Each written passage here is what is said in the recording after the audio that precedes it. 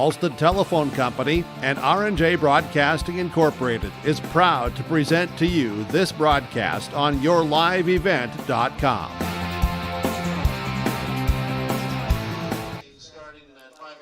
And welcome to the Johnson Sports Complex in Ada. It's subsection 30, track and field day. The sun is shining, a few clouds in the sky, temperatures in the 80s and approaching the 90s here this afternoon. We'll keep you up to date on that as well as we bring you coverage here today on yourliveevent.com. Kevin Kochman, Sean Bierk, Spencer Ribke here today will be providing coverage as we've got Derek Zimmerman-Geyer here with the technical directing and duties. We have Preston DeVille out in the field as a cameraman operator here, and he's going to be busy on a day here today, especially as we get underway with the field events. And then we also have, of course, executive producer Mark Forseth here today as we bring you the action. Sean, we open things up here today. Out of the elephant in the room is the heat today. It's going to be a hot day, but it's June. It's well known. Kids are hydrating. People are hydrating. I guess that's all we can ask for here today. You know, the thing about a day like today is, yes, it's hot outside. There's not a whole lot of breeze. There's a little bit of a breeze out there. Mm-hmm. But what you're going to find in a warm day like this is you're going to find some really good times because warm days lead to looser muscles, and I've always found in track and field on the hot days is when you're going to find your best times, and I expect to see some really good times here today in this subsection meet. I would think so, and this is one of 3 subsection meets that combine for Section 8A, which will be next week on a Tuesday. This was an interesting little tidbit, too. Next week, Tuesday, we'll have in the state of Minnesota, because of how things kind of align this year, you're going to have section track and field, you're going to have section baseball, section softball, and everybody else in action. It's going to be a busy time next week, but that's okay. We're here today on a Thursday ready to rock and roll. Absolutely. Looking forward to a great day of coverage. And as Kevin had mentioned, we have cameras set up at our field events. We'll have cameras to get all the races. We've got all kinds of great coverage planned for you today with yourliveevent.com. We're happy to be here, and we're happy to have all the sponsors that are helping to bring us the coverage today on Your Live Event. Absolutely. As we're underway already in the high jump, they've got the poles, they've got the marking set. Also, pole vault is underway here as we get the field events now starting. Early on here, field events getting underway right now would be the long and the triple jump, the discus and the shot put, then the pole vault and high jump all happening here today. So as it goes, they go with 3 preliminaries, and then 9 will make the finals, and they'll get 3 final attempts there. So we look forward to seeing that as we get a chance to see a little bit of everything. We're seeing the poles and we're seeing the high jumps get underway. And Sean, when we get underway, why don't we maybe just get started sharing some of this information? Let's talk about those are in the that are in these field events that are starting here, because we're about an hour away from the running events, and we'll be monitoring everything with those preliminaries turning into the overall finals here for the field events. So maybe just get started here, and we'll run down who's all involved. If you want to go with the girls, I'll go with the boys scenario. Would that work for you? Yeah, I think that'd be great. And we'll start with the girls' high jump. And for field events, what they do is they'll go with they seed these individuals, these athletes, and they go with the lowest seed or the lowest seed first, and they work their way to the highest seed from there. So in the high jump in heat number 1, you'll see jumping from Adeboorp West first is Hannah Brandt. Adeboorp West's Alex Tingham will follow, along with, after that, Barnesville's Ashley Manival, then DGF's Maria Watt, followed by Park Christian's Rebecca Peterson, Fertile Beltrami's Grace Prue, then DGF's Leighton Wilson, Adeboorp West's Jimmy Bromanschenkel, Frazee's Bryn Larson, United Clay Becker's Ingrid Rusted, Frazee's Jaden Sonnenberg, Barnesville's Belle Peterson, Park Christian's Belle Suckert. From Barnesville, it is Jordan Schumperlin. From Park Christian's Annika Ockery, Frazee's Riley Moore, and from Pelican Rapids. And she's got the top seed with a high jump of 5 foot 2 inches. It is Anna Stevenson. That is the girls' high jump here for today. Yeah, and the girls' high jump for qualifying standards for state is 5 foot 2 inches as well. So that is a good note there when you get to that high end. As far as the boys are going, they've got one flight here on the high jump. Pelican Rapids, Sebastian Centeno will be going first. Park Christian's Benjamin Bierke. It is Pelican Rapids' Jesus Moreno. It'll be Dilworth Glen Felton's Maxwell Kuzna. and then it'll be DGF's Ben Leopard. Then also it'll be Rothsay's Chris Carrillo, Frazier's Carter Sonnenberg, Park Christian's Caden Larson, Ada Borup West's Charlie Shaw, Park Christian's Cole Weiland, Frazier's Nathan Johansson, Barnesville's Andrew Peterson, and then the best qualifying time seated-wise is 6 foot. That's Frazier's junior Jonathan Parsons, and 6'3" is a boys' standard for state qualifying. So just as a little additional piece of knowledge there, if we want to continue on.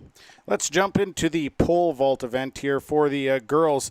Starting off first, one heat of pole vault. Ada Borup West's Hannah Brandt will go first, followed by Pelican Rapids' Rachel Guller, Park Christian's Mary Hilbrands, United Clay Becker's Josiana Teskey, Park Christian's Bailey Murak, Fertile Beltrami's Kaylee Broden, followed by Barnesville's Ashley Manival, Fertile Beltrami's Reese Stromstead, Barnesville's Kennedy Gray, Barnesville's Kimberly Macy, Frazier's Elsie Ratz, Fertile Beltrami's Aubrey Steffes, Park Christian's Ruth Harris, and DGF's Kirsten Nelson, and her high jump 9 feet 6 inches in the girls' pole vault.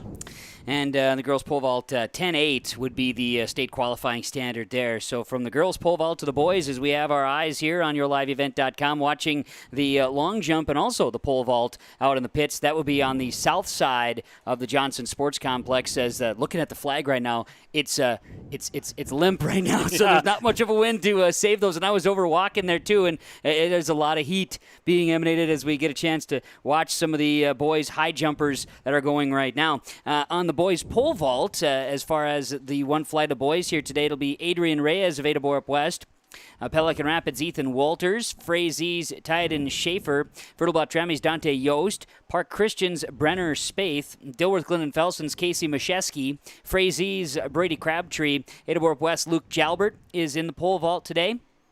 Sam Moe of Pelican Rapids, Wesley Ramberg of Fertile Beltrami, and it's Landon Kruger-Pierce of Frazy, Carter Johnson of Pelican Rapids, Will Stromstead of Fertile Beltrami, and then Brody Gwynn of Ada Borup West, who's been on the top of the podium most of this track and field season. The junior with a jump of 11.6 has him in the lead. A pole vault standard for the state in Class A is 13.7 on the boys' side.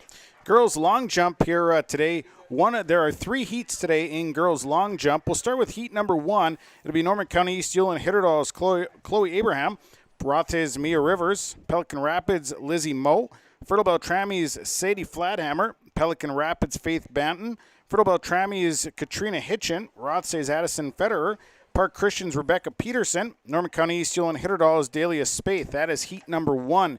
In heat number 2 of the girls long jump, starting off with United Clay Becker's Sierra Blakeway, followed by United Clay Becker's Elsa Stegen, Rothsay's Chelsea Stoa, Frazier's Abby Miller, East Yulen Hitterdal's Amelia Gunnifson, Frazier's Olivia Patron, Park Christian's Casey Enderson, Dilworth Glennon Felton's Abigail Walton, and DGF's Emma Mosey. And in heat 3 of the girls long jump, Ada Borup West's Escala Manriquez, Ada Borup West's Morgan Engel, Barnesville's Hadley Pearson, Frazier's Ellie Ryerson, United Clay Becker's Maria Vetter, Park Christian's Annika Akri, Barnesville's Emily Smith, Barnesville's Samantha Pasa, and Pelican Rapids' Tatiana Wiley, and that rounds out 3 heats in the girls' long jump. All right, very good. And I know we're kind of keeping an eye on the boys' high jump right now, and that's already been jumped to 5 feet 3 inches.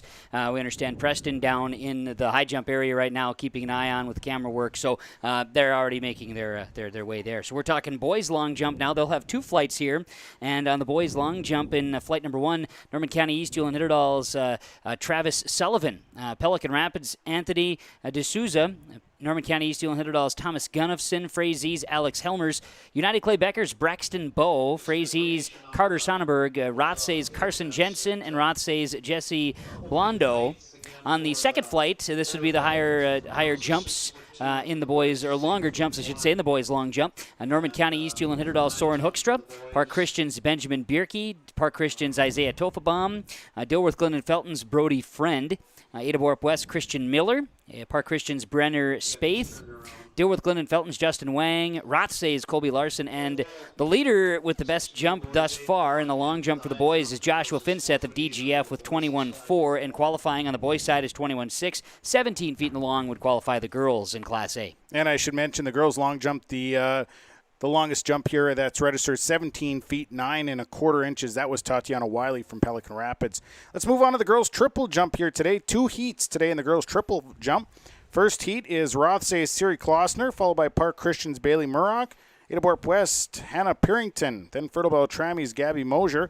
East Dillon Hitterdall's Elise Tweeten. Park Christian's Andy Sandman. Edeborp West's Escala Manriquez, and from DGF, it's Isabel Gayton. In heat number 2, Park Christian's Ruth Harris, Barnesville's Sydney Rusted, Edeborp West's Morgan Engel, Frazier's Cadence Mayfield, Frazier's Haley Selly, Barnesville's Jordan Schumperlin, Frazier's Riley Moore, and Barnesville's Samantha Pasa, her best jump this year, 34 feet, 8.5 inches in the girls' triple jump. And 36.5 would be the girls' state qualifying jump on the triple. For the boys, they'll also have 2 flights as we see the boys jumping, and I believe they still have that set at 5.3, which is nice to see there. And Preston running the camera down in the pits. I appreciate that stuff there with our coverage here on yourliveevent.com. Boys triple jump, Nathan Oyen from Rothsay, just a 7th grader. Fertile Beltrame's Riley Benson, Fertile Beltrame's Zach Dufault, Park Christian's Caden Larson, Maxwell Kunza from Dilworth Glen and Felton, Landon Morcassel of Dilworth Glen and Felton, that is, Jack Weinberger of Park Christian, Matthew Danielson of Rothsay, and Charlie Shaw of Edeborp West. Second flight for the triple jump on the boys' side is Jaden Keeping of Frazee, Wiley Brendan of Rothsay, freshman Ethan Larson of Barnesville, Riley Vandenide of Fertile Beltrame, Cole Bentley of Norman County East Hewlin Hitterdall, Barnesville's Andrew Peterson, Jonathan Parsons of Frazee, George Flynn of Frazee, and best jump in the triple by 3 feet 2 3/4 inches. Joshua Finseth of Dilworth Glen and Felton Jr. With a jump of 43.275. He would be nearly an inch short of the boys' triple jump qualifying standard for state at 44.1, but that's how the boys' triple jump will look here today. Looking at the girls' discus for today. 2 heats for the girls' discus. Heat number 1, Rothsay's Siri Klossner, followed by Fertile Beltrame Stella Nolte. Frazee's Kaylee St. Germain. Frazee's Braylee Rewer. Rothsay's Abby Blondo. Pelican Rapids' Lizette Franco. United Clay Becker's Leah Tibbetts. United Clay Becker's Lily Thompson. Fertile Beltrame's Katie Pierce. Frazee's Leslie Moore. Edeborp West Kaylin Willison. East Dillon Hitterdall's Cassidy Abraham, and Fertile Beltrame's City Flathammer. In heat number 2, DGF's Emma Hellerud, followed by Rothsay's Chelsea Stoa, Edeborp West's Grace Visser, Park Christian's Jaden Rude, Barnesville's Emily Bredman, Park Christian's Brooke Kangas, Pelican Rapids' Janae LaFerriere, Dilworth Glen and Felton's Alyssa Oswald, DGF's Alexis Rinneker, Edeborp West Katrina Quick, United Clay Becker's Marissa Ollis, Park Christian's Eden Tofebaum, and Barnesville's Rumley Bywer, and her discus throw 100.5 feet.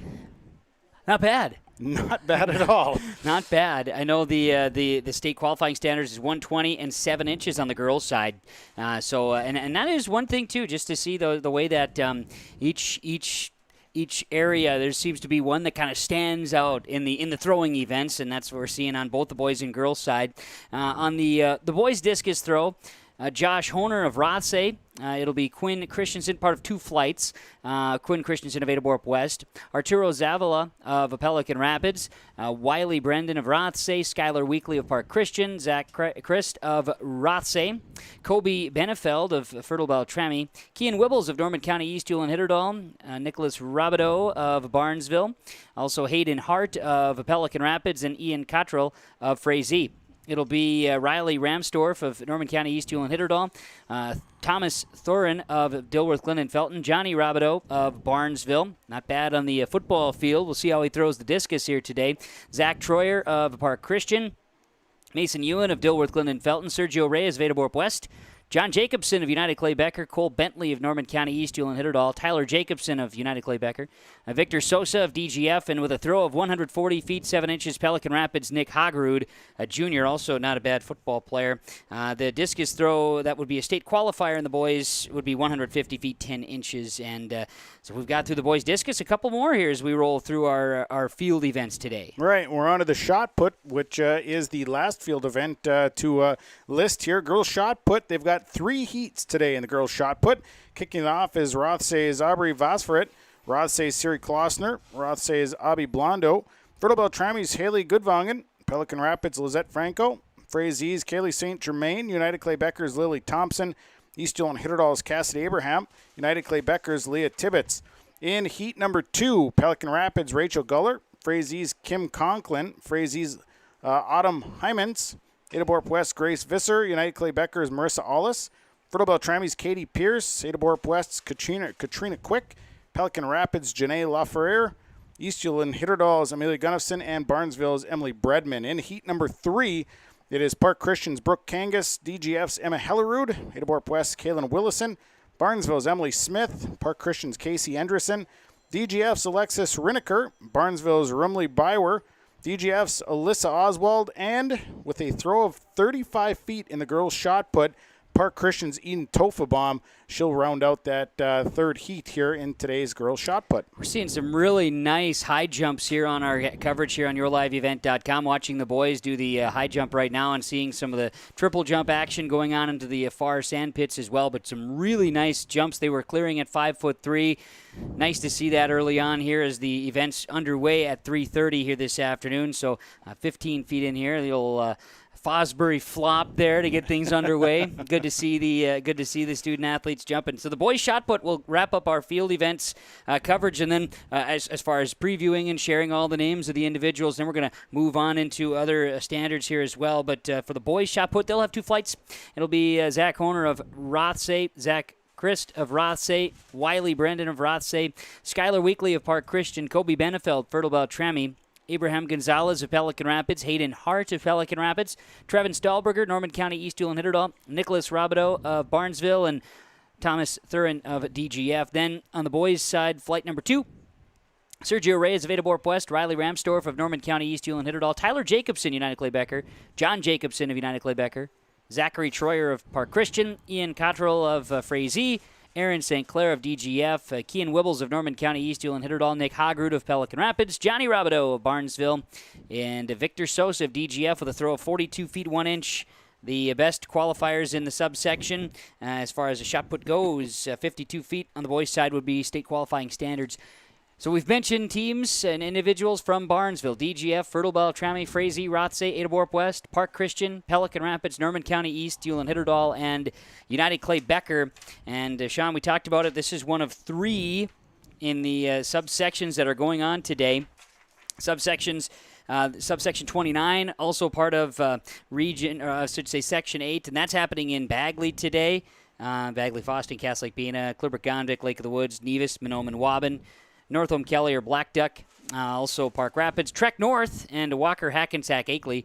And then you've got subsection 31 in Thief River Falls with the co-op of Climax Fisher Sacred Heart, Crookston, East Grand Forks, the Northern Freeze BGMR with their co-op, Griglegatsky, also Red Lake County, Roseau, Warroad, and West Marshall, the fusion there in Thief River Falls as another jump here, clearing the high jump over in the pits here on the south side of the Johnson Sports Complex. So 3 subsections today. They'll take the top finishers, and they will advance to the section on Tuesday next week. And I believe that is in Park Rapids You this year? are so correct. Yeah. Lucky guess, I guess. Look at you, yep. So advancements to sections, just to kind of set. So we've gone through the boys and the girls field events and all of the participants that are happening here today at the Johnson Sports Complex in Ada. We've followed those through. If you caught them, certainly look forward to seeing them make their way to the podium later on here today. That's situated at about the 45-yard line here at the football field. The overall, though, is that we see a scratch going there in the high jump. We'll go from the field events then, of course, into the running events, and some of the field events will still be wrapping. But advancement to section, where we were at. So individuals 1st through 4th in each of the subsections, plus the next 4 best times. So there'll be 16 overall next Tuesday in the section from each event. That's how that'll work in the individuals. And in the field events, that's the same thing, 1st through 4. Relays is just a 1st and 2nd team from each subsection, so there'll be 8 at the section meet. Should be a wonderful day here today, and we see a lot of great action already. Jumpers clearing that high jump bar, and we've got more coverage to come. Might be a good time to take a break and hear from some of our sponsors, and we'll come back. More coverage today from the subsection track meet here at the Johnson Sports Complex. It is high school track and field today with yourliveevent.com. 4,000 plus employees and shareholders are deeply rooted in the communities of the Red River Valley. They're committed to the sustainability and growth of their business and to improving lives in the places where we work and live by investing in people, our communities, and the future of American Crystal Sugar. Visit crystalsugar.com to learn more about scholarships, grants, volunteerism, donations, and more through the Community Roots American Crystal Giving Program. Growing strong community roots. American Crystal Sugar Company. One of the main benefits of moving to the Halstead Living Center and Heritage House community is to enjoy every comfort of home without the burdens of home ownership in an environment that offers choices for care assistance, social interaction, group activities, or simply quiet, comfortable living. Another reason to choose Halstead Living Center and Heritage House is to get back to living life through their all-inclusive services and full array of social events, spiritual enrichment programs, recreational activities, and lifelong learning. For more information, call 456-2105 or log on to halsteadlivingcenter.com. There's no way to count the number of sandwiches you've packed over the years. Hard to imagine this day would come. Yeah, there's still the same fields, the same roads, the same hard work. But now they're in someone else's hands. And you couldn't be more proud of who you're handing the farm to. No matter what the future holds, Ag Country is here to help you plan ahead. If you're an Ada business, you may be eligible to receive 1% interest loans from the Ada EDA. This 1% interest loan is available for business expansion, business renovation, business improvements, and new businesses in Ada. Visit or contact Ada City Hall to receive additional information and how your business may be eligible to receive 1% interest loans from the Ada EDA. Contact the City of Ada, 784-5520, or visit adamn.gov. Back at the subsection 30 track and field meet, 92 degrees at the Johnson Sports Complex in Ada, and the breeze about 12 miles an hour. It's been kind of moving. It's switching from the south to the north, so we've got that going for us. Kevin Kochman, Sean Bierk with the microphones on here today, and we bring in our field reporter, that is Spencer Ribke, who's just standing by. And Spencer, we've been keeping an eye on the high jump. It's been a key area with the coverage thus far on yourliveevent.com, and so you are hanging out there. You've got some information to share with us here. Yeah, we have 7 guys over the bar so far here. The bar is at 5 feet 5 inches, and there's 1 competitor left to attempt that height.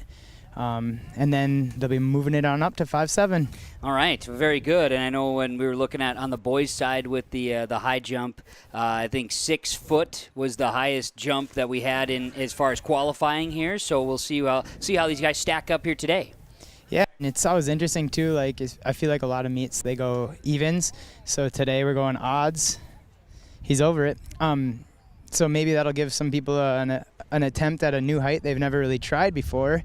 If 6 feet is your PR, maybe they'll get a chance at 6'1" today. Absolutely, which is always exciting. Now, this may sound like a silly question, but I'll ask. So we have the wind switch to the north. The wind doesn't affect the kids in the high jump, does it, Spencer?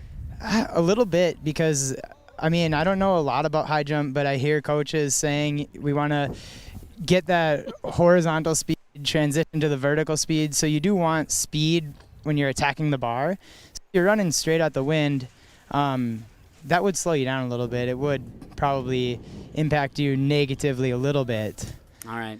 Well, these are questions from a guy who played golf in high school. I don't know, and I'm not much of a high jumper. I didn't have the great vertical leap. But and then, I suppose it depends if you jump off your left leg or your right leg, whether you're running into the wind or not.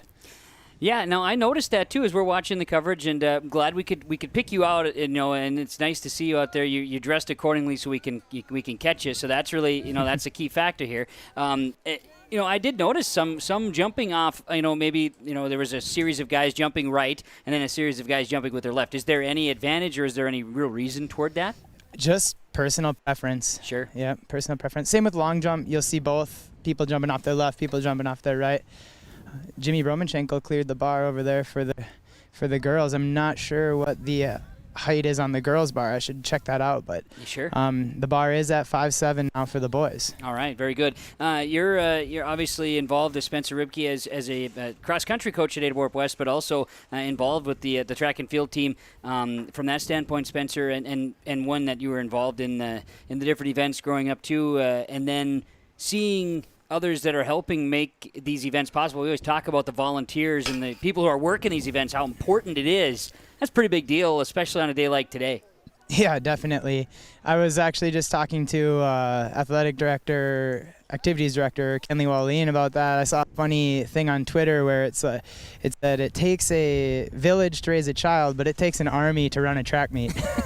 And honestly, I gave him a hard time on the radio last time, so I have to give a shout out to Kenley because this is our seventh meet that we are hosting this year. It's kind of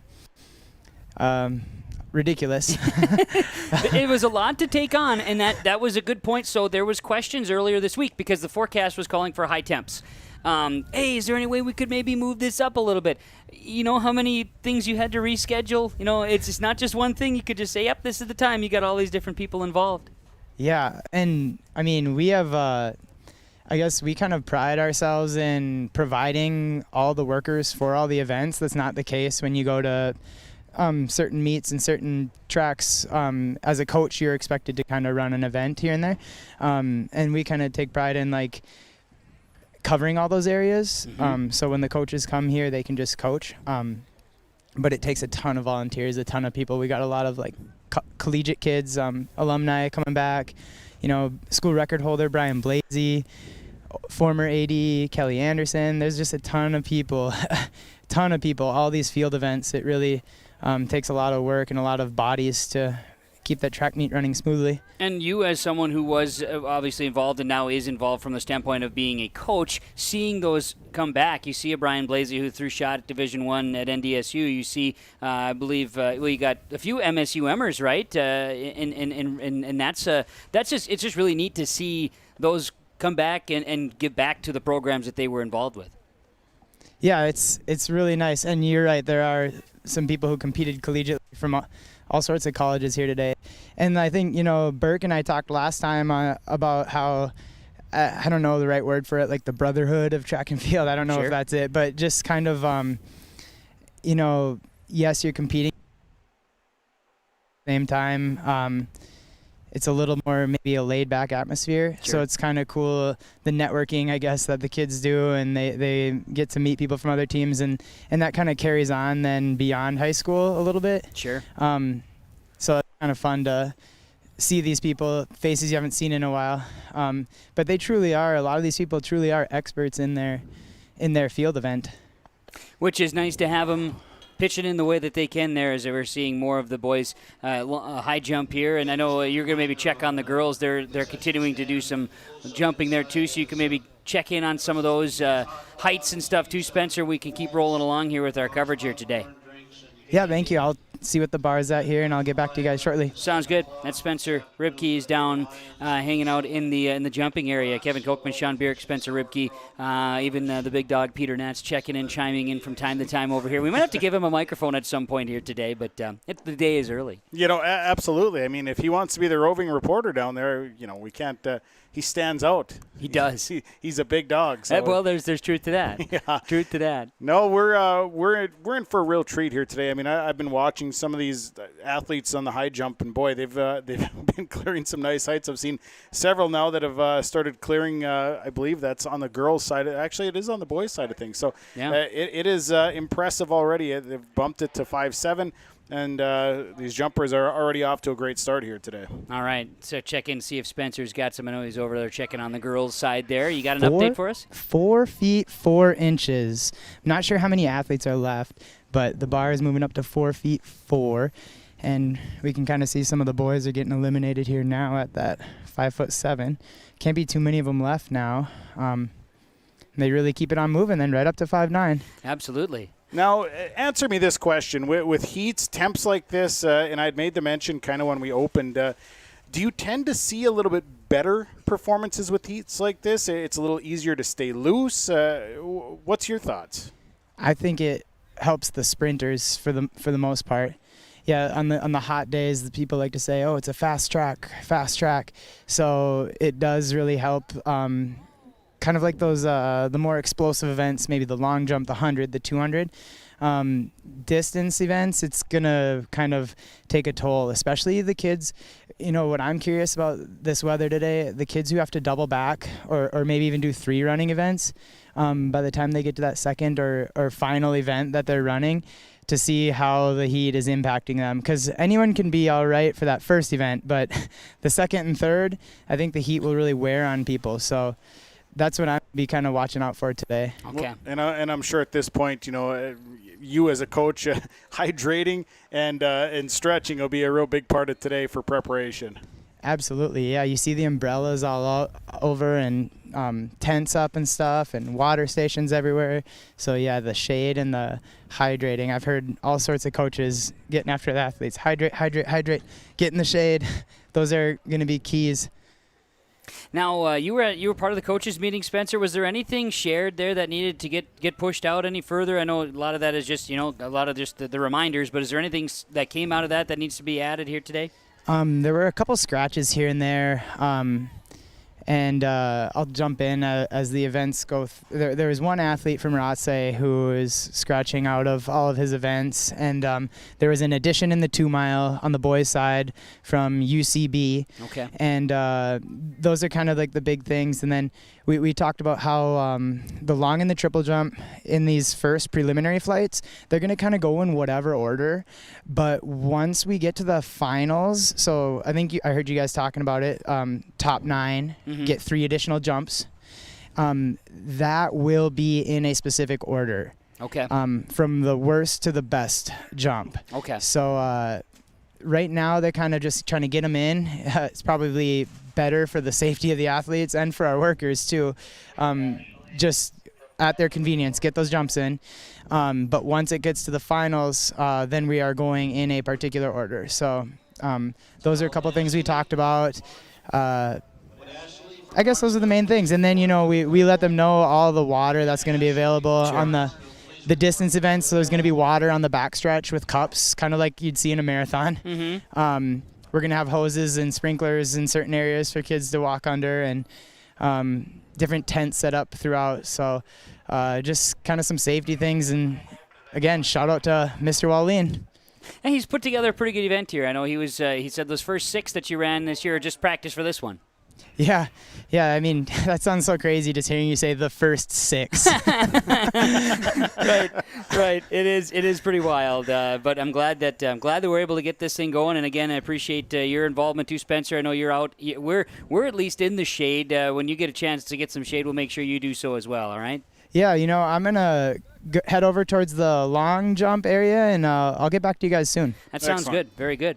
Spencer Ribke, our roaming reporter here today, and we've given him he's got the high end stuff, so he's really mobile today. That's the key factor in this ordeal. Absolutely. I mean, he might be sitting out in his car in the parking lot and chatting with us at that point. But nice to have somebody that's down on the field and is able to kind of give us that firsthand conversation as to what's going, because from a distance it's tough for us to actually see and experience what's going on down there. And I found it interesting. If I heard it right, there was an addition to the 32. I mean, who says, it's 90 degrees? I'm going to run I'd like to be added to the 2 mile. Yeah, please. I can do 3,200 meters today. That sounds good. I'll warm up. Let's start it up. No, it is. Hey, more power to the kid. That's great. Now, just got word to the boys' high is now at 5'9", as we're seeing them try, and we've seen a couple of scratches here early on, trying to get that at 5'9".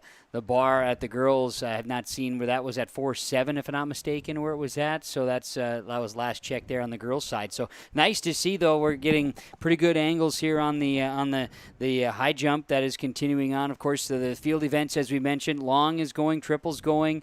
We'll get the throwing continuing here as well with the looks like the boys discus is flying right now.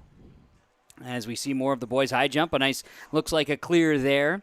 We have with the pole vault continuing too, and that is on the south side. I misspoke earlier here today. I was watching one thing and talking about another thing.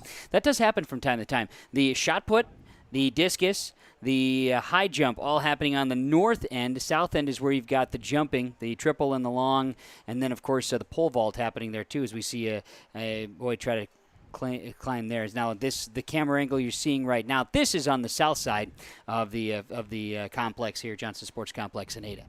Yeah, and it's a beautiful complex. They really got this thing set. It's set up so nicely, and you think about it just with what they have here. It's so nice because you can do multiple field events all at once. It's not, okay, we have to do this one, and then we can do this next one, and then we can do this next one. Right. You can have everything all rolling at once, and it really makes for a nice, smooth day because if you can kind of keep the ball rolling, keep things moving smoothly. That's kind of the key here in these track meets. For spectators, we have a number of folks that are here. Lots of umbrellas are being utilized. Big hats. Lots of big hats. Sunscreen is being applied 1, 2, 3 times. And now as the sun continues to go down behind us up in the booth here, we do have some shade that's being provided by the box for those that want to sit in the grandstand and gear up. We're gearing up for, again, a little after 4 o'clock already, but 4:30 is when the running events will begin. And I had a question from someone who's not typically going to many track and field events. They said, so why the gap in between? There are student athletes that are participating in multiple events. And from that standpoint, it's nice to be able to participate in those multiple events so they have things offset. That's part of the reason. Well, it's not only that, but, when you've got field events that have finals as well. A lot of the times in a regular track meet, you don't have finals. You just have, all right, you're going to do your 3 jumps, and we'll see where you where you end up.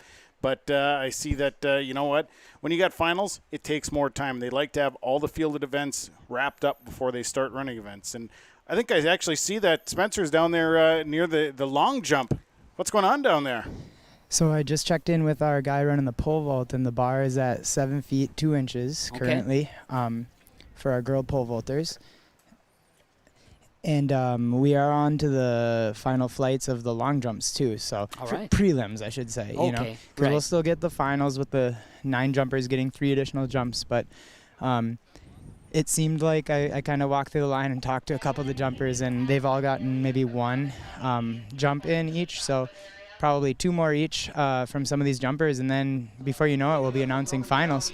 All right, very good. Thank you, Spencer. That's good stuff down there in the pits. And, again, they continue to go here today, watching and seeing, again, watching back here on the screen for coverage more of the boys' high jump. Again, we're getting a scratch there as they work their bar up, last at 5.9 that we had seen. And, again, boys' high jump, as far as best qualifying was, again, Jonathan Parsons of Frazee at 6 feet. So 5.9, you're getting up towards that high qualifying time. And like Spencer mentioned earlier too, Sean, an opportunity for you to get that PR and keep working your way up. And that's always a big positive thing to see. So we're looking forward to the day continuing. Might be a good time to take a break, wouldn't you say? Let's do that here as we continue with our subsection 30 track and field coverage at the Johnson Sports Complex in Ada. Thanks to the sponsors as we get a chance to thank some of our sponsors here on yourliveevent.com.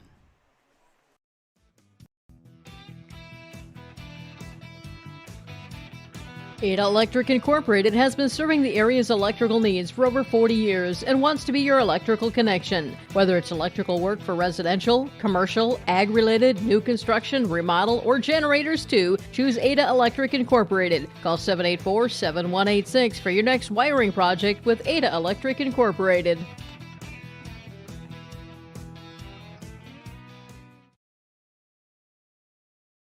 Convenience that fits you from American Federal Bank Ada. This is Kim Peters at American Federal Bank in Ada. You can count on our convenience suite to make life easy. Visit Lacey, Kasha, or myself as we can make life easy with our services including e-statements, online and mobile banking, mobile deposit of checks, online bill pay, mobile wallet, direct deposit, automatic loan payments, debit, credit, and ATM cards. Count on our convenience at American Federal Bank Ada, member FDIC. Welcome to a caring community of older adults living safely in company with others. Welcome to Benedictine Living Community Ada, with the commitment to senior living that you've come to expect from Benedictine. As a member of the Benedictine organization, Benedictine Living Community Ada can offer personalized care to your loved ones while relying on the support and expertise of a larger network of professionals. We are proud of our community, and we are proud to serve you. We are Benedictine. Learn more at benedictineliving.org/together. Do you have a crop hail insurance plan in place? Every bushel that you can potentially harvest makes a difference. Don't allow even one small hailstorm to steal your crop's maximum yield. Let John, Wayne, or Marissa at the Bennett Hoagland Agency in Ada or Moorhead show you crop hail plans that protect the top-end deductible portion of your crop, giving you peace of mind that your profits are protected. Crop hail plans are affordable. Some start at $1 an acre, and cash discounts are available too. Contact John, Wayne, or Marissa at the Bennett Hoagland Agency. This entity is an equal opportunity provider. And we have a subsection 30 coverage continuing here today. Track and field at the Johnson Sports Complex in Ada on yourliveevent.com. Kevin Kochman, Sean Bierk up in the shade of the booth. And then we've got Spencer Ribke down. He's with the pole vault area right now, as we had you there for a moment, Spencer. And we're down to 8 in the girls' pole vault, is what you said? Yep, and then there were 8. And then there were 8. And the bar is going to be at 7 feet 8 inches. Okay. Yeah, we're doing good. Kenley Wallen's up here in the booth. Everything's good. Everybody's happy. Olin's doing good, I think, up here too. And, of course, Derek running the controls here as our producer for today's broadcast. And Preston Duville down in the high jump area has been running the cameras there. And we're continuing to see the boys high jump there. And as mentioned, Spencer down right now, working the area in the pole vault happening right here today. You know, it'd be awesome is if we had the Kenley cam. A Kenley cam would be. We could strap it right to Kenley, Yep. and we could have the Kenley cam. And wherever he goes, we'd be able to see. Derek's smiling about this. This would be a great idea. Could we hook up GoPros and do that? I mean, is that he was just a GoPro and get that? There's transmitters and things that have to go on. I would think it would work very similar. A transmitter on top of it. Yeah, it's a couple of big antenna. Yeah. Oh, I can't. It fit well for Kenley. He's got that big hat. It fit right underneath it. Right. Exactly. Yeah. And that's what I was thinking. You put that right under the big hat. It'd be really, really awesome. Yeah. We have a Spencer cam. It's just kind of, we got him out there in the distance, so we're good with Spencer now. But you sound like you like that idea, Spencer. A Kenley cam. I love that idea. Kind of like a selfie stick, make him carry it around. Yeah, that would be even better. Because I want to see him. Well, that's also true. His reactions. He was looking for something up here, and I didn't know if he wanted to just bring us more beverages or what. But we're staying hydrated too up in the booth. But no doubt there's different things a person can do when it comes to covering track and field meets. That's for sure. But nice to see that, and you're seeing it too, Spencer. I guess from down in the events and down in the area here, you're seeing a pretty good spectators base here today too. That's out for the subsection today. Yeah, definitely. Ton of people, and it is nice to see all the spectators that come along with it. I was just having a conversation with one of the Ada Borb West athletes, Christian Miller. Mm-hmm. He had a 17.7 long jump, and he's feeling confident that he's going to make finals with that. So it's good news for Christian. Absolutely, yeah. Looking at his long jump coming into today, talking about Christian Miller just in general there. 18.3 was a qualifying jump for him. So at 17.7, you think that would probably get you qualified for the final? Yeah. Yep. I think once you start getting into that 18. You're a pretty good jumper. Mm-hmm. Yeah, that's got to be good. And we have that. I believe her name is, I should look at it, Tatiana Wiley, is that it? Yep. From Pelican Rapids, and mm-hmm. she is something else in that long jump. I can't remember what her qualifier was, but she is a Wiley, great jumper. 17 feet 9 1/4 inches was her qualifying. That's 1 foot and 3 inches longer than the second place or second best. Yeah, I mean, that's pretty elite, really. Mm-hmm. And I believe she runs a pretty mean 400-meter dash as well. I'm pretty sure. Sub 60 seconds, so that's impressive. I know we're going to, as we continue to watch more of the field events before the running events, we will go through some of the running events too, and as they come up, we'll be able to run down the heats and stuff and the flights. So that makes it nice with the, talking about how and Spencer, this was one thing you guys I know probably covered, if I'm not mistaken, during the Pine Prairie meet too, was just when covering when covering field events and other things, it's not always the most simple of processes. So to be able to get all the kids' names out, to get all of their qualifying, that's always important early on, because then as we get down, breaking it down further, right, breaking it down to the finals, you get an idea of where everybody stands up and stacks up, and then a good way to get at least the athletes' names out there. Yeah, definitely. With the conference meet, we didn't have that, so it's really nice to have the heat sheets and the lists. Like you said, if nothing else, just to acknowledge who you're looking at and which lane. But also, it gives you a nice little preview of.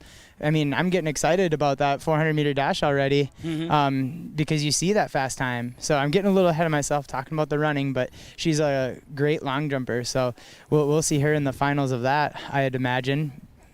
I think so too, and I know. I guess last thing I have for you at this time is to talk in subsection 30. I do recall, if I'm not mistaken, has it always been just the 3, or did we have 4 subsections in the section 8? Do you know off the top of your head? Good. It's been 3 as far as I know. Okay. They did change the qualifying since I was in school. Sure. It used to be 5 individuals from each subsection. I like the change being 4 from each, and the next best 4 times their distances. Because if you have a really strong subsection, you might get 8 people to the section, which to me is a little more fair than just taking 5, 5, and 5. And then the relays have kind of stayed the same. Yeah, that has been a change in the last, I guess, 10 years or so. And I think there's maybe in the most recent realignment there was some changing within the subsections too, as far as teams participating, right? Because here today it's to me it's a different look here in subsection 30. Yeah, definitely. Every 2 years I think they shuffle that around, and I'm biased, but I think our subsection is stacked with talent and good track schools. Again, I'm biased, but it makes for an exciting, makes it exciting as a spectator. You get to see some really good performances. Yeah. We're looking at Barnesville, DGF, Fertilbelt, Tramy, Frazee, Rothsay, Edwarp West, Park Christian, Pelican Rapids, Norman County, Eastfield, Hitterdal, United Clay Becker. That's Lake Park, Audubon, Hawley.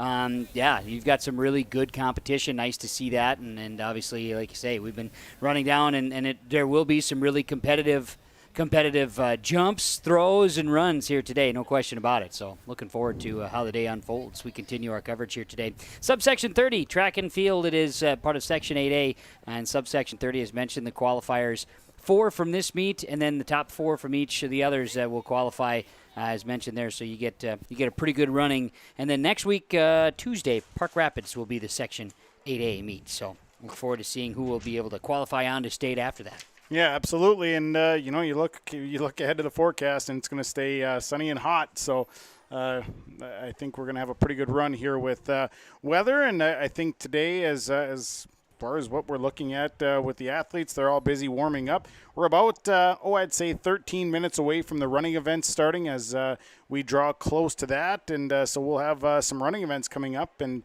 we'll be able to get more into the discussion of the topics of the races coming up. That's right. Boys high jump, 6 foot 2 inches is where the bar is set now. Boys high is at 6'2" right now, as we see the girls pole vault continuing. Look like a successful vault there as continue on with the field events. And like Sean was mentioning, we're going to get into the running events here shortly. From that standpoint, do we want to run through some of the qualifiers here and talk a little bit about the running events here? We sure can. We certainly can. We watch some of the action. We can.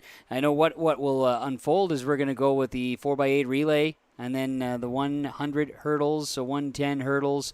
100 dash, we'll have the 4x2 relay, the 1600 run, 4x1 relay, and then it'll be the 400 run, 300 high hurdles, 400 or the 800, I should say, and then it'll be the 200, the 3200, and the 4x4 will wrap off the day here today for the track and field meet here for subsection 30. Yeah, and they start off with that 4x800 meter relay, and for the girls, if we want to get into some of that information with that 4x800 meter relay for the girls, coming in with the best qualifying time is the team from United Clay Becker. They come in at the time of 10 minutes 20 seconds. Then it's Barnesville and it'd be Adaborp West, and then Frazee and Park Christian rounds out the 5 teams participating in the 4x800 meter relay. On the boys' side, it'll be Frazee, their best time of 8:51. United Clay Becker, second best time at 9:02. DGF, also a 9:02 qualifier, and then Norman County East Hewlin Hitterdal will run the boys 4x8 as well. We get into some girls 100 meter hurdles, and there are 2 heats in the 100 meter hurdles. For the girls, in heat number 1, Adaborp West's Isabel Markison. East Hewlin Hitterdal is Michaela Halverson. Frazee's Alexa Osterman. Frazee's Riley Moore. Barnesville's Matteo Jablonski. Frazee's Olivia Patron. Fertile Beltramy's Riley Hansen, and Fertile Beltramy's Michaela Olson. Heat number 2, it is Park Christian's Annika Johnson. Barnesville's Olivia Power. United Clay Becker's Destiny Salinas. And Fertile Beltramy's Stephanie Miller. And the boys 110 hurdles. It'll be just one heat, and that'll be Landon Morkasol of DGF, Nathan Kraus of Park Christian, Caden Larson of Park Christian, Tanner Schuer of DGF, Ryan Vandenite of Fertile Beltrami, Matthew Danielson of Rothsay, Braden Manstron of DGF, and Soren Hoekstra of Norman County East Hewlin Hitterdal. We go to the girls 100 meter dash, and there are 4 heats in the girls 100 meter dash. And in heat number 1, and with the fastest time, qualifying time, it is Fertile Beltramy's, well, actually, I shouldn't say the fastest qualifying time because they kind of have them mixed up and kind of all over the place. But heat 1 is going to have the faster times in it. Sure. And it'll start off with Fertile Beltramy's Gabby Mosier, United Clay Becker's Laurel Burkle, Barnesville's Sydney Rusted, Fertile Beltramy's Emma Tollefson, Frazee's Ellie Ryerson, United Clay Becker's Aaron Schauer, United Clay Becker's Anna Steer, and DGF's Gabby Tucker. Heat number 2 is Park Christian's Ruby Dobbins, Barnesville's Emma Wrights, Barnesville's Annika Cassette, Park Christian's Rebecca Peterson, East Hewlin Hitterdal's Amelia Gunnifson, DGF's Abigail Walton, Frazee's Codian Schermerhorn, Fertile Beltramy's Ella Bolstead. Heat number 3, East Hewlin Hitterdal's Delia Spaeth, Rothsay's Chelsea Stoa, Adaborp West Julia Miller, Rothsay's Addison Federer, DGF's Ashley Taves, Frazee, Madison Olson, Rothsay's Lisa Chelgard, and East Hewlin Hitterdal is Elise Tweeten. And in heat number 4 of the 100 meter dash for the girls, it is Adaborp West's Kaylee Lewis, Park Christian's Alyssa Boyko, and Adaborp West's Livy Kincaid. On the boys' side, the boys' 100 meter dash will be, of course, 3 heats. And what it'll be is first heat will be Brenner Spaeth of Park Christian, Tucker Bolstead of Fertile Beltrami, David Spillum of Barnesville, Justin Wang of DGF, Colby Larson of Rothsay, Christian Patron of Frazee, Jack Weinberger of Park Christian, and Gavin Vinton of Frazee. In heat number 2, Adrian Reyes of Adaborp West, Travis Sullivan of Norman County East Hewlin Hitterdal, Derek Tibbetts of United Clay Becker, Donovan Verdi of DGF, Daniel Diaz of Pelican Rapids, Carson Jensen of Rothsay, Chris Carrillo of Rothsay, and Hunter Lyman of Frazee. And then in the third heat, Arturo Zavala of Pelican Rapids, Thomas Gunnifson of Norman County East Hewlin Hitterdal, Brady Nozzle of Barnesville, Isaiah Topabaum of Park Christian, Levi Lelm of United Clay Becker, Bodie DeVries of DGF, Yahir Diaz of Pelican Rapids, and Axel Chono of Norman County East Hewlin Hitterdal in the boys 100. In the girls 4x200 meter relay, there are 7 teams participating. Pelican Rapids, Adaborp West, United Clay Becker, Fertile Beltrami, Frazee, Barnesville, and DGF are the 7 teams participating in the girls 4x200 meter relay. After the boys 4x2 relay, we'll just kind of give a little attention here to the finals of the boys discus, which is now on our screen here on yourliveevent.com as well. So we'll take a break in conversation about our running events, which we're like about a third of the way through here. That's about right. It is 4x2 for the boys. Dilworth, Glenn, and Felton. As Barnesville will have a team. Adaborp West, Frazee will participate. Pelican Rapids, also Park Christian, Fertile Beltrami, United Clay Becker, and the 2 fastest qualifying times come from the Frazee and Pelican Rapids teams in the 4x2 on the boys' side. But coming up, finals of the discus for the boys, which as we're seeing the process here, great camera angle, great view here from Preston DeVille out in the field, getting us the action here on yourliveevent.com, and great view of the boys' discus. Let's just kind of settle in and watch the technique as the first throw comes up. and they're throwing off into the I guess the eastern direction too. So maybe a very slight wind aid. Yeah, with the maybe a discus little throw. bit, but It's very slight. very slight. The flag is not moving very much, so I wouldn't give it a whole lot of credit for any wind aid. But you know what? There is a slight breeze, but you can see the technique in that discus throw. And these kids that are participating in the discus, they work their entire high school career to get that technique. I've always thought between the discus and the shot put, getting that technique, that throwing style, is absolutely it's very tough. And Can't just pick it up and do it. no, trust me, I tried, and it didn't work. Okay, fair It didn't enough. work. So these guys guys and girls have worked very hard at getting this technique down and getting a throwing style. 92 the current temperature, and we've got a northwesterly wind at 8 miles an hour, so nothing major here as far as the wind is concerned. But yes, discus in their finals and the final throws on the boys' side, and getting a chance here. I wonder if I don't have some of that information yet. No, it's not. That has not been compiled. The running events will be for us available, and I know that we'll be able to get those up immediately. When finished, they'll get posted very quickly with our friends here that are running the timing here today from Heroes Timing. But of course, a lot of these events now with the field events, they're going to have to transfer those over. Right. But anyway, looking here and seeing on the discus throw, I did see it was one of the last boys discus throwers that was up there was Sergio Reyes. He was Adaborough West was up in the throw. Now we've got a thrower here. Looks like that's a Dilworth Glendon Felton thrower that is now making a discus toss here.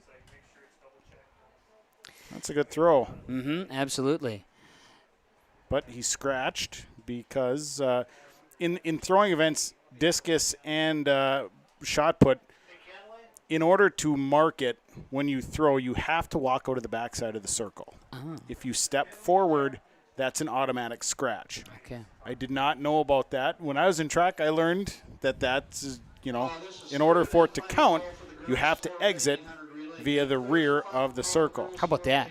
Or the side, as you see there. But then they mark it. If you step over, DQ. Fair enough. All makes sense now. See? If you see people, oh, that's a great throw, and why aren't they marking it?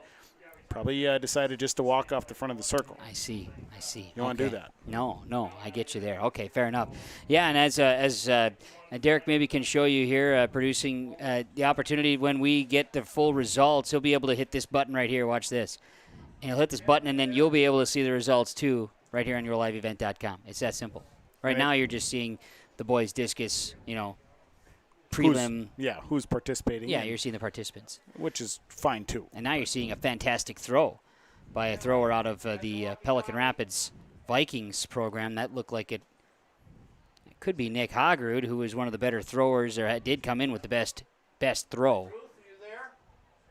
They'll mark it. Yeah, it looks like he'd be one. There's 3 different participants, but he would be in this final group, no doubt about it, from that standpoint. So I know and Spencer will be able to attest to a couple things as we go a little further here. Potentially there might be some, there was a couple of changes here, as he mentioned. So once you get into the running events, we may have a few of those items to share a little bit later on. But I think Spencer's down here still keeping an eye on the long jump and the pole vault there, right? Yes, sir. Sorry, you're cutting out a little bit in my Okay. headphones, but Sure. we're just we're about to start the boys' finals for the long jump. So they're all wrapped up with the prelims. Olin will be making that announcement shortly with the 9 finalists, and the girls are starting their final flight now. Skylar Manriquez just jumped a 13:10. Morgan Engel there just went down the runway. So we were talking about Tatiana Wiley earlier. She's looks like, I guess we'd say, on deck. Okay. Got a Frazee athlete here about to jump, and then it'll be her. So, wow, 15 for Morgan Engel, 7th grader. That's a good jump. Very good. I think that ties her best. Yeah, we've got the 15-4? Oh, I can't read. Oh, sure. We have camera angle now showing we were kind of going back and forth between the discus and then the long jump and the pole vault. Maybe just keep it on the long here because you mentioned kind of keeping an eye on one of the better jumpers in the section. That's Tatiana Wiley.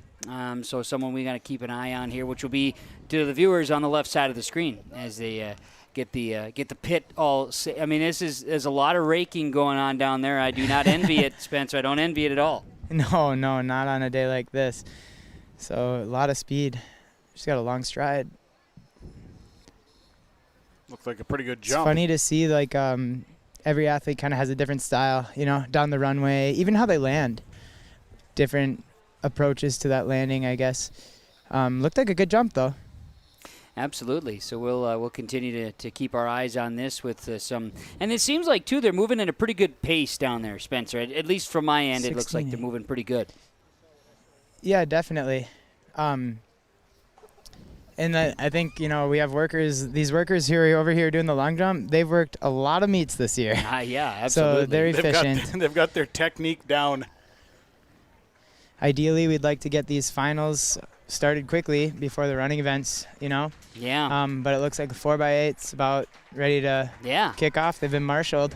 Absolutely. So and that's 4:29. So if they're going to start at 4:30, the running events, they're pretty spot on. If Kenley's in charge, we're going to start on time. That's right. That's right. Absolutely. All right. Well, we're going to get settled for that here as well.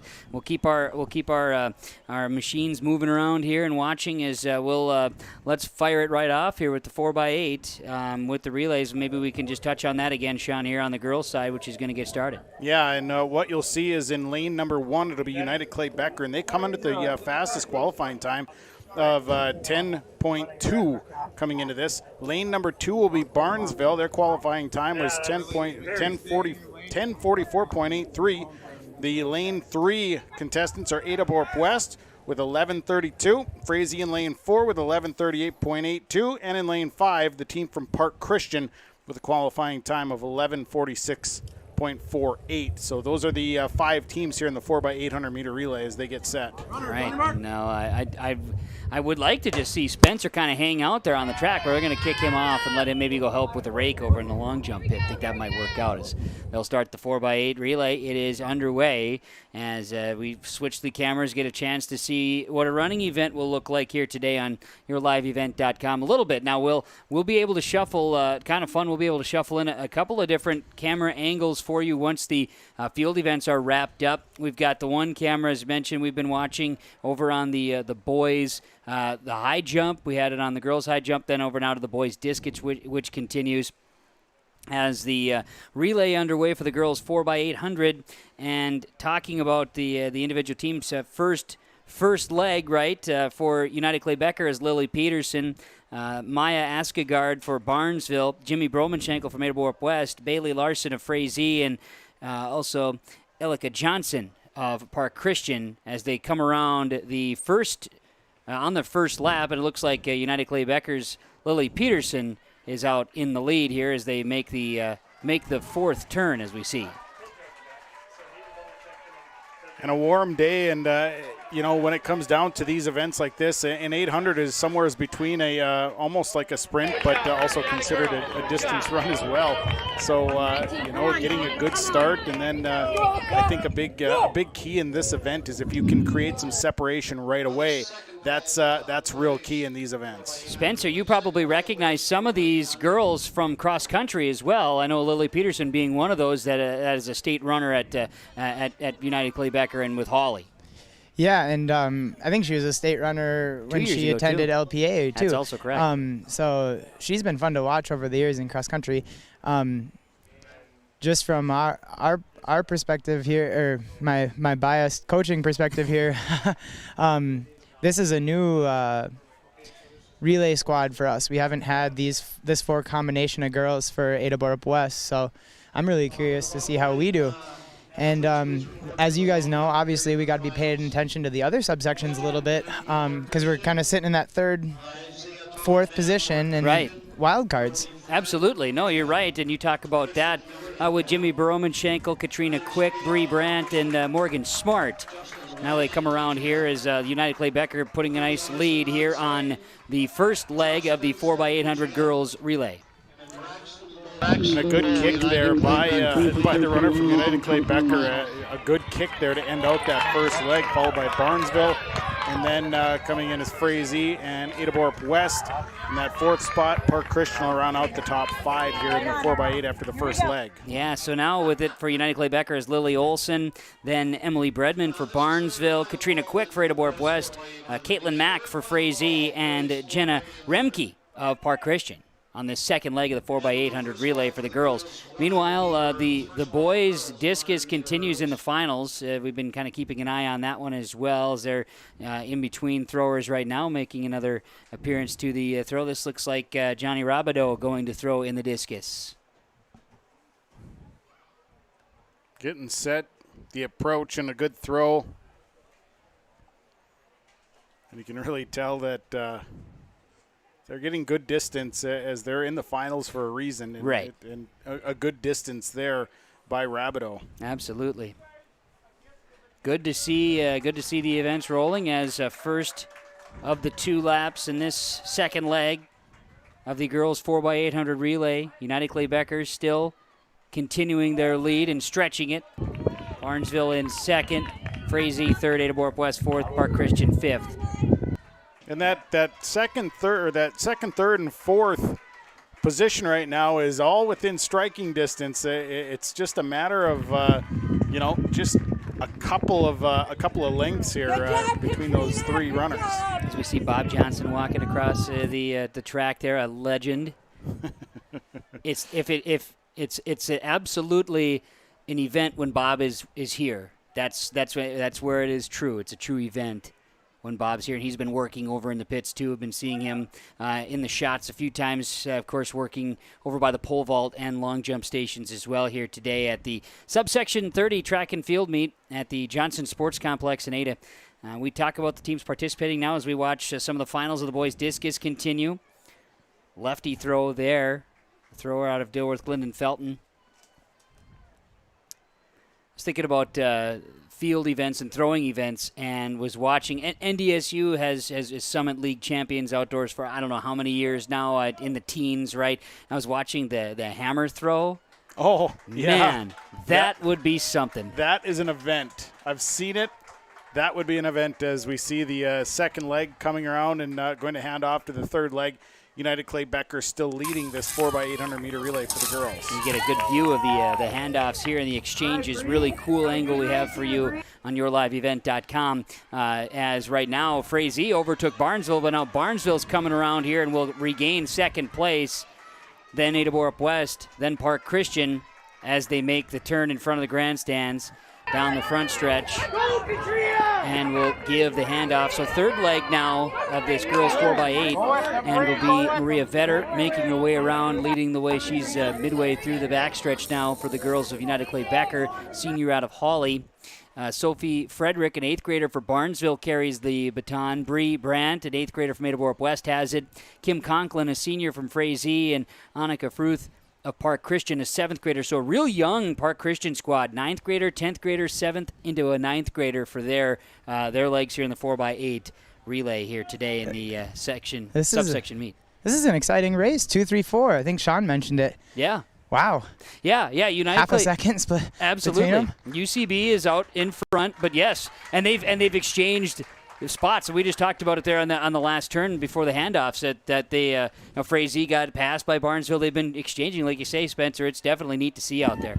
And then sorry if I keep jumping in with my biased little tidbits about the Adeborup West runners. You jump in anytime you want. You're joining us. This is good. So this is Bree Brandt, for Adeborup West. She just started. She did her first 800 ever about a week and a half ago, and she liked it and she was successful with it. So it's fun to see her trying to battle it out with these second and third place runners. That is neat. That's a unique tidbit. Those are things that's why we're paying you the big bucks here today, Spencer. I kind of feel with the second, third, and fourth, that race is so tight that you just kind of bide your time. I don't think it's somewhere you want to get into a right away into exchanging spots.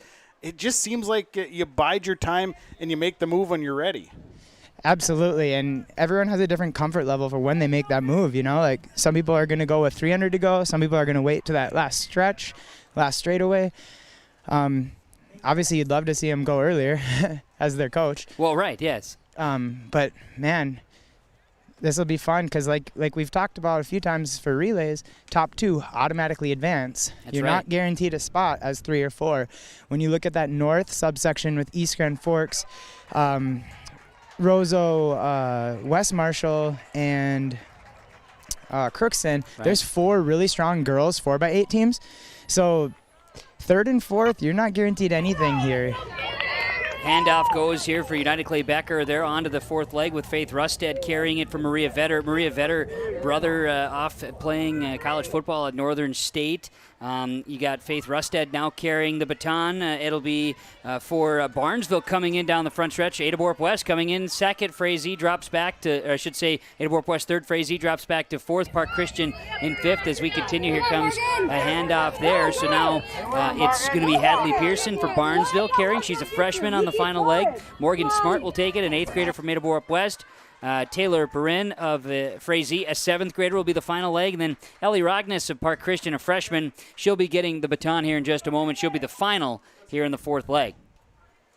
And now you see that race for second, third. Now there's a little bit more separation. The runner from Frazee fell off a little bit, and now there's more separation. So now for Adaborough West, they're sitting in that 3rd spot. And now it's kind of one of those things where I think you want to keep it fairly tight if you're going to make a move here in this anchor position of this relay. Faith Rusted, a runner. She also she was doing some double dip. She did the, Oh, they fire the gun in the last lap. I see. Just startled me. It caught me off guard. Did you see Kevin Duck up here? Holy moly. I thought it was just an accident. Like he just, was just hanging out in the pocket. Boom. Misfire. Just caught me off guard, yeah. Kev's up here ducking. What's going on? I thought we were playing Duck Hunter on Nintendo. I thought Olin fired up the Nintendo up here. I didn't know what was going on. He's pointing it right in front of the screen like you shouldn't do it. That's cheating. Of course, you got to watch that to get the dog. That's where it's at. Maybe that's one of the events we should put on YourLiveEvent.com. Duck hunting. Me and Sean playing Duck Hunter on Nintendo. That would be fun. That would be fun. Absolutely.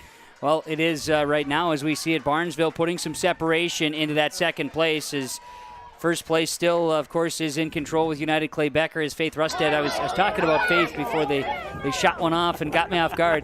Squirrel! Faith, a cross-country runner, and did play volleyball as well in Hawley. So a dual-sport fall athlete and had been a member of the basketball team with Coach Gottenberg at times as well. As now we're seeing girls shot put. Looks like we also are catching in on some girls shot put, and that's going to be underway here today.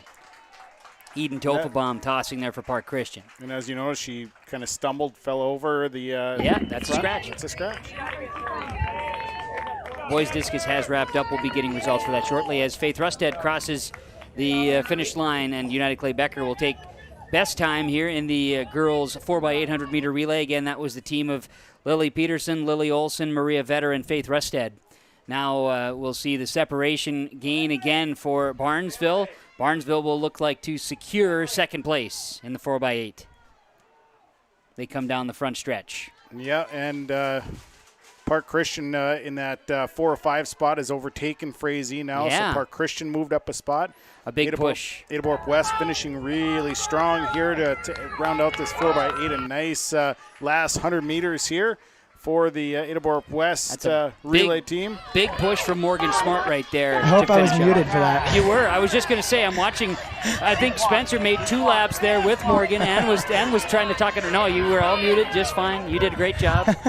So I'm yelling, go for time, because that's a wild card spot. Yeah. 11:26 unofficial. And I know there were some 11:30s in that other subsection. From 3rd place, 4th place teams. So huge opportunity there. Oh, I lost my voice a little bit there. Sorry about that, guys. You're fine. You're fine. You were coaching and being broadcaster and running, so I get it. Speaking of double dipping, here we go. We got one. Yeah, no doubt about it. And we're watching now as well as the girls 4x8 relay wrapping up. And, of course, then the next one will be the boys as they're getting marshaled the way now. And we're watching the girls shot put continues as well. Got a good view down there. Again, Preston DeVille is down with the camera in the throwing area. We've got another camera that's been continuing to watch the pole and also the long jump stations. As the boys 4x8 gets ready, how about we take a little break? We'll come back and settle things up here as we take a moment here on yourliveevent.com to thank some of our sponsors as we bring you coverage. Subsection 30 track and field meet here today at Johnson Sports Complex in Ada. Summer savings on all tires at Bitger Inc. Driving to the lakes, driving on vacation, driving to and from work, doing field work, mowing lawn, towing the boat trailer and using the camper, driving the ATVs. You need any tire? You can depend on Bitger Inc. to have your tires. Keep those tires rolling. Bitger Inc. 456-7467, 456-SHOP. Call Troy the Tire Guy. Rollin', rollin', rollin'. Keep those tires rolling. Bitger Inc. 456-7467. If you're an Ada business, you may be eligible to receive 1% interest loans from the Ada EDA. This 1% interest loan is available for business expansion, business renovation, business improvements, and new businesses in Ada. Visit or contact Ada City Hall to receive additional information and how your business may be eligible to receive 1% interest loans from the Ada EDA. Contact the City of Ada, 784-5520, or visit adamn.gov. Dr. Craig Rothfuss Dental Practice in Hillsborough is accepting new patients. They offer patients of all ages a full range of dental services, including Clear Correct, which is an option for invisible braces, and a $99 whitening program. Dr. Rothfuss accepts multiple insurance plans, including United Concordia that was affiliated with Blue Cross Blue Shield, and all Delta dental insurances. Bring your smile to Dr. Craig Rothfuss Dental Practice in Hillsborough, and the friendly staff will help make it sparkle. Call 701-636-4244 today. Here in Fertile, we've always looked out for one another. That's especially true for our most vulnerable residents, the men and women who help to build this community and make it strong, but who now need assistance as they age. Fair Meadow is Fertile's assisted care facility and one of the city's most valuable resources, allowing residents to reach and maintain their highest level of self-care and independence without going far from home. Fair Meadow Assisted Care Facility, bringing home to your loved ones. Looking live on the Subsection 30 track and field meet here today on yourliveevent.com. Kevin Kochman, Sean Bierk, Spencer Ribke. Producer is Derek Zimmerman-Geyer. And out in the field with camera work here today, Preston DeVille working as well. Boys 4x800 meter relay is on the track as they're making their first turn. Now this is the first handoff, and we've got Frazee out in front. That is a handoff from Nathan Johansson to Christian Carlson, that is. United Clay Becker also on the track. They are going to be trying to get themselves into second place here, surpassing DGF. This will be Steven Celine handing off to Ian Cronbeck in the yellow. And then in the gray, DGF was Lewis Gayton handing it off to Chase Julien. And then Norman County East Hewlin-Hidderdahl coming around turn 4. That'll be Teddy Booth handing it off to Tanner Swanson, going from a senior to a 7th grader, as they are participating in the 4x800 meter relay here today as well. Frazee has got they've got some runners out on the track right now, as he is the runner right now for Frazee is not slowed up at all. Look at that stride rate on that Frazee kid. A senior, Christian Carlson. Wow. They ran an 8:51 for qualifying. That's about 11 seconds better than UCB qualified. Yeah, he's got a nice stride, and like I said, he has not lost a step in that first 400 as he comes across to get into his last lap. Nice race here for second place with United Clay Becker and DGF, as they were kind of trading spots in the backstretch, and you see now that there's not a whole lot of separation between those two runners. Pretty good battle here in the 4x8 for that second spot. As mentioned, then Norman County East Hewlin-Hidderdahl will be coming around here as well in their second hand. They're at their second runner right now as well. So we may have some lap traffic there with Frazee hustling here today in this meet. Pretty good stuff here in the 4x800 boys relay. On the girls' side, we're watching right now the girls' shot put. As give those girls a little credit for those who are participating in the girls' shot put here today. I know we had third flight, I had seen Eden Tofenbaum throwing out there, but the third flighters would be Brooke Kangas of Park Christian, Emma Hellerud of Dilworth Glen Felton, Kaylin Willison of Adaborp West, Emily Smith of Barnesville, Casey Andreessen of Park Christian, Alexis Rinneker of DGF, Rumley Bewer of Barnesville, Alyssa Oswald of DGF, and then Eden Tofenbaum of Park Christian on that girl's shot put. We see now that we're back on the shot put as they must be coming down here to the final. They should be in the here, finals, yeah. yep. And we'll see if Preston maybe can give us a little bit more of an update there to make sure that we're speaking correctly on that. The boys 4x8 is in the third leg, so we'll get to the boys 4x8 third leg here as Frazee still in control. Colby Erickson, a senior, with the handoff. And there's this Frazee team, we talked about their bursts. That goes junior, senior, senior, so some a senior then too. So a junior to 3 seniors in a row, some experience there, no doubt. United Clay Becker is Seth Torgerson. He's got the third leg now. Joe Wilson, DGF with the third leg. Then Aiden Wolcher will have it for Norman County East Hewlett Hitterdall when it's their turn. As Frazee coming around to their second lap here of the third leg. And that race for second place is tight as the runner from DGF just passed United Clay Becker. So those two have been exchanging spots. They've been really tight here, just kind of going back and forth, it seems like, for that second spot. Yeah, it kind of reminds me of the girls' race that we just had. Absolutely. And I think, was it the third runners that kind of busted that race open and kind of sent the baton with some momentum behind it to the anchors? That sounds right. So here we have our third runners, and we'll see. We'll see. I mean, it's a tight race for second. Frazee still, it's like a blur when they run by me down here on the track, guys. He got some speed. Yeah, they definitely have some speed. The runner from DGF now creating separation from United Clay Becker's third leg as we'll see that Frazee will be coming around to hand it off to the anchor. We get into the fourth leg of this 4x800 meter relay for the boys.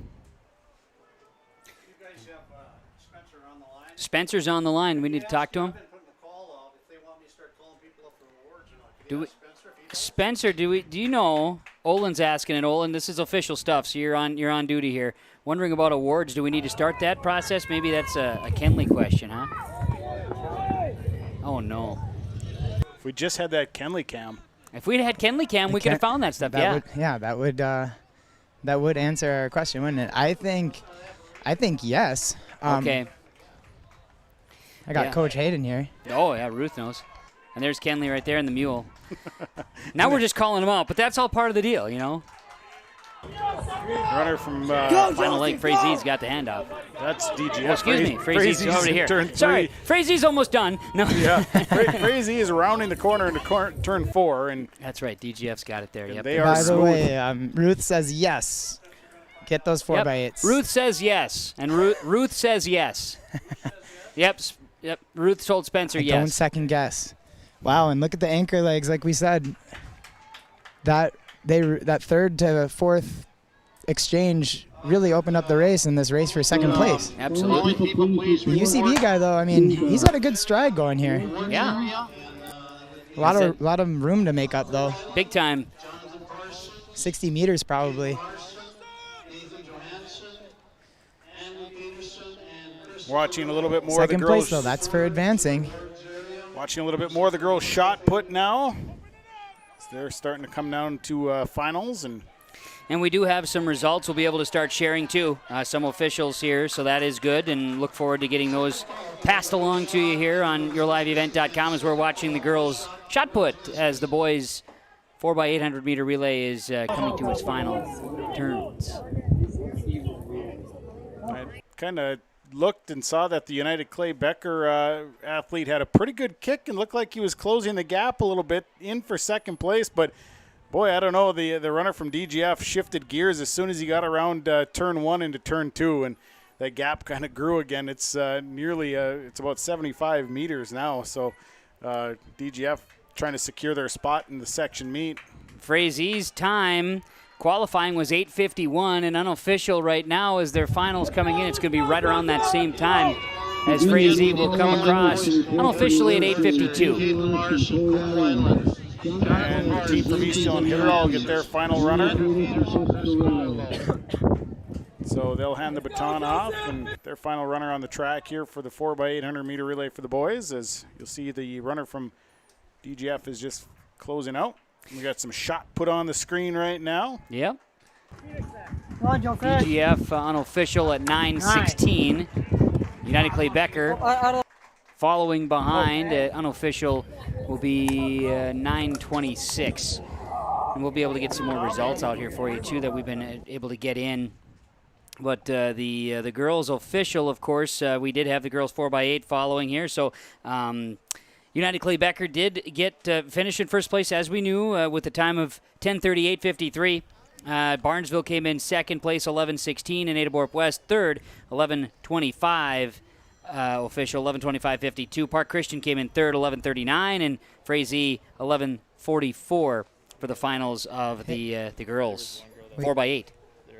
Okay, we got a little update here from the girls pole vault. Pole vault update on the girls' side. Okay. So we are down to one competitor, Kirsten Nelson from DGF, and she is actually on her final attempt at 10-2. Okay. Okay, so she's got first place secured, but now she's kind of just going for fun, I guess. All right, so maybe catch a peek of that. The pole vault, if we still have that angle here as well on yourliveevent.com, as boys 4x8 on its last lap there for the Norman County East Hit It All team. But again, pole vault on the right side of your screen as you see that. On the girls' side there, as DGF has one more jumpers going. We can take a peek here. I do believe we've got a couple of boys here. I got to double check here on some finals. Not quite there yet. As we move back to the pole vault. And again, the jumper from DGF at 10-2 just has first place wrapped up. Going to try that one last time in the at that, but has it wrapped up here at 10-2. Derek, I'll have you just, if you want to show the screen here for the results for those who are curious. Again, this is the final results that we do have. These are officials, and once we get those officials, we get them out as quick as we can to you here with our coverage. But this, the girls 4x8 relay, which we did mention, but that's where it's at with the girls scored event shown there. So glad that we can provide that different view as well for you here today. And boys 4x800 relay will wrap up here from Norman County East Hit It All. Young squad, young program, Norman County East Hit It All. And don't have a true track either to practice on. They're not the only ones that's the case with. Yeah, and that's very true. It's tough to simulate because, you know, some schools are still running with an AgriLime track. It's a lot different running on that than you would on this asphalt tier, this all-weather track. So that is true. That is true. Tell you what,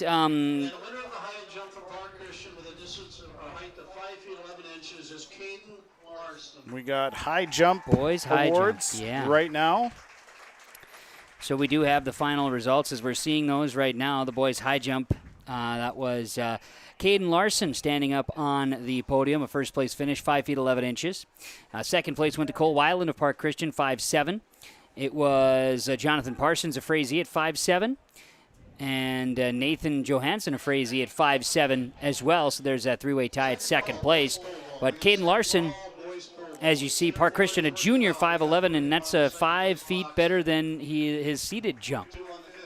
5 inches. Excuse me, what did I say? 5 feet? So then he would have just jumped 11 inches. That would have been a huge deal. 5 Which inches. is very impressive. Right. If you think about that feet, what it would have been, yes, no doubt. No, I meant inches, yes. 5 feet, 11 inches, better than 5'6" in his seated jump. So that is the first boys' seated event. We are now into some 100-meter hurdles. Ooh, look at this. Right, and we've got heat number 1 coming up here with the girls' 100-meter hurdles. Heat number 1 goes Ada Borup West, Isabel Marcuson in lane 1. Lane 2 is East Hit It All's Michaela Halverson. Lane 3, Frazee's Alexa Osterman. Lane 4 is Frazee's Riley Moore. Lane 5 is Barnesville's Matea Jablonski. Lane 6, Frazee's Olivia Patron. Lane 7 is Fertile Beltramy's Riley Hansen, and in Lane 8 it's Fertile Beltramy's Michaela Olson. That's for the first of 2 heats here in the girls' 100-meter hurdles. From there, it'll be the boys 110, so they'll have to move them to the next marks. As you can see, the markings on the track there, blue and yellow, signifying. They'll be getting everybody set here with marshalling for the girls' 100-meter hurdles. Were you a hurdle guy? I was not. I was a sprinter. Okay. I was not a hurdler.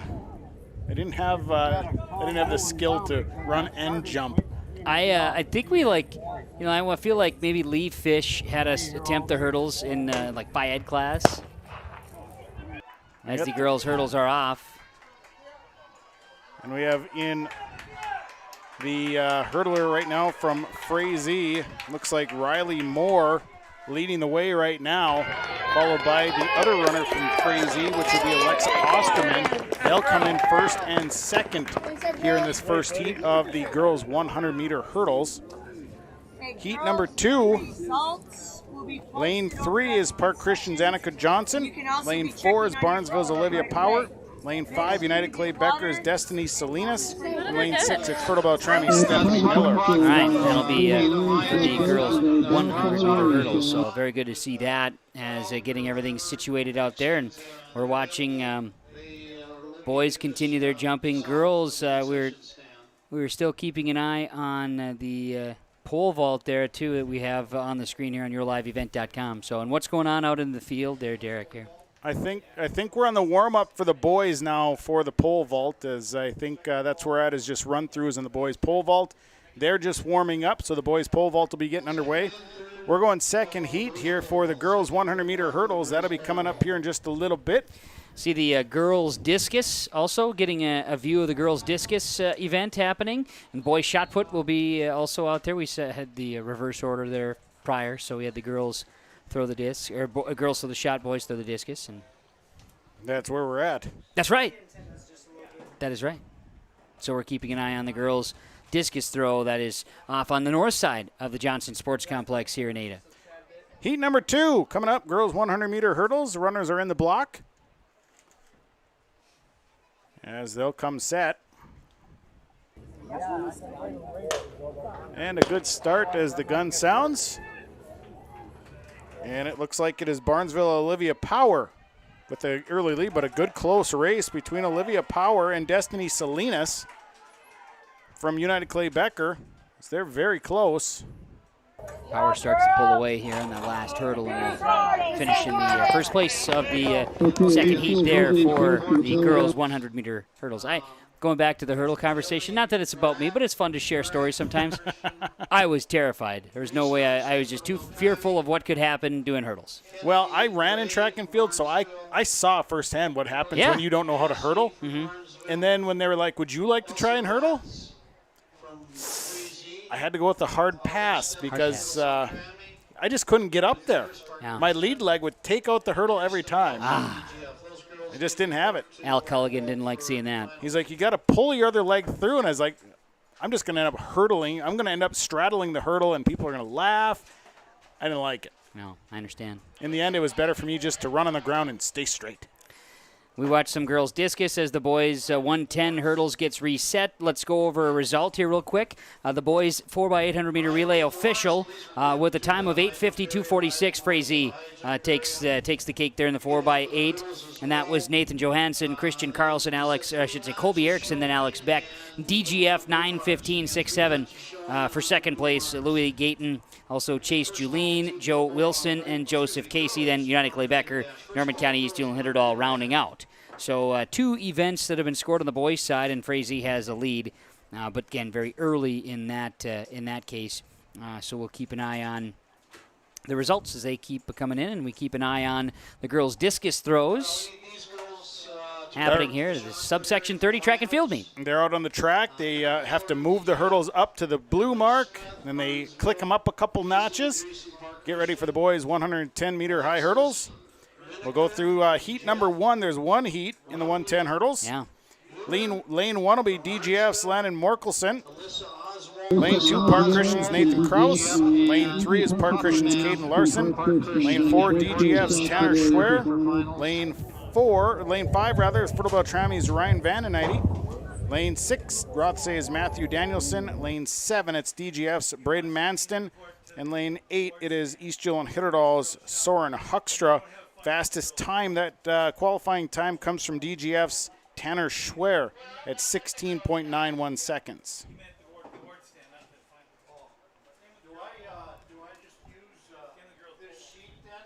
Keeping an eye on the activities here as we get ready to go for the boys. They're marshaling them and getting them in place here as mentioned for the boys 110 hurdles, but you set it up nicely, Sean. Everybody's ready to rock and roll. Meanwhile, we're keeping an eye. Boys pole vault happening early. They're getting the boys triple jump ready to rock and roll as well. And the pits on the south side of the Johnson Sports Complex is we're in full go. A little after 5 o'clock, an hour and a half into coverage here today on yourliveevent.com. Heat 1 of this 110 hurdles are in the blocks. They are getting ready to go. So the marshal will get them set. They'll come set in their blocks, and there's the gun. Good start. And a very good start for Park Christian's Caden Larson. And Larson is off to a big lead. Then it is Tanner Schwer and Beltrami's Ryan Vandenheide in a tight race. Win unofficially, Caden Larson of Park Christian. He came in with the qualifying time of 18.46 seconds, which was nearly about a second and a half, almost 2 seconds off from Tanner Schwer of DGF. So a good performance there by Larson. So then the next race, they're going to be. I think they move to the dash portion here, if I'm not mistaken. Should be going up with the girls' 100-meter dash. So then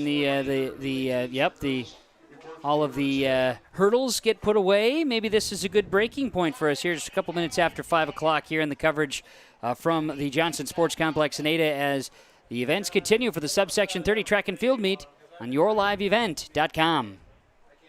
Farmers, what do you like on your salad? I'm kind of a Caesar salad kind of guy myself. Hello, this is Shane with Irie Insurance. Now, I am no chef, but I would say a Caesar salad is way tastier to eat than a corn or soybean salad this summer. If you haven't bought your hail insurance yet, give us a call. We would be glad to help, but just don't wait too long because it's way more profitable to bring that crop to the elevator than eat a shredded corn and bean salad all summer long. For more information on our crop hail coverages, go to IrieInsurance.com. You're protected and appreciated at Irie. JT's Station in Fertile carries a variety of items that are sure to meet your needs, and you should stop in today. They sell hot stuff foods, frozen foods, selected groceries, household products, and much more. The Hot Stuff Foods and Deli will provide you with a fresh, quick, and easy breakfast, lunch, or dinner, and they also offer some of the best car services in town. They're open 6 a.m. until 9:30 p.m. daily. It's JT's Station in Fertile.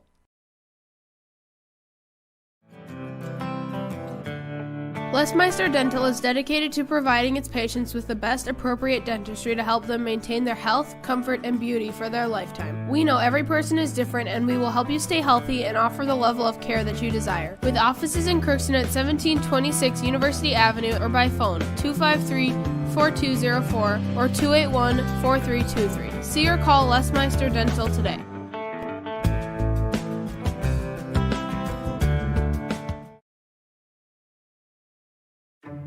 Resetting your password, unsubscribing from emails, printing anything. Why are simple things sometimes so complicated? Thankfully, with an auto owner's insurance independent agent, getting the right coverage for your business doesn't have to be one of them, so you can get back to more important things, like learning how that printer works. That's simple human sense. Visit with the Lindfors Insurance Agency, Foston, Bagley, Clibrook, Monoman. Your insurance source, LindforsAgency.com. Back here on yourliveevent.com, Kevin Kochman, Sean Bierk, also Spencer Ribke, and of course producer Derek Zimmerman-Geyer, and Preston DeVille out with the field cameras and assisting in that way. The girls high jump, doing some jumps down on the north side. We're seeing the first heat of the girls' 100-meter dash. And what as a well. race it is. Look at this. Frazier's Ellie Ryerson in lane number 5 with the win, but very, very tight race as Barnesville's Sydney Rusted and Emma Tollison from Fertile Beltrami were neck and neck in this first heat of the girls' 100-meter dash. Second heat's coming up here, and that's going to be Ruby Dobbins of Park Christian, Emma Reitz, of Barnesville, Annika Cassette of Barnesville, Rebecca Peterson of Park Christian, Amelia Gunnifson at Norman County East Hilderdal, Abigail Walton of DGF, Coden Schemmerhorn of Frazee, and Ella Ballstead of Fertile Beltrami. And that is, of course, I went lanes 1 through 8 in order. So that's how we'll introduce them anyway. 4 heats in the 100-meter dash here today. And Spencer, you are over getting. I believe you're in the jumping section, right? You're on the south side. I think he is. In fact, I see him. He's having some conversations. Yeah, he's in the tent. He's doing some coaching. Yeah, he's in the tent. Which is good. I think the boys, is it the boys triple jump that's happening right now? I do see and pole vault going on too. It is boys triple jump they're running through. Girls long jump, we're just getting into the finals. Okay, girls long jump finals. That's right. So you go ahead whenever you want to, Spencer. You just chime in with anything happening over there in that jump there. That's good stuff. We got at the podium here, we got people being awarded medals, the 4x800 meter relays. Yeah. So, and we did talk about the girls 4x8 relay, and that again goes.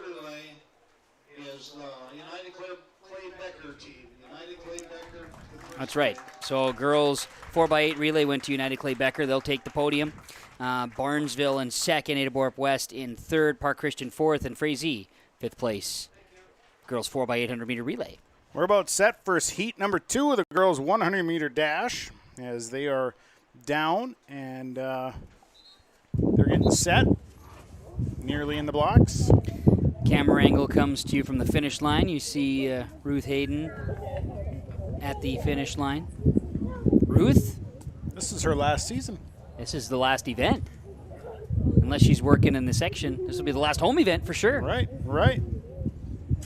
Retiring after 40th Hall of Famer, Ruth Hayden.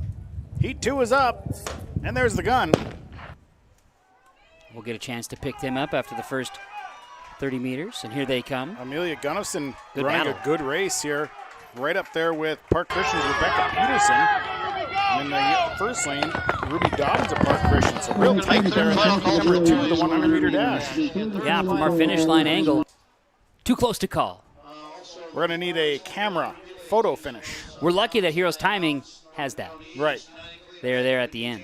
Because we don't have that. No. We've been watching Girls Discus, which is on the screen now here on yourliveevent.com as well.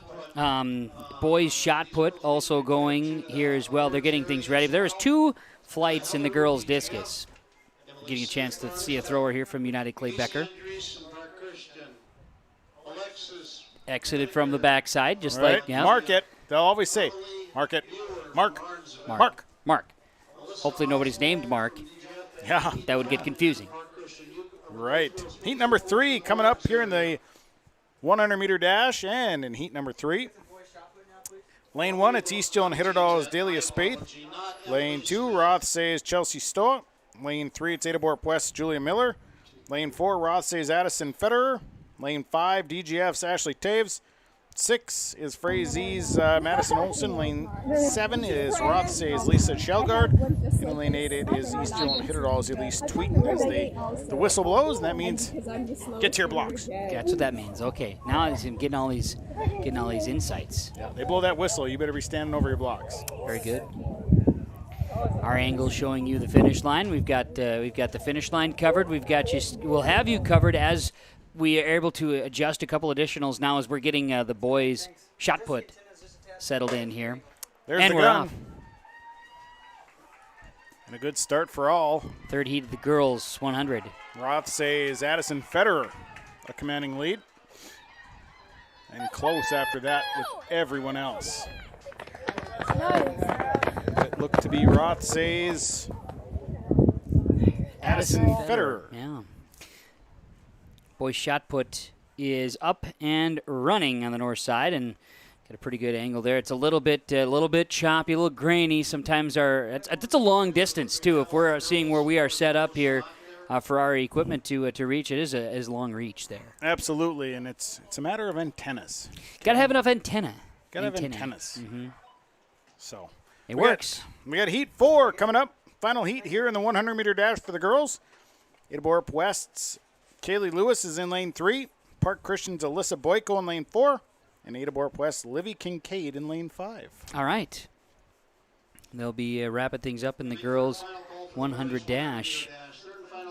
Not seen any additional finals here coming in. Keeping my eyes on it. We'll keep our eyes on a few more results as they try to trickle in. We'll be getting those out too soon as we get those, of course. As again, a mixture of the abilities that we can. Some of these are being still tabulated, and then they will run them up to the scores. Right. Others are instant. Running events are rather quick because it's all tabulated right there and sent right to the internets and connections and to the World Wide Web. Right to the World Wide Web. Heat 4 in the blocks. You heard the whistle. Girls 100 dash. So they'll marshal them. And they'll get them down to the blocks, get them set. All right. You'll hear the gun here momentarily. As we look down the finish. There it is.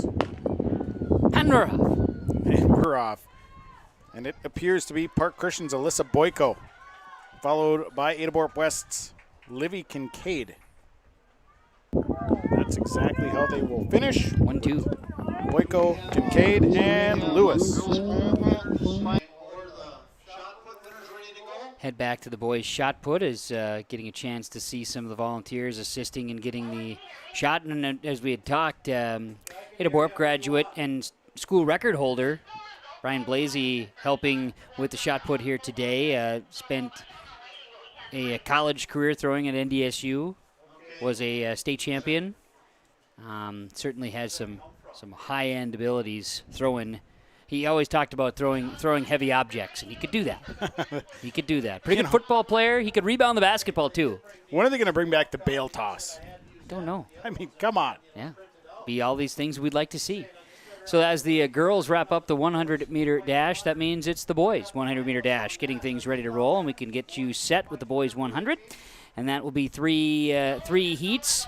It'll be Brenner Spaeth of Park Christian, followed by Tucker Bolstad of Fertilbau Tremie. That's lanes 1 and 2.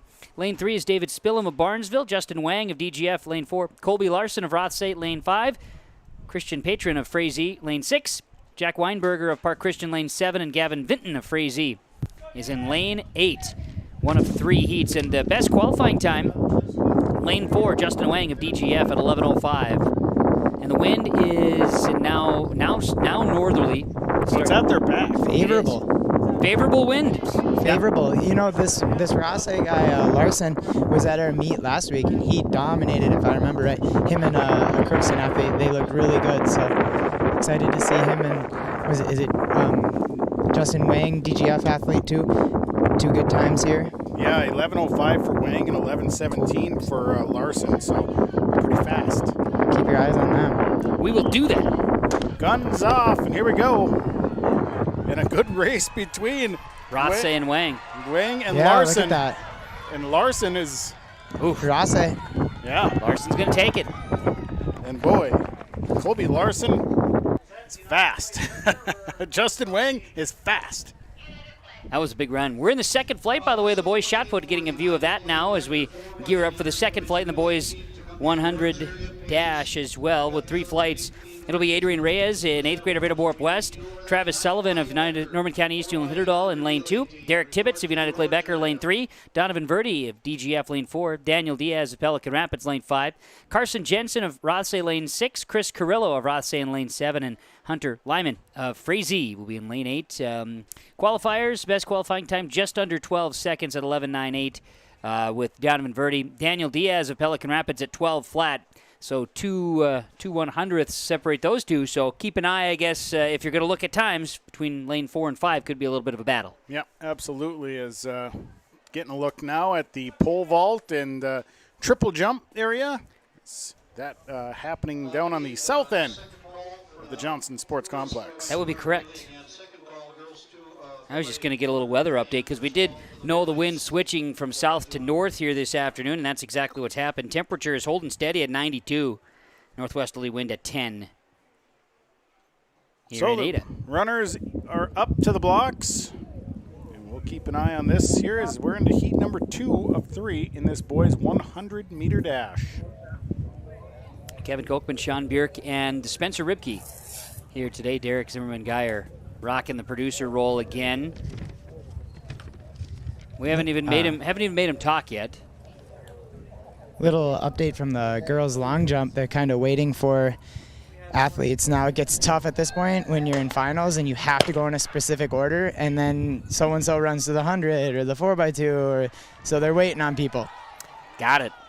It Good is battle. Daniel Diaz along with Donovan Verdi neck and neck to cross here in this second heat of the 4x100-meter relay. Yeah, no doubt about it. Well, I understand that, Spencer. It is the challenge, right, in these meets, is to find a way to get this to all come together, and kids are active. They're not just seemingly not just in one thing. Right, yeah, a lot of people doubled, tripled up. I mean, 4 things often.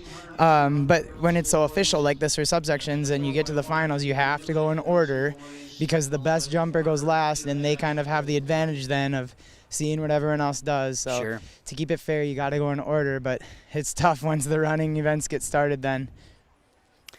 We're seeing second flighters on the boys' shot put continue their efforts here, as well as we catch some of the north side action going on. Meanwhile, third heat of the boys 100.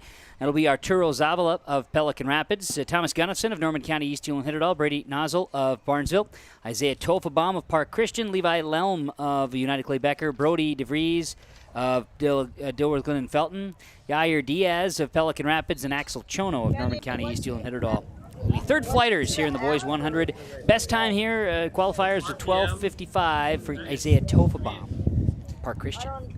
I don't want to take anything away from this third flight of the 100, but up next with that girls 4x2. Yep. Really looking forward to watching that team from Fertile Beltrami. I know I really talked them up at the conference meet as well, but that they got a good set of sprinters, some good 400 runners, some good 200 runners, and I think they have the fastest time posted for that 4x2.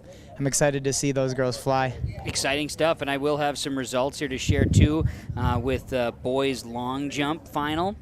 So we'll be getting some of that information out here shortly as well. So sharing that as the boys 100, the final heat to the boys 100 is underway, and Park Christian's Tofenbaum is off to a good run. Has about a 3-length lead. Levi Lelm is in that second spot. So that'll be the 3 heats of the boys 100-meter dash, and now we move on to that 4x200-meter relay, which, as Spencer mentioned, that Fertile Beltrami team posting the fastest time with a 1:49.33, but Frazier's time right behind him, about a second behind him at a 1:50.34. So, yeah, I look forward. That's going to be a really tight battle here in this 4x200-meter relay. Absolutely. We'll get those set here in just a moment. Meanwhile, we will share a couple of quick results for you. In the boys long jump, results we can share as finals. The boys long, Joshua Finseth of DGF will take first place with a jump of 20 feet, 1.5 inches. Colby Larson of Rothsay, second place, 20 feet, 1.25 inches, so a 1/4 inch separates first and second. Then Justin Wang of DGF, 19 feet, 8.75 inches. Christian Miller of Adaborp West, 18, 4.25. That was good enough for fourth place. Fifth place went to Brenner Spaeth of Park Christian, 18 feet, 1.5 inches. That's the boys' long jump result. On the podium, they're doing the 4x800-meter relay. When you're talking about boys. the long jump there, Yeah. Kevin? Yeah. The DGF athlete who took first place, Yes. can't remember his name. Joshua Finseth. Finseth, thank you. He had an extremely impressive jump that he scratched by 1/2 inch. Oh, wow. I mean, eyeballing it, everyone's like, ooh, that was 21. That was a big jump, but scratched it. But I'm sure he's satisfied with the first place. Absolutely. You always save that 21-foot jump for sections. Right. That's what you got to do. Yeah, save it. Yeah, save that 1/2 inch You know you can do it. You just save that half inch. So the boys 100 results are in. May as well get that as we geared up for the girls 4x2. Boys 100 results are in, and Colby Larson gets it with an 11 point, I should say, there it is, sorry, 11.19. 11.19, Colby Larson of Rothsay takes first place in the boys 100. Justin Wang, DGF, finishes in second place, 11.38. It was Jack Weinberger of Park Christian, 11.78, good for third. David Spillum of Barnesville, he'll place fourth with an 11.81. Edging Tucker Bolstead of Fertile Beltrami in fifth with an 11.82. Had 6 sub-12 times in the boys 100-meter dash. That is some fast times, and I tell you what, they had just a little bit of push behind them because the breeze was just coming up a little bit, and so we see that the girls 4x200-meter relay is on the track. They're coming up. When we get them going, I'll come back and we'll talk a little bit. The girls 100 results are in too, so I can share those. Yeah, and taking a look at this girls 4x200-meter relay, lane 1 will be the team from Pelican Rapids. Then it'll be in lane 2, the team from Adaborg West. Lane 3 is the team from United Clay Becker. Lane 4 is Fertile Beltrami. Lane 5 is Frazee. Lane 6, Barnesville. And lane 7, the team from Dilworth, Bloom, and Felton. This is going to be a fun race here. And Spencer, qualifying times between Fertile Beltrami and Frazee was 1 second differential. So when that comes down to it there, you talk about Fertile Beltrami with a 1:49.33 or just over a minute 49. And in their best qualifying time with Frazee just a second behind could provide some intrigue there. Definitely. Looking forward to it. Here we go. Gear up. And then, you look at the boys' race, which obviously is going to follow this. 140 to me is like a respectable boys 4x2, right? Because, that's averaging 25 seconds per leg. Yep. Which, that's hard to do. And there are 7 teams that have posted a time under 140. Wow. So this 4x2 is going to be fun, but back to the girls here, that'll be a fun battle, I think, between Fertile and Frazee. No doubt about it. So first leg in the girls 4x2, it'll be Rachel Guler of Pelican Rapids, Skyla Manriquez of Adaborg West, that is, Laura Burkle of United Clay Becker, Emma Tollefson of Fertile Beltrami, Ellie Ryerson of Frazee, Mathea Jablonski of Barnesville, and Isabel Gayton from DGF will be the first to start this thing. 4x2. This one's a little chaotic, right? This is one of my favorite relays here. This is always a really great relay. It was one of my favorites to run, and definitely one of my favorites to watch. Well, you're going to get that opportunity right here on yourliveevent.com. We'll continue to watch, too, as we've been peeking in on the boys shot put on the north side. And Spencer's been watching, keeping an eye on some of the other jumping going on here to the south as well. Yeah, I should mention the triple jump is underway for the boys. Like I mentioned before, the girls are kind of waiting, got to do this in order. Yep. But the boys are moving along swiftly here. And the boys are pole vaulting too. Yeah, that felt like a million run-throughs. It's a safety thing, I think, for pole vault. You have to allow them a ton of run-throughs, get your steps down, get comfortable. You don't want people crashing and burning. No doubt. So I'm glad to see the bar up now, though, and the competition starting. Absolutely, and you talk about wind being a factor with the pole vault. I think that does come into play a little bit. Definitely a crosswind, too, which is not ideal. But at least it's not too much of a wind. I don't know what the phones are saying, but it doesn't feel terrible down here. Yeah, I got the old weather app telling me about 10 miles an hour northwesterly at this time. Just 92 degrees, though, Spencer, so not so bad. Oh, yeah, cool day. Yeah, you've been finding yourself in some shade, I see. Not right now, but previously. I've been trying to find it. Here we go, 4x2. Underway. Fertile Beltrami and Frazee. That looks like Tollefson. Yep. Okay. For Frazee. Fertile Beltrami is Emma Tollefson. Yep. Yes, yep. She's the first leg. I believe she was second in the 100-meter dash, and she is gaining into the wind on the backstretch. Coming up on first exchanges. And the exchanges this is going to be important here with these with these sprint relays. They always are. Good one for Fertile Beltrami. Very good handoff. There's Lizzie Moe for Pelican Rapids right now. It's Bree Brandt for Adaborg West, Erin Schauer, United Clay Becker, Katrina Hitchin from Fertile Beltrami, Jaden Sonnenberg of Frazee, Sydney Rusted of Barnesville, and Emma Mosey of DGF. Look at this. Fertile Beltrami, Frazee, neck and neck. And DGF Yeah, and hanging Fertle's right on the in. inside, so they're definitely, they have the advantage right now. Comes third exchange. Ooh, ran up on her a little, but good handoff there for Frazee.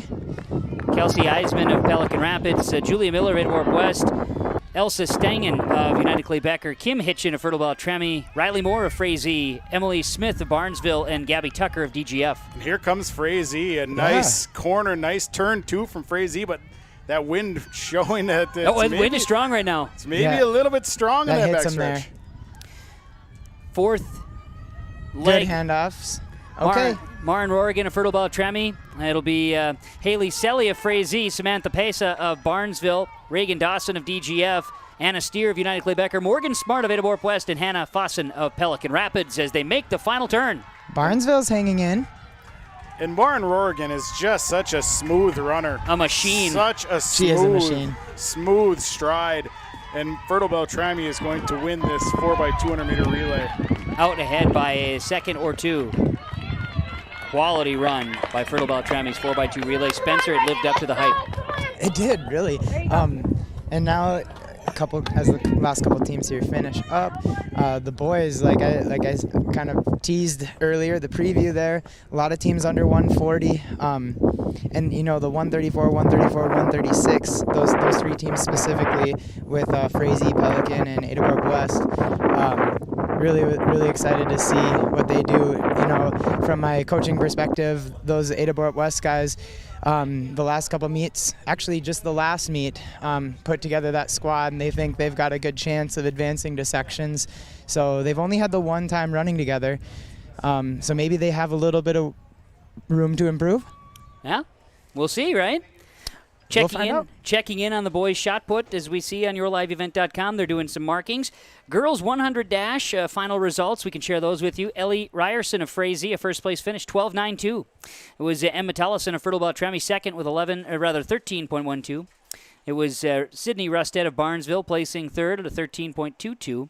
Gabby Tucker of Dilworth Glendon Felton, 13.79. And then Erin Schauer of United Clay Becker, 13.80, finishes in fifth place there with the points rolling out. Anna Steer of United Clay Becker finishing sixth. Rebecca Peterson of Park Christian, seventh. And Amelia Gunnifson of Norman County East Newell Hitterdall, eighth. And the girls 100 dash. So the boys 4x2 is getting ready. Yeah, and on the track, they're getting ready. Lane 1 will be the team from DGF. Lane 2 is Barnesville. Lane 3 is Edinburgh West. Lane 4, Frazee. Lane 5, Pelican Rapids. Lane 6 is Park Christian. Lane 7 is Fertile Beltrami, and Lane 8 is United Clay Becker. I always like the 4x4. That's one of my favorite relays. But the 4x2, I like it now. I'm in. I've always liked the 4x2. I've never been one to not like the 4x2. I had to. The 4x1 is also very entertaining. Oh, of because course. It's such Bing, bing. Yeah, it's so quick, and handoffs are so key. It's a lot like this. But yeah, this will be an exciting race here with the boys on the track. I can't help but think about like the little bit of broadcast dreams we're having. Sean, you and I are both big time Olympic fans. Oh, love it. Big Olympic fans. And so to bring in kind of our Rowdy Gaines, Spencer Ribke, I'm loving this. Now I'm forgetting the broadcaster that's down in the it's something Johnson that does some of the track and field events. Anyway, Spencer, you're that guy. Forget his name, but very memorable. We're just going to call you that guy. Yeah. Look at Olin's getting Lions Club delivered food. I like that. He said Olin runs the Lions Club. He's Mr. Lion. He said it's got to have. It's not a hot dog on a bun. Oh no, it's a brat on a bun. I've waited my whole life to do that. You've made it big time when you've got to say on a bun. Uh-huh. And it was pretty well emphasized. I mean, there's no question about it. I think it needs a little work, but obviously we can't yell like we normally do because we'd blow some eardrums out. Yeah, we don't want to do that. We got to turn around and do it. But here we go. 4x2 runners on the track. Getting excited now. So while these guys get in their blocks, do we have any softball or baseball updates? Gosh, that's a great question. We should be able to snag some of those. Okay. I had someone ask.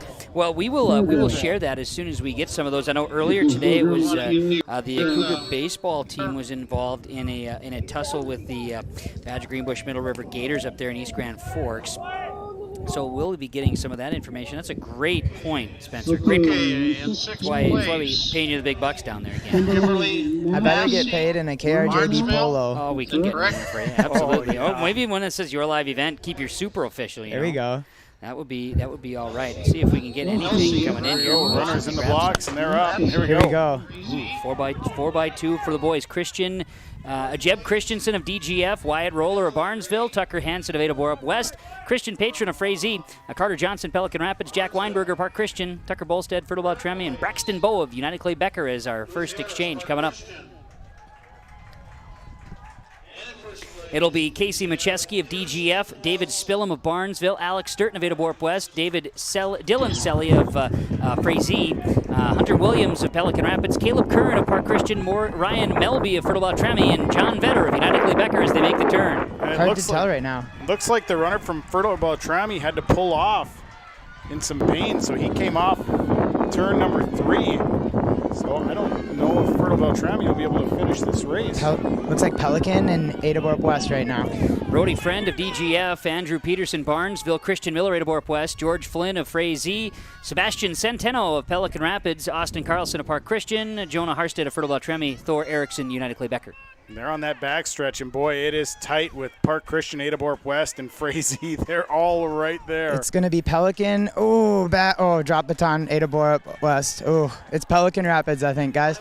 Pelican Rapids, we've got Donovan Verdi of DGF running right now, Ethan Larson of Barnesville, Charlie Shaw of Ada Borup West with the drop baton, Alex Beck, Frazee, Jesus Moreno of Pelican Rapids coming around in the final turn, Kyle Gorman of Park Christian, Isaiah Wright of Fertile Beltrami, Levi Lelm of United Clay Becker. Pelican Rapids, Frazee, 1-2. Pelican Rapids, Frazee, and Park Christian, 1-2-3. Pretty good race.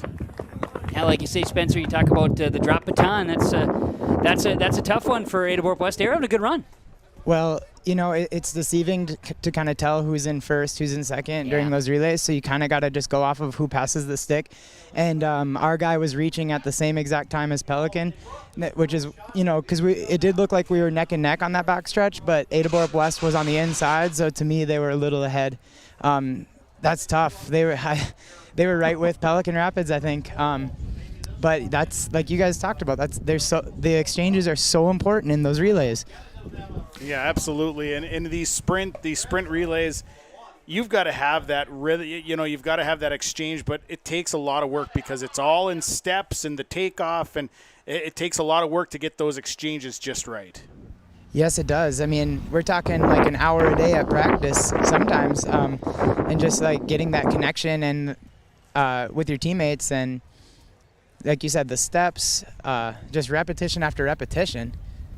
Yeah, absolutely. When you hear the word go, you better be going. That's very true. That's how it is.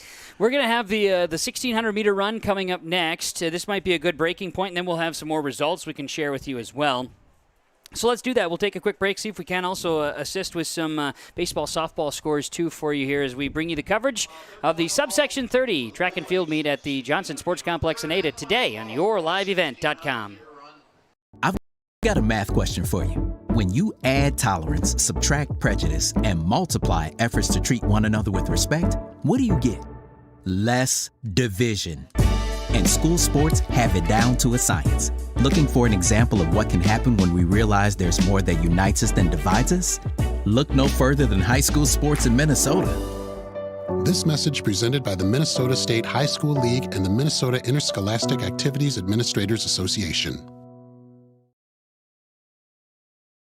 Listen up for details on this 2004 Challenger 670 Combine at Norman County Implement. Highway 9 North Ada has 900 singles, 1477 engine hours, 1,045 separator hours, 35,000 for this 2004 Challenger 670 Combine at Norman County Implement. More new trades at Norman County Implement. Highway 9 North Ada, 3 Batwing mowers, used 15-foot models, all available. The price ranges from $7,500 to $15,000. Norman County Implement thanks you for your business. RDK Enterprises, Hillsboro and Drayton announces their summer discounts and programs are now available. Contact RDK Enterprises, Hillsboro and Drayton for more details, 701-636-2119, or visit them at their locations. It's time to start thinking about Plant 22. Your precision planting dealer, RDK Enterprises, Hillsboro and Drayton. Summer programs and discounts now available. It pays to plant with precision.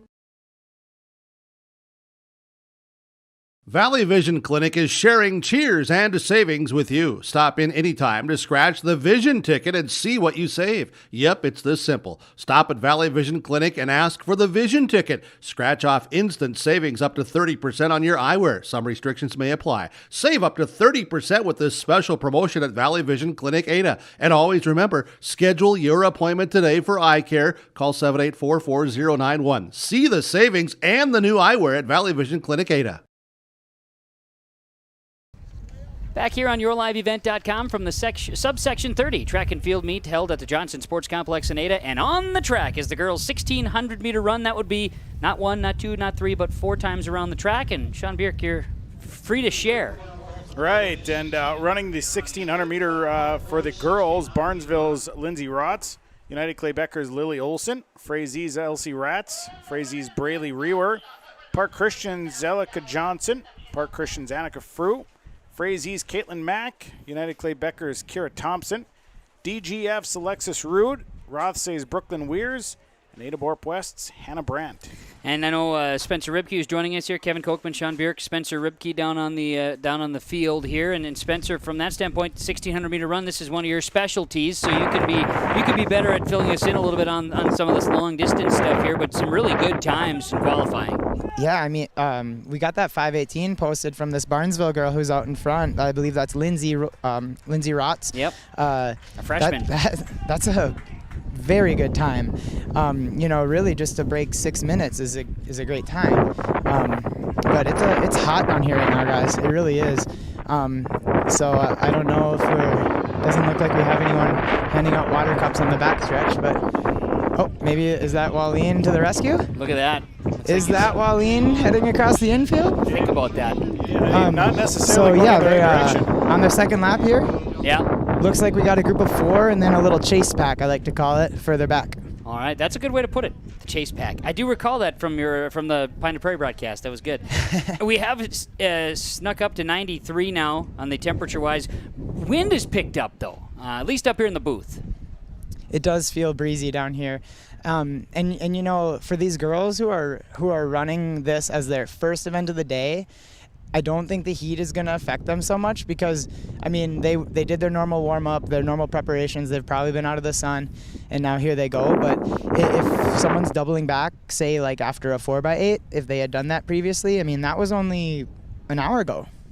Yeah. So that's tough. That's tough. So I don't think the heat will affect them so much if it's their first event of the day. But I think I've mentioned this already, so sorry if I'm repeating myself, but these girls who are doubling or their third, their fourth events, that heat is really going to wear on them. Coming around lap 2, and we see again Lindsay Rotz of Barnesville remains in the lead, followed by Lily Olson of United Clay Becker. Those two kind of standing out. Then Frazier's Elsie Ratz, she's also there, standing in the third spot, I should say, running in the third spot. Yeah, and I think Caitlin Mack is somewhere right in that mix as well. They have 3 runners with Braylee Rewer as well. So 3 runners from Frazee. And it is right now those 4 that kind of leading the way here in this 1,600-meter run. That's right, and no doubt about it, Barnesville's Lindsay Rotz out in front here as the 1,600-meter run in lap number 2 right now. We've been keeping an eye on the other events here as well on YourLiveEvent.com, and out the boys' shot put continues as we flip the screen here as that continues on the north side. Again, the boys' shot, that is going a little bit into the wind. Girls' discus continues as well. We've been keeping an eye on the boys' shot put. On the north side, we've been watching the triple jump, keeping an eye on that. Girls' long jump was something we've been trying to keep an eye on as well. And then pole vaulting on the boys' side, also active here this afternoon as we continue on. Field events started at 3:30 here this afternoon, and then the running events started at 4:30. And I think as far as the running events are concerned, it seems like we're working at a pretty good clip here, but coming up 5:42 time-wise. We're keeping an eye, too. We've had some activity on the baseball and softball front as we see the girls. Now third lap in. We're on the final lap of the girls' 3,200, or rather 1,600 meter. 1,600 meter run with Lindsay's been out in front the entire race. Followed by hardest way to win a race. Right, Lily Olson right behind her. Well, not exactly right behind her, but she's in second place. Kind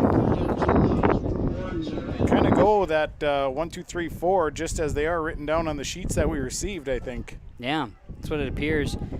We talked. We'll talk more race results too. We'll have a few others that have been coming in, and we can share those. YourLiveEvent.com with our coverage here today as well. Here as coverage of the subsection 30 track and field meet. 1,600 meter run for the girls in its final lap. Barnesville's Lindsay Rotz making turn 3, heading into her final turn now in the 1,600 run. And they've handled that backstretch with the wind. And it's windy up here, but if you look at the flag out there, it doesn't have a whole lot of movement. So I think it's maybe a little bit gustier where we're at compared to down there. But as we see the runner from Barnesville, Lindsay Rotz, kicking it in for that last kick here on her final 100-meter dash. She came in with that 5:18 qualify. She just bumped in a little lap traffic there. It'll be about 5:45, 5:46 unofficial time for Lindsay Rotz. So she'll come away with the first place here in the 1,600-meter run. Not sure what happened. She collided with another runner on the track and kind of knocked her sideways pretty good. I mean, yeah, it's a pretty good little collision. Not sure how that. I kind of looked away. Not sure how that all happened, but yeah, one of those scenarios. Yeah, just trying to get the pass, got a little close, and a little swerve in the lane. Well, it could have been. Didn't use the blinker. Yeah, you gotta signal. Side note: lots of bratwursts going out. They are coming up and down the bleachers here at the concession stands. Probably not enough coming up to us. No, in fact, there's a lack of that. But we've got plenty of melted candy, so we should be fine for a few more hours. Yeah, we'll be all right on a sugar high. Yeah, that works good.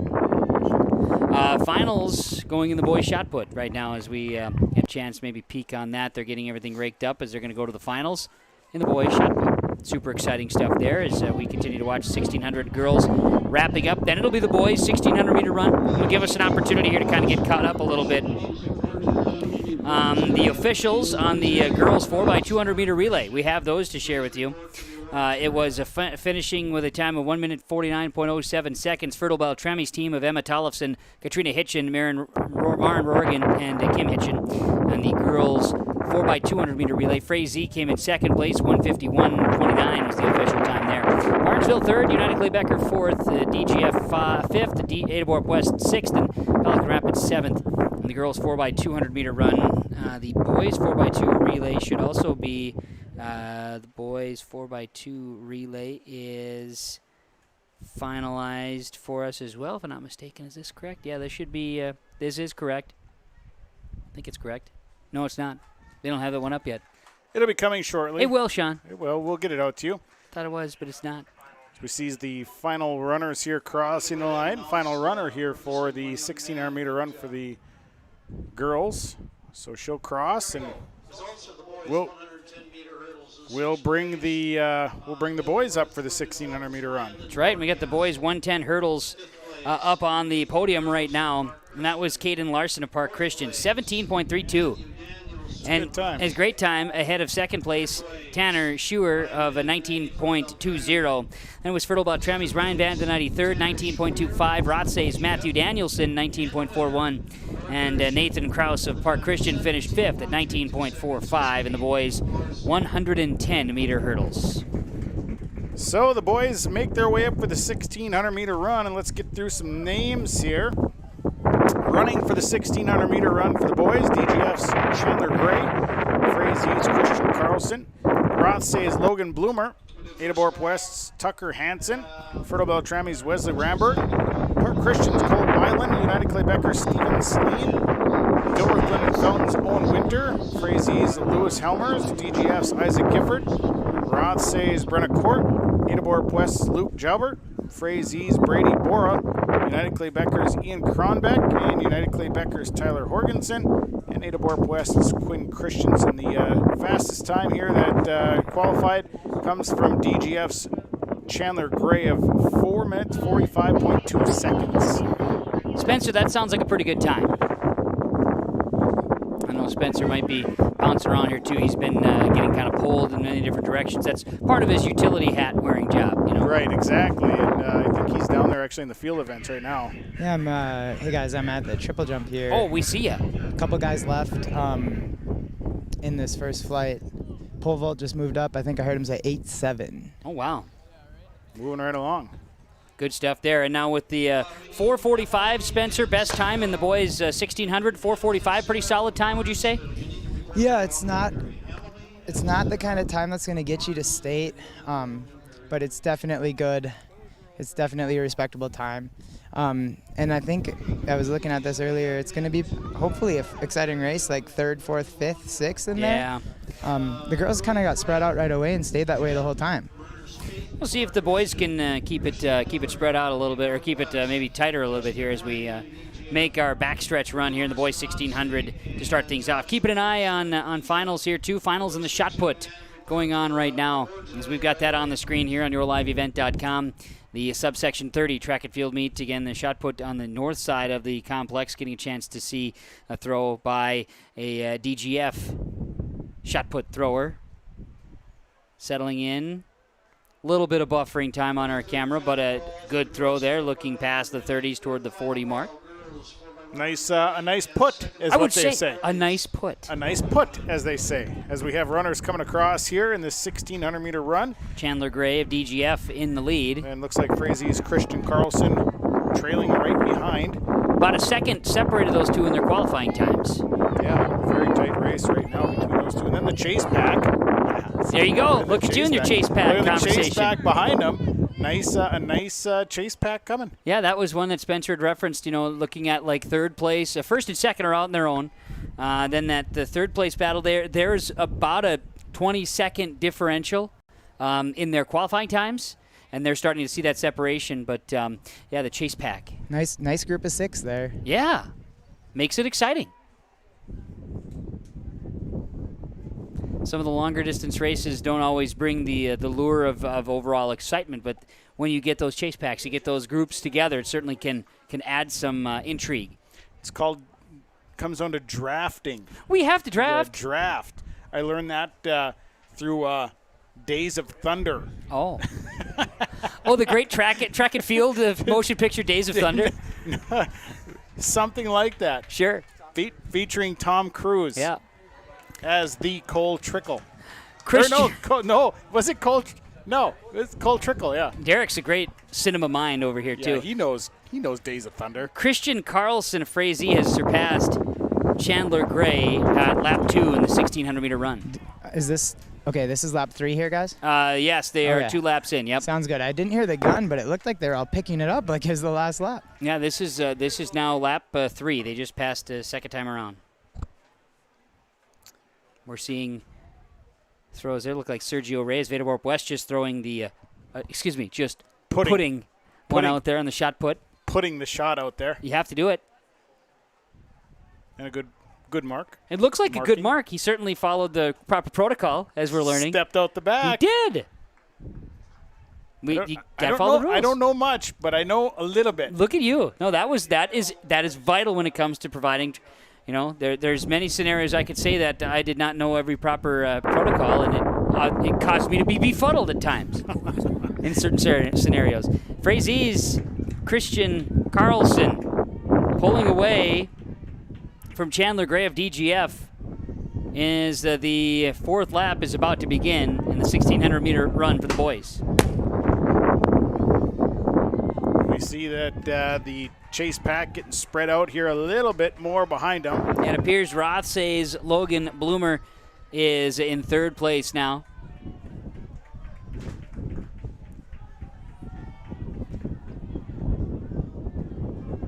This is always this 4th lap to see who's got the kick. That last coming out of the last turns, who's gonna turn it on. Very important. It is an important step. Got to turn it on. Because you don't want to leave any energy in the tank. No.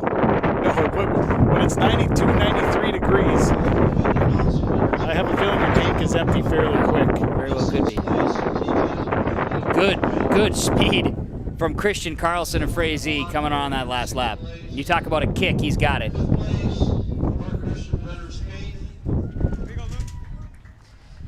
Was just doing some coaching over at the triple. Attention's back to the 1600. He's got a great finish coming, guys. He sure does. He's about 5 seconds off of his time qualifying, but it's Christian Carlson of Frazee, 4:51. About 5 seconds off of his time. 2, 3, 4. This is Look at a fun. battle. This is fun. The good news is all three of them are going to advance. That is good news. And putting it on at the end, there's Chandler Gray, who will edge out Logan Bloomer. Bragging rights. Oh, you have to have it, right? Team points, team points. That's too. another thing. It was close.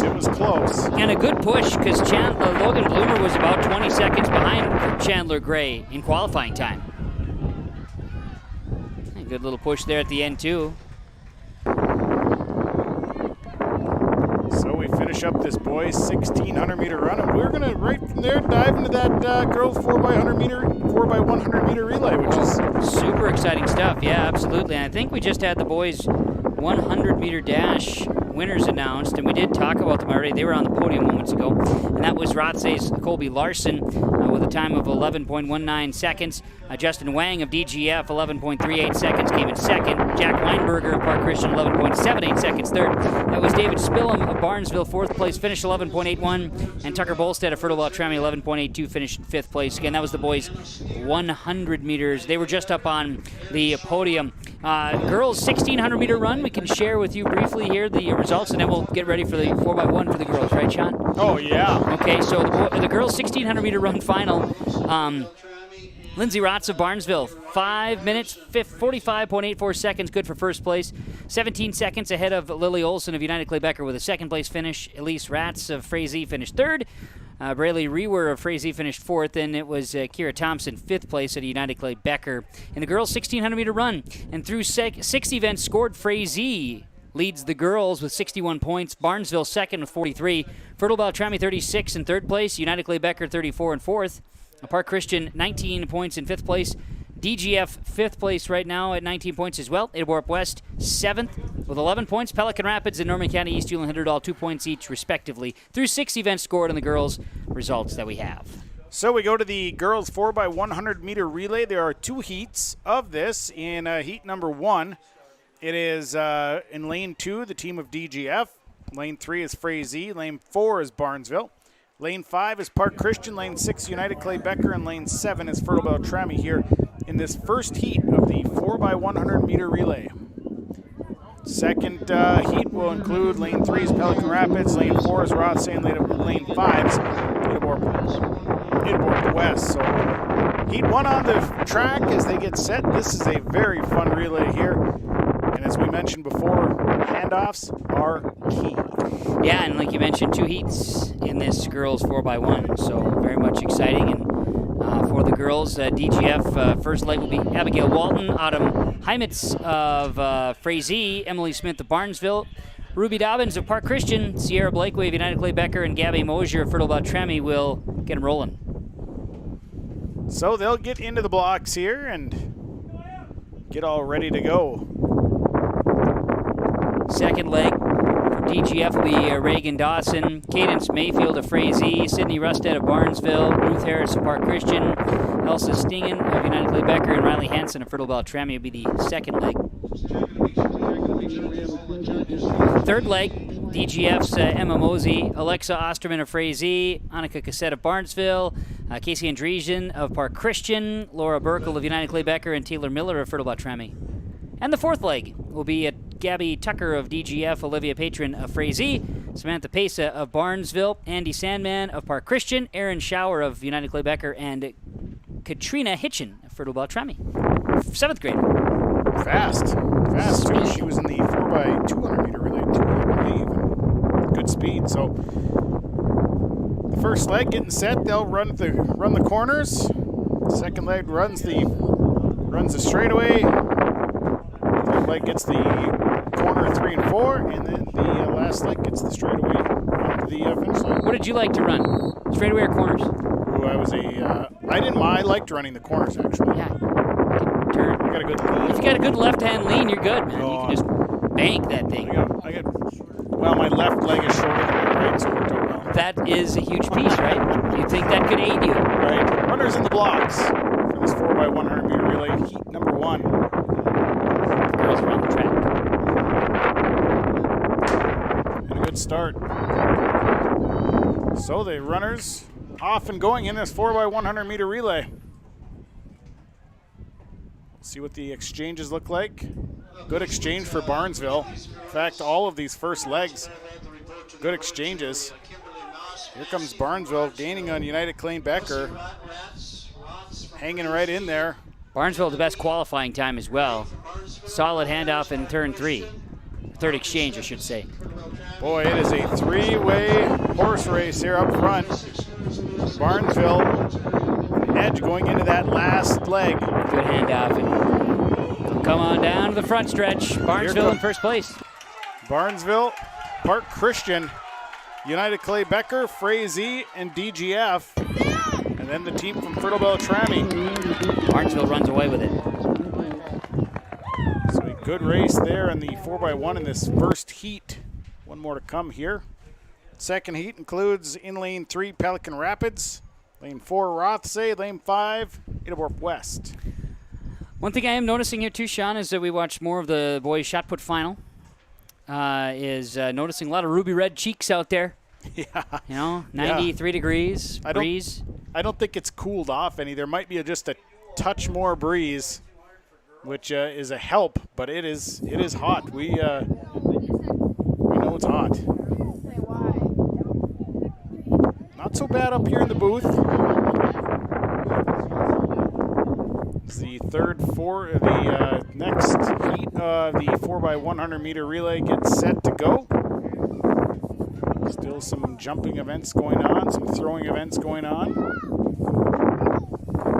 So again, it'll be Edelborp West in the far lane, which is lane 5, then Rothsay in lane 4, Pelican Rapids in lane 3. Got the boys' 1,600 meter run final. It was Christian Carlson of Frazee finishing first place, 4 minutes 50.80 seconds. That was 17 seconds better than Chandler Gray of DGF. Third place went to Logan Bloomer of Rothsay. That was a close one there. Wesley Ramberg of Fertile Beltrami finished 4th. Stephen Celine of United Clay-Becker 5th, and Cole Weiland of Park Christian finished in 6th place. Boys' 1,600 meter run final. We were able to post there, and good work there, Derek, getting that bad boy up on the screen there for the folks at home as well. I did have another one to share. Another one. More information. I did have another one to share. I just need to see where it was. Girls pole vault. Kirsten Nelson of DGF with a jump of 9 feet 8 inches. Good enough for first place. As Spencer had mentioned, we were keeping an eye on her. She was the last one going, and she kept going at 9 feet 8 inches. Ahead of Aubrey Steffes of Fertile Beltrami, 9 feet 2 inches. Ruth Harris of Park Christian, 8 feet 8 inches third. And it was Kennedy Gray of Barnesville, 8 feet 2 inches. Elise Ratz of Frazee, 7 feet 8 inches. And Kimberly Macy of Barnesville, 7 feet 8 inches as well. Good for 6th place in the girls' pole vault. Boys' shot put just wrapped up down there as we hear the gun.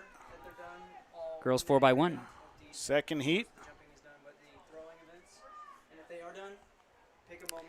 Pelican Rapids, Rachel Guler to Lizzie Moe to Tori Jugovic to Hannah Fossen. Rothsay's Maya Rivers to Lisa Chelgard, and then to Chelsea Stoa, and then to Addison Federer. Ada Borup, Alex Tingham to Livy Kincaid, Hannah Purrington, and Isabel Markison, known as Izzy.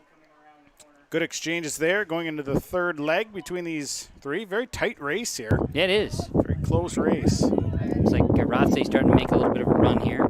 The anchor leg here, and we're going to see a real close race here on this front stretch. The exchange happens. Rothsay takes the run. Pelican Rapids hanging right in, but Rothsay's good lean going into the finish line. Will take first place, followed by Pelican Rapids, and second Edelborp West in third place. Good final leg there by Addison Federer of Rothsay. Yeah. Kicked it down. Had good speed, good lean. Good lean. Gotta have the lean.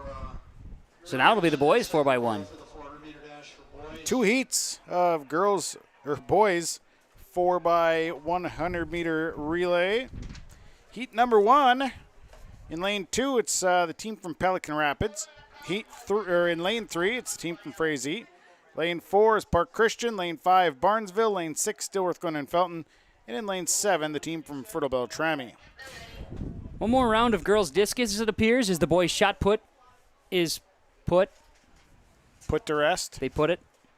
We've got that was a failed attempt, Derek. I'm sorry. I was trying to stretch a little bit, didn't quite go. Boys 4x1 is getting ready, as Sean mentioned. What, 2 heats? 2 heats. First heat has 6 in it. Second heat with 3.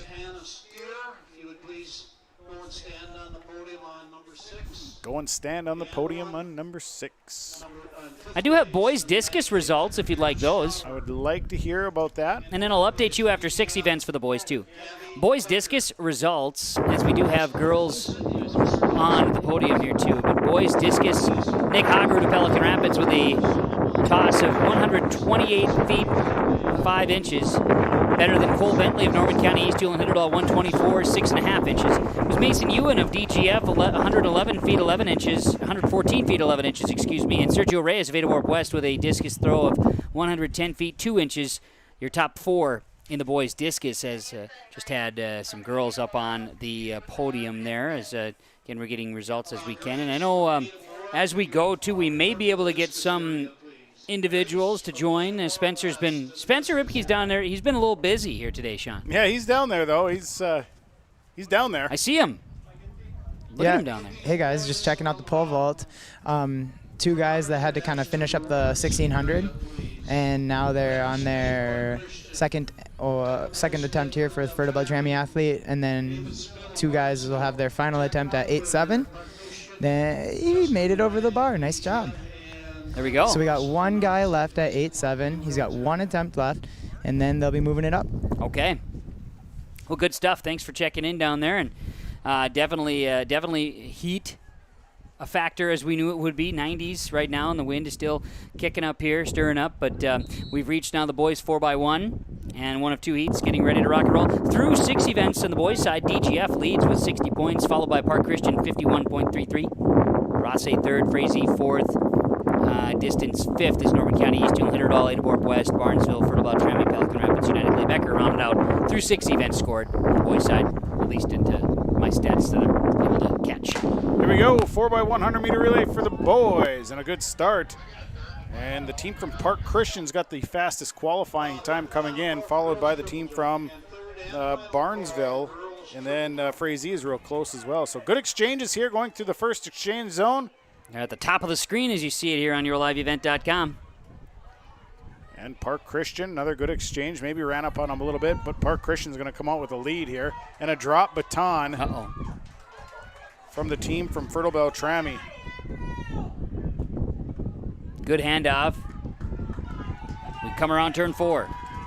And Park Christian's cruising. They have definitely got it going.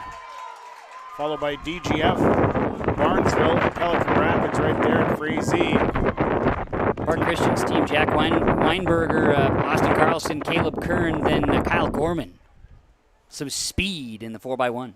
Well, and you know, in the 4x200, Fertile Beltrami had one of their sprinters. He came out of off the handoff, and it looked like he maybe came up hurt because he pulled off with a limp. And if that's true, and if that individual was in the 4x100 meter relay as well, might have had a new person. That might have changed and it's crazy how quickly you change the dynamic of these faster relays with handoffs and whatnot. And there you see a drop baton by the team from Fertile Beltrami. So that could have played a factor. But we're on to heat number 2. Yep. Lane 3, it's United Clay Becker. Lane 4, it's Rothsay. And lane 5, it is Norman County East Hewlett and Hitterdall here in this heat 2 of the 4x100. I look forward to it as they make the way out on the track. Certainly, thanks to all of our sponsors helping making our coverage possible today. Subsection 30, track and field meet the action here on yourliveevent.com. As certainly enjoying here today, a hot day, but we're able to bring it to you for those who are catching in and bouncing back and forth. We were just a quick view of the girls' discus a moment ago. We've been keeping an eye, Spencer, down in the long jump and pole vault spot on the south side here, and keeping an eye there as we get ready again for the 4x1 coming up here in just a moment on the boys' second heat. Following the 4x1 for the boys here, then it'll be the girls and boys 400-meter dash, followed by the 300 hurdles, then the 800, 200, 3,200, and the 4x4. We're moving right along. About the halfway point of the field running events, and some of these cruise a little bit. When you get to that 2-miler, that stretches you out a little bit. Yeah, it stretches you out a little bit, but maybe it'll be a little cooler. Well, I don't know about that. Yeah. One can It's a hope. nice thought.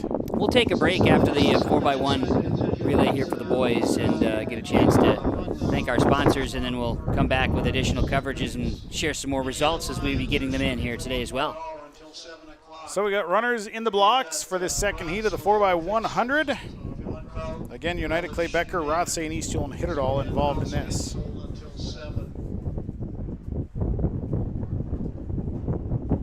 So they'll bring them to set.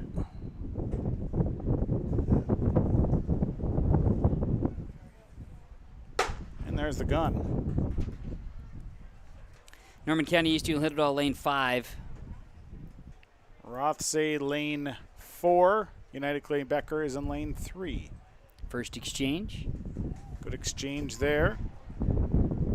Tight race. You can definitely tell there's a wind on that backstretch. Yeah, it certainly does show up. Look at United Clay Becker with a little bit of a push there. Another good exchange and a tight race here. Really good race. Side by side. They're 3 wide into turn 4. Well, Rothsay's starting to pull ahead a little bit. A little bit. We'll see how this last exchange goes. Rothsay's rolling. Rothsay is. That's Colby Larson. Yeah, he won the 4x100 dash, or the 100-meter dash. And he put that last bit in the speed right there. Wow, that was a good fourth leg there for Rothsay as they come away with it. They had qualified at least a second ahead of the Titans and Badgers there too. So, all right, we've gone through the 4x1, boys and girls. Up next on the running events, we've got the 400 dash. We'll take a break as we catch on some of the field events too here on yourliveevent.com. American Crystal Sugar Company, with their 4,000 plus employees and shareholders, are deeply rooted in the communities of the Red River Valley. They're committed to the sustainability and growth of their business and to improving lives in the places where we work and live by investing in people, our communities, and the future of American Crystal Sugar. Visit crystalsugar.com to learn more about scholarships, grants, volunteerism, donations, and more through the Community Roots American Crystal Giving Program. Growing strong community roots. American Crystal Sugar Company. One of the main benefits of moving to the Halsted Living Center and Heritage House community is to enjoy every comfort of home without the burdens of home ownership in an environment that offers choices for care assistance, social interaction, group activities, or simply quiet, comfortable living. Another reason to choose Halsted Living Center and Heritage House is to get back to living life through their all-inclusive services and full array of social events, spiritual enrichment programs, recreational activities, and lifelong learning. For more information, call 456-2105 or log on to halstedlivingcenter.com. There's no way to count the number of sandwiches you've packed over the years. Hard to imagine this day would come. Yeah, there's still the same fields, the same roads, the same hard work. But now they're in someone else's hands. And you couldn't be more proud of who you're handing the farm to. No matter what the future holds, Ag Country is here to help you plan ahead. If you're an ADA business, you may be eligible to receive 1% interest loans from the ADA EDA. This 1% interest loan is available for business expansion, business renovation, business improvements, and new businesses in ADA. Visit or contact Ada City Hall to receive additional information at how your business may be eligible to receive 1% interest loans from the ADA EDA. Contact the City of Ada, 784-5520, or visit adamn.gov. I wonder if he's bringing him here. He might be bringing brats up to us in the booth. Look at this guy walking up here. He's got a Holly Nugget pickaxe shirt. And he's got 3 brats. Tons of sauerkraut on him too, Sean. He hung a mean left. Tons of kraut. Mean left. Welcome back to this subsection 30 track meet here at the Johnson Sports Complex. Ooh, you can hear the race cars over at the Norman County Raceway firing up too. That's a helicopter. That's a helicopter. I was going to say that's You can hear that helicopter firing up. We don't know that helicopter isn't racing. What's Spencer know down there? I think that's a helicopter. He does know too. Yeah, we're right by the helipad. They don't call them the best in the business for nothing. I thought you were making a joke about them delivering the hot dogs. We were talking about the brats and tons of sauerkraut on a bun. Tons of sauerkraut. They did not deliver via helicopter on brats. They should have. Could you imagine a The drop off? We got 4x400 meter dash, or not Just 4x, just a it's just a 400. 400 meter dash. Oh, look at the Three helicopter. This 400 heat is loaded, guys. Yeah, and they're in the blocks. It's United Clay Becker's Kira Thompson, United Clay Becker's Anna Steer, Adaborp West, Sarah Pradzinski, Pelican Rapids, Tatiana Wiley, Fertile Beltrami's Marin Rorigan, Fertile Beltrami's Grace Prue, Frazee's Autumn Hymans, and Barnesville's Ella Cassette. Very fast heat here. I'm wondering if the helicopter is doing a test run for Saturday's Cody Holte Memorial Softball Tournament. Could be. Because they are hovering what appears to be over my house, making its way to the site as the 400 meter run is underway. Yeah, and a good start here is this will be a fun one to watch between Marin Rorigan, Tatiana Wiley, both very tight in there. Also Sarah Pradzinski with a good time in there too. So. And they hit that wind there on that backstretch. It's crazy. The slowest time in this heat posted is a 1:08. Think about Slowest that. time. Yeah. That Tatiana with the 59. Her and Marin Rorigan look like they're the front runners here. And it's going to be really close on this front stretch between those two individuals. And here, like, the wind starts to push them a little bit now. But at this point in the race, 100 to go, your body is exhausted. This is close. Here comes Wiley. She's starting to pull away from Rorigan. Wiley's got a 5-length lead as they come to the finish line. Tatiana Wiley will take home heat number 1 of the girls' 400 dash ahead of Marin Rorigan and Fertile Beltrami. Wiley of Pelican Rapids. Best time coming in, comes away with the best time coming out. We go to heat number 2. Lane 1, it's Barnesville's Emily Schonecker. Lane 3, it's Barnesville's Eva Fallingstead. Lane 3, it's Adaborp West's Morgan Smart. Lane 4, Frazee's Emily Berg. Lane 5, Easthill and Hitterdall's Dahlia Spaeth. Lane 6, it's DGF's Leighton Wilson. And in lane 7, it's Easthill and Hitterdall's Elise Tweeten. And we just checked in on the finals here for the girls' discus as they keep wrapping their efforts there on the north side. We've got more results we could certainly share as well. We'll maybe do so here as we get to the third heat of the girls' 400.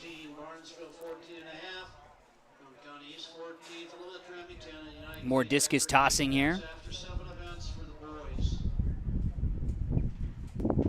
Doing some marking too, Sean. They're out there marking. They're marking them, so there's good throws. Things are happening in the discus.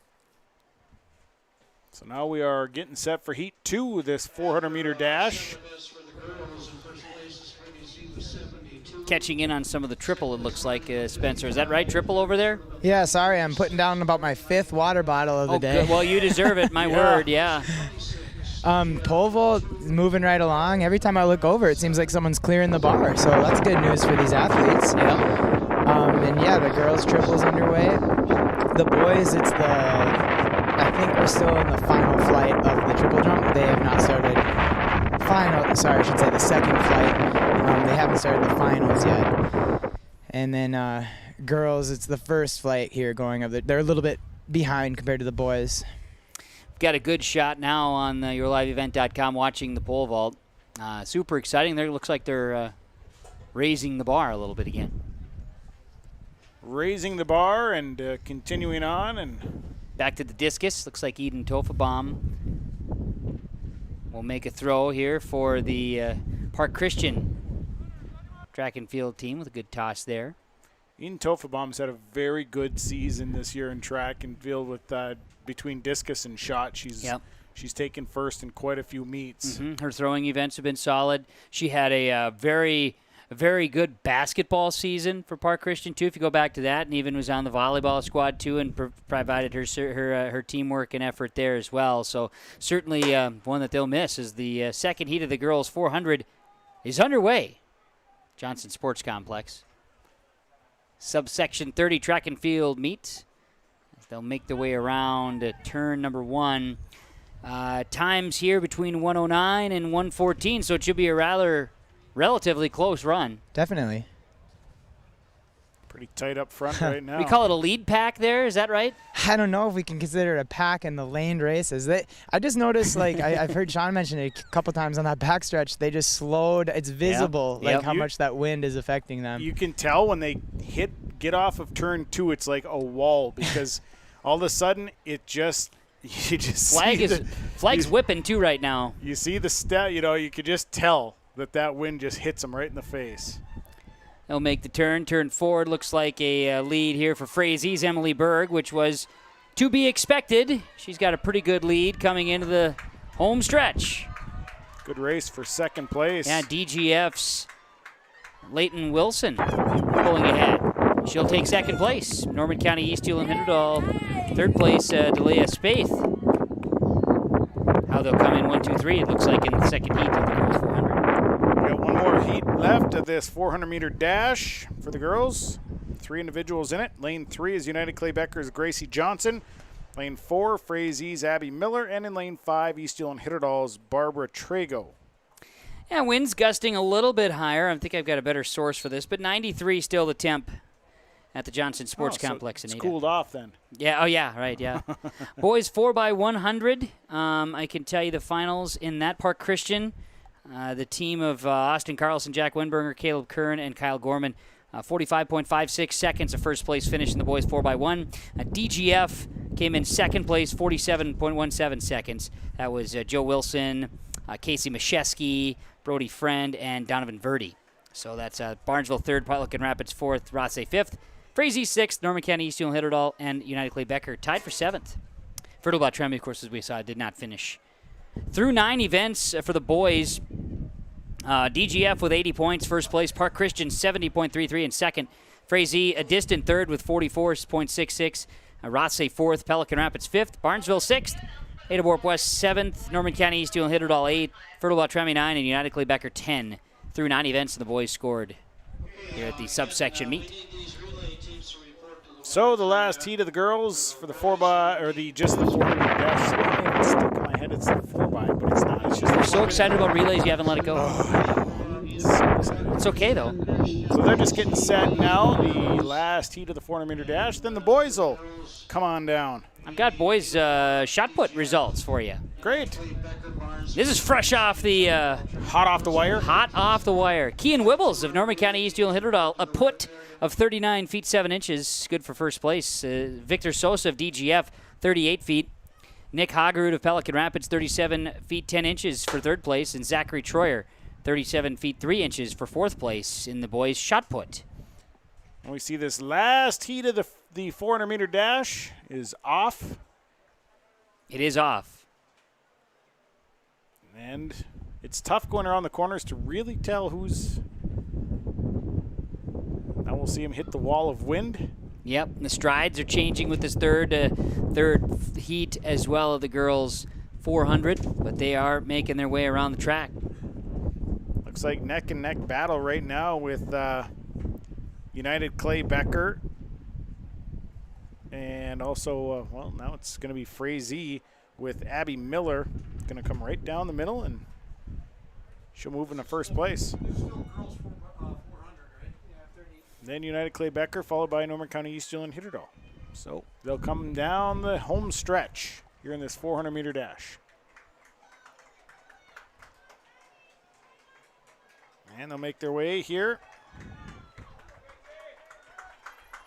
As it is, Abby Miller from Frazee, followed by United Clay Becker's Gracie Johnson, and East Hewlin Hitterdal's Barbara Trago to round out the top 3 here in this third heat of the 400-meter dash. And the boys now make their way down. On the podium, it'll be the girls 4x200. That's coming up just a moment. I can get you a result as well. I don't think we got the boys high jump. But the boys' high jump went the way of Caden Larson of Park Christian with 5 feet 11 inches. I did talk about this one earlier. Yeah, because you said he improved by Hey, 5 Kev. feet. That's right.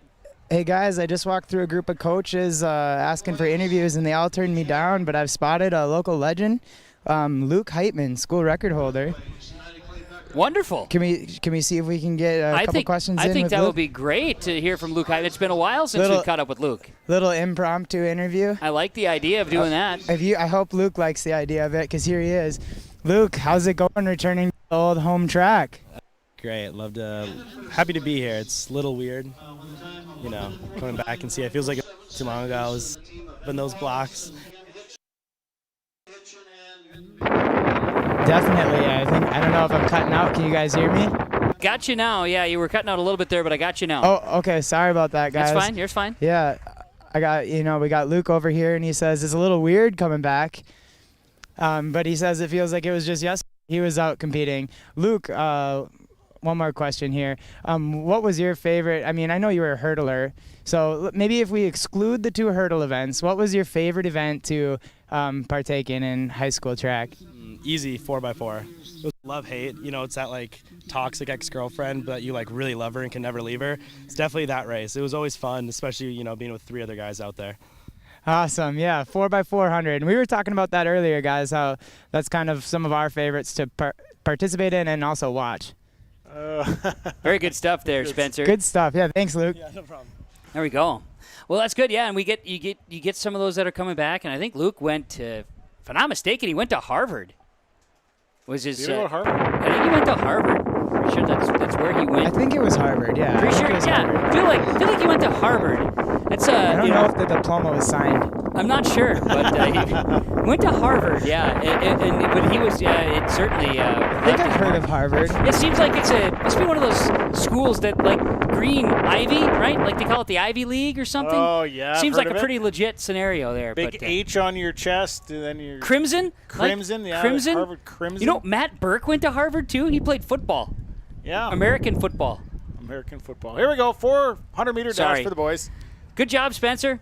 Thanks, guys. I've never heard that one before, that metaphor. Yeah. Here we go. That was a different one for sure. Yeah, definitely. The toxic ex-girlfriend. Yeah. 4x400. Okay. That's a great description. It's good. Yeah, I mean, yeah.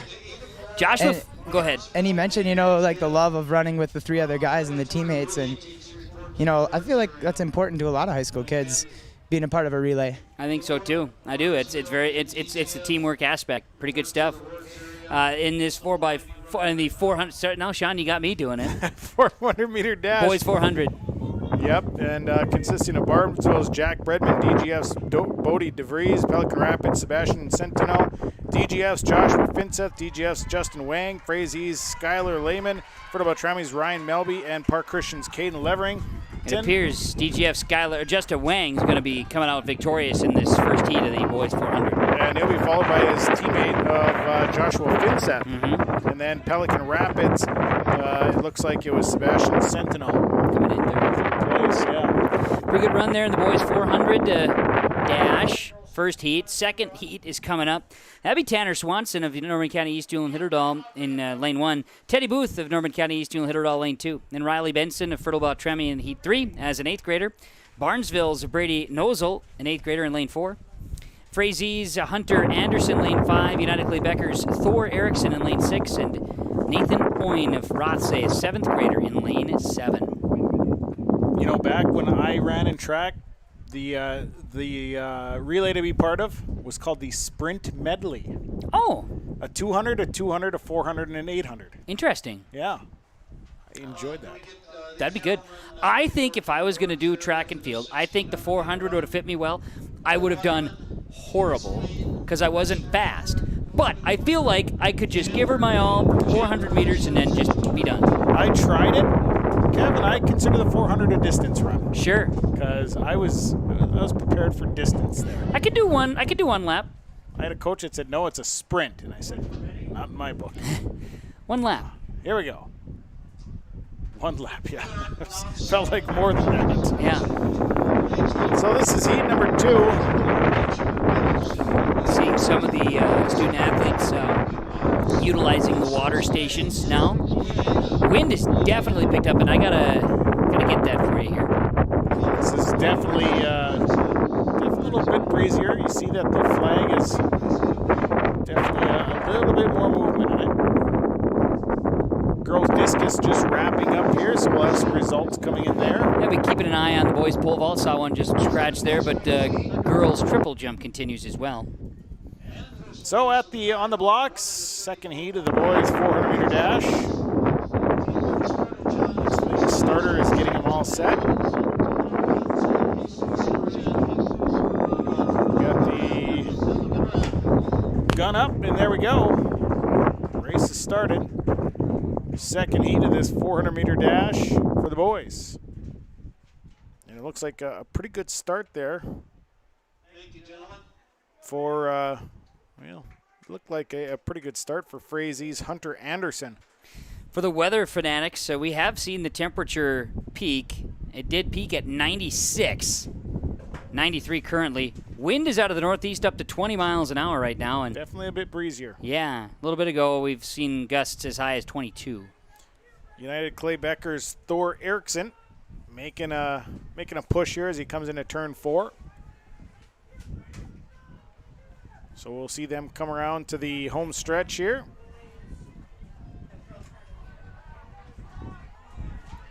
And you see that it is now Frazee with Hunter Anderson, followed by Thor Eriksson. And then Barnesville's Brady Nozel. Your top 3. One more heat here in the 400-meter dash for the boys. Look at this. You've got Rothsay's Ethan Olson, Norman County East Hillendall's Axel Chono, and the best mullet of the day, Landon Chelgard of Rothsay, the freshman, with a solid mullet. Now, we've seen some real good mullets, because I don't know if you know this, John, the mullet is back. Oh, I've seen it on several individuals. Yeah. We're back to business up front, party in the back. Now, I'm wondering about Chelgard, though, when he comes around this corner. How is that going to hurt you on the drag? I'm just saying, it's a flowing mullet. And it's going to be flowing in the wind. And I know it's going to be glorious. I know Landon's mom, dad, grandma, grandpa are really proud of him for this. No, I know that for a fact, because how can you not? Great locks. This is coming from someone who can't grow one of those things. I can't grow anything. I know. I wasn't going to go there, but... No, I'm not afraid to admit it. It's okay. You've committed. I can't do it. I've tried. I'm trying right now. It just doesn't go. Nothing. I got nothing. Do I have any fresh? I have boys shot put results here, guys. Did I already read them? Yes, I did. I did. Kean Wibbles was the winner. I did read those. We got those. So we'll be repositioning a camera, I would assume, here pretty quick. Yep, we're working on that, so we'll get some better vantage points here for the upcoming races. Yes. We got Preston DeVille down there. He is just running all over. He's been down there all day long, so I can only imagine how warm poor Preston is here today. Yeah, he is. At least we check in with him on the walkie-talkie, so at least we know he's still going. There could be some where you get maybe lost in the shuffle, but yeah. And the 2 track meets I've worked this year, the Northeast region in North Dakota was about 90 degrees, but the sun had gone down after I went up to the booth, which was helpful. Here, the sun has not gone down. So they got the gun up. Here we go. The last heat of the 400-meter dash. He says dash right there. Yep, and it's a good start. Looked like Ethan Olson from Rothsay got a pretty good jump there on the start. Yeah, he's making a good push there. Axel Chono comes in with the fastest time, 1:12 in qualifying as a 7th grader. Landon Chelgard coming up on the backside right now. I'm over at the pole vault here, guys, if you want a little update. We'd love it. Sure. 5 competitors remain. The bar is at 10 feet 1 inch. Oh, beautiful. Boys pole vault, we're keeping an eye on that as well as. Oh, you even get a Chuck Ribke sighting on the screen here today. Good to see Chuck. He might be done now because he's with the jumping. He might be wrapped up with his sand work, or getting close to it anyway. You see Ethan Olson there is going to cross the finish line first, followed by Axel Chono and Landon Chelgard. Coming and finishing. Big dog Peter Nance making his way up the grandstand here today as well. We got to get our hands on one of those hats. I was just thinking. I feel like, well, maybe if we would have, went and visited him on Wiener Wing Day. Well, that's probably the difference. Yeah, he maybe would have delivered those things, but now he's just showing it off in spite of us. I'm gonna talk to him. See what he is co-worker. He is our co-worker. So. Right. So what's happening now is we're going to prepare the track for the 300-meter hurdles.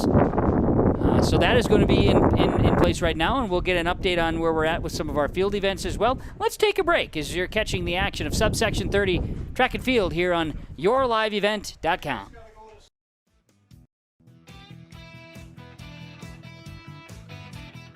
Ada Electric Incorporated has been serving the area's electrical needs for over 40 years and wants to be your electrical connection. Whether it's electrical work for residential, commercial, ag-related, new construction, remodel, or generators too, choose Ada Electric Incorporated. Call 784-7186 for your next wiring project with Ada Electric Incorporated.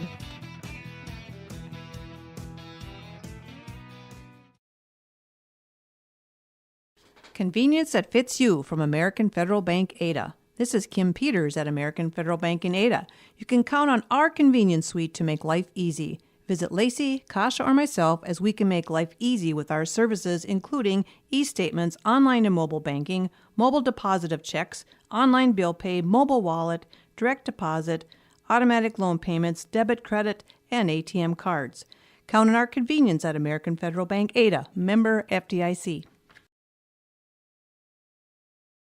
Welcome to a caring community of older adults living safely in company with others. Welcome to Benedictine Living Community Ada with the commitment to senior living that you've come to expect from Benedictine. As a member of the Benedictine organization, Benedictine Living Community Ada can offer personalized care to your loved ones while relying on the support and expertise of a larger network of professionals. We are proud of our community and we are proud to serve you. We are Benedictine. Learn more at benedictineliving.org/together.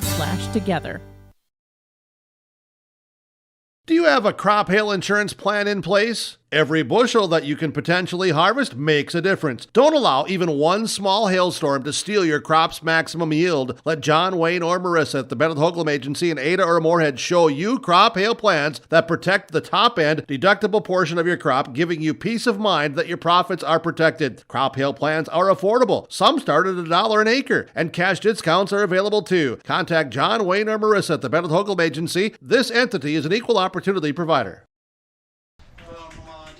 And we're back here on YourLiveEvent.com. It is the Subsection 30 Track and Field meet. The podium is showing the girls' shot put. We had, believe, gone through it, but you know what? We're going to go through it again because they're on the podium. And I don't have the full results yet. Casey Andreessen of Park Christian finished in second place. She's got some ties. Mom, Megan Andreessen, was an Ada Borup Cougar back in the day. And Eden Tofabom, 36 feet 1 inch, Eden Tofabom. So Park Christian teammates first and second on the podium. And like we had said before, Eden Tofabom has had just a phenomenal track and field season this year. I mean, she's placed highly in the shot and the disc all season long, so not a big surprise here. Right, and I should not go without saying Dad Matt Andreessen, a very accomplished national anthem singer. I did not know that. Yeah, very accomplished. DGF staffer. Official for basketball as well. See him out and about. Gotcha. Well, we're getting set for the 300-meter hurdles here for the girls. Heat 1, Lane 1, Frazie's Alexa Osterman. It is Lane 2, United Clay Becker's Maria Vetter. Lane 3, Pelican Rapids, Tori Stevenson.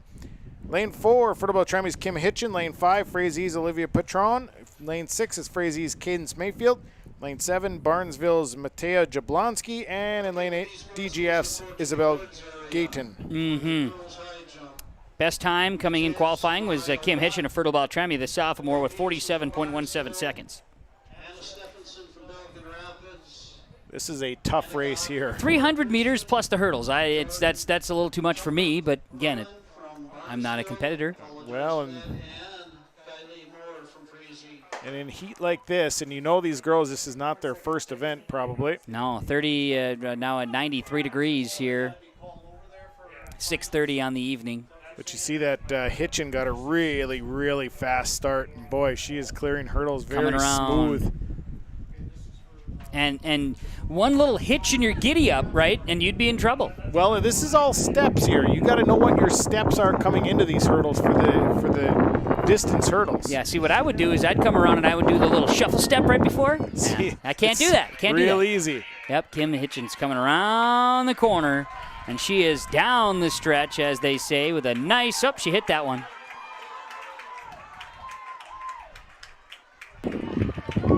Clears the final hurdle. Kim Hitchin. Kim Hitchin. That'll be followed by Pelican Rapids, which was Tori Stevenson. So there's your top two. And again, hurdles like that, it's all in steps. You got your steps down. Got it. We saw a pole vaulter down there that I believe cleared 10-1. 10-1 was the height. Maybe Spencer could check in on that. I think Chuck's been down there trying to test it out too at 10-1. I feel like he's been maybe leading the way on that attempt, but check in on that, Spencer, if you get a moment to see where they're at height-wise. But it looked like Sean said maybe a 10-1 clearing or better. It looked like it. He cleared it. So we get ready for the girls 300 hurdles second heat coming up. It is 10-1, guys. All right. And we're down to 4 guys left. Okay. As we've got the camera there on the pole vault, and here comes a vault here right now as we see a Pelican Rapids vaulter coming up short. So we got heat 2 of this 300-meter hurdles. Lane 2 is Footabout Trammies Michaela Olsen. Lane 3 is Norman County East Yulan Hitterdal is Michaela Halverson. Lane 4, Barnesville is Olivia Power. Lane 5, Park Christian's Annika Johnson. Lane 6 is Adaborp West Isabella Markison. Lane 7 is Pelican Rapids Brenna Davis. Best time in this qualifying was 54.3, which happened a couple of times there. So we've got 3 qualifiers of 54 seconds. So at that rate, it looks like we should have a pretty decent, if everybody runs to their best of their ability, should have a pretty good run. So they're in the blocks. Gun is up. Runners up. There we go. We got the gun. And a good start. As you can see, I believe it's girls high jump on the podium there just a moment ago. As well, it was showing up in our camera view here as we see the girls 400 run, or I guess 300 meter hurdles. Yeah, that's what I'm telling you. The heat's getting to me, Sean. Lack of our candy, all the chocolate's melted. I know. All we got left is the cookie crunch. Oh, which is worth something. Yeah, that's good something. May have to throw it in the freezer, see what happens. Anyways, coming around the corner here on the 300 hurdles, second heat for the girls. Looks like leading the way so far is East Yulan Hitterdal's Michaela Halverson. And then it is Park Christian's Annika Johnson. Barnesville just got into that second spot, Olivia Power, and that's how the finish is East Yulan Hitterdal, Barnesville, and Park Christian. Some results for you. I have boys 400-meter dash. That's where I got the 100. It was in my head. I was just looking at the results for the boys 4. That went to Dustin Wang of DGF, 51.27 seconds. Boys 400 dash, Josh Finseth, his teammate, DGF, 52.48 seconds. Then Sebastian Centeno of Pelican Rapids of 53.01. Bodie DeVries of Dilworth Glen and Felton, freshman, 59.45 seconds. Then it spread out at 101. Hunter Anderson of Frazee, and 102 for Skylar Lehman of Frazee, finishing in 6th position there for the boys 400 dash. So we are on to heat number 3 here of this girls 300-meter hurdles. They're getting placed. Yeah, lane 3, it's Adaborp West, Kylie Lewis, Pelican Rapids, Kylie Holt, and in the lane 5, it is Fertile Trammies, Brooke Flathammer. For the boys, results, Sean, through 11 events scored. Dilworth Glen and Felton with a lead at 115. Park Christian second, 75.33. Frazee third, Pelican Rapids fourth, and a distance fourth in Pelican Rapids. Rotse in 5th right now. Hey, Kevin, if I can ask, what Yes. is Frazee in 3rd? What are their points? Frazee in 3rd for the boys at 54.66. Oh, wow. So DGF with 115. That's way out in front. Way out in front. Park Christian trails with 75. Okay. Second place. So there's DGF's got a big run. And helping that was that 400 when they finished first, second. Absolutely. And 4th. Yeah, and so there was one of the scratches that we talked about earlier in this lane number 5, Brooke Fladhammer. She's not participating. Okay. So that's why you only see 2 out there. Okay, makes sense. Well, we see coming around is the runner from Pelican Rapids. That being Kaylee Holt, a freshman. And Kylie Lewis of Ada Borup West is in second place as they'll go 1-2. Final couple hurdles. Lewis maybe got off on her time right there, but Whoop. that's all right. We got Olin on the camera there. That's all right. We got Olin on the camera. We're working on one of our cameras down in the field right now. Yep, still missing on that one. We'll go back out here to the pole vault camera for a moment as we get everybody set here in the field.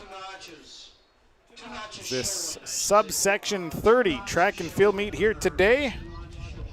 We're moving right along. There's no doubt about it. Really, we're coming right down to the last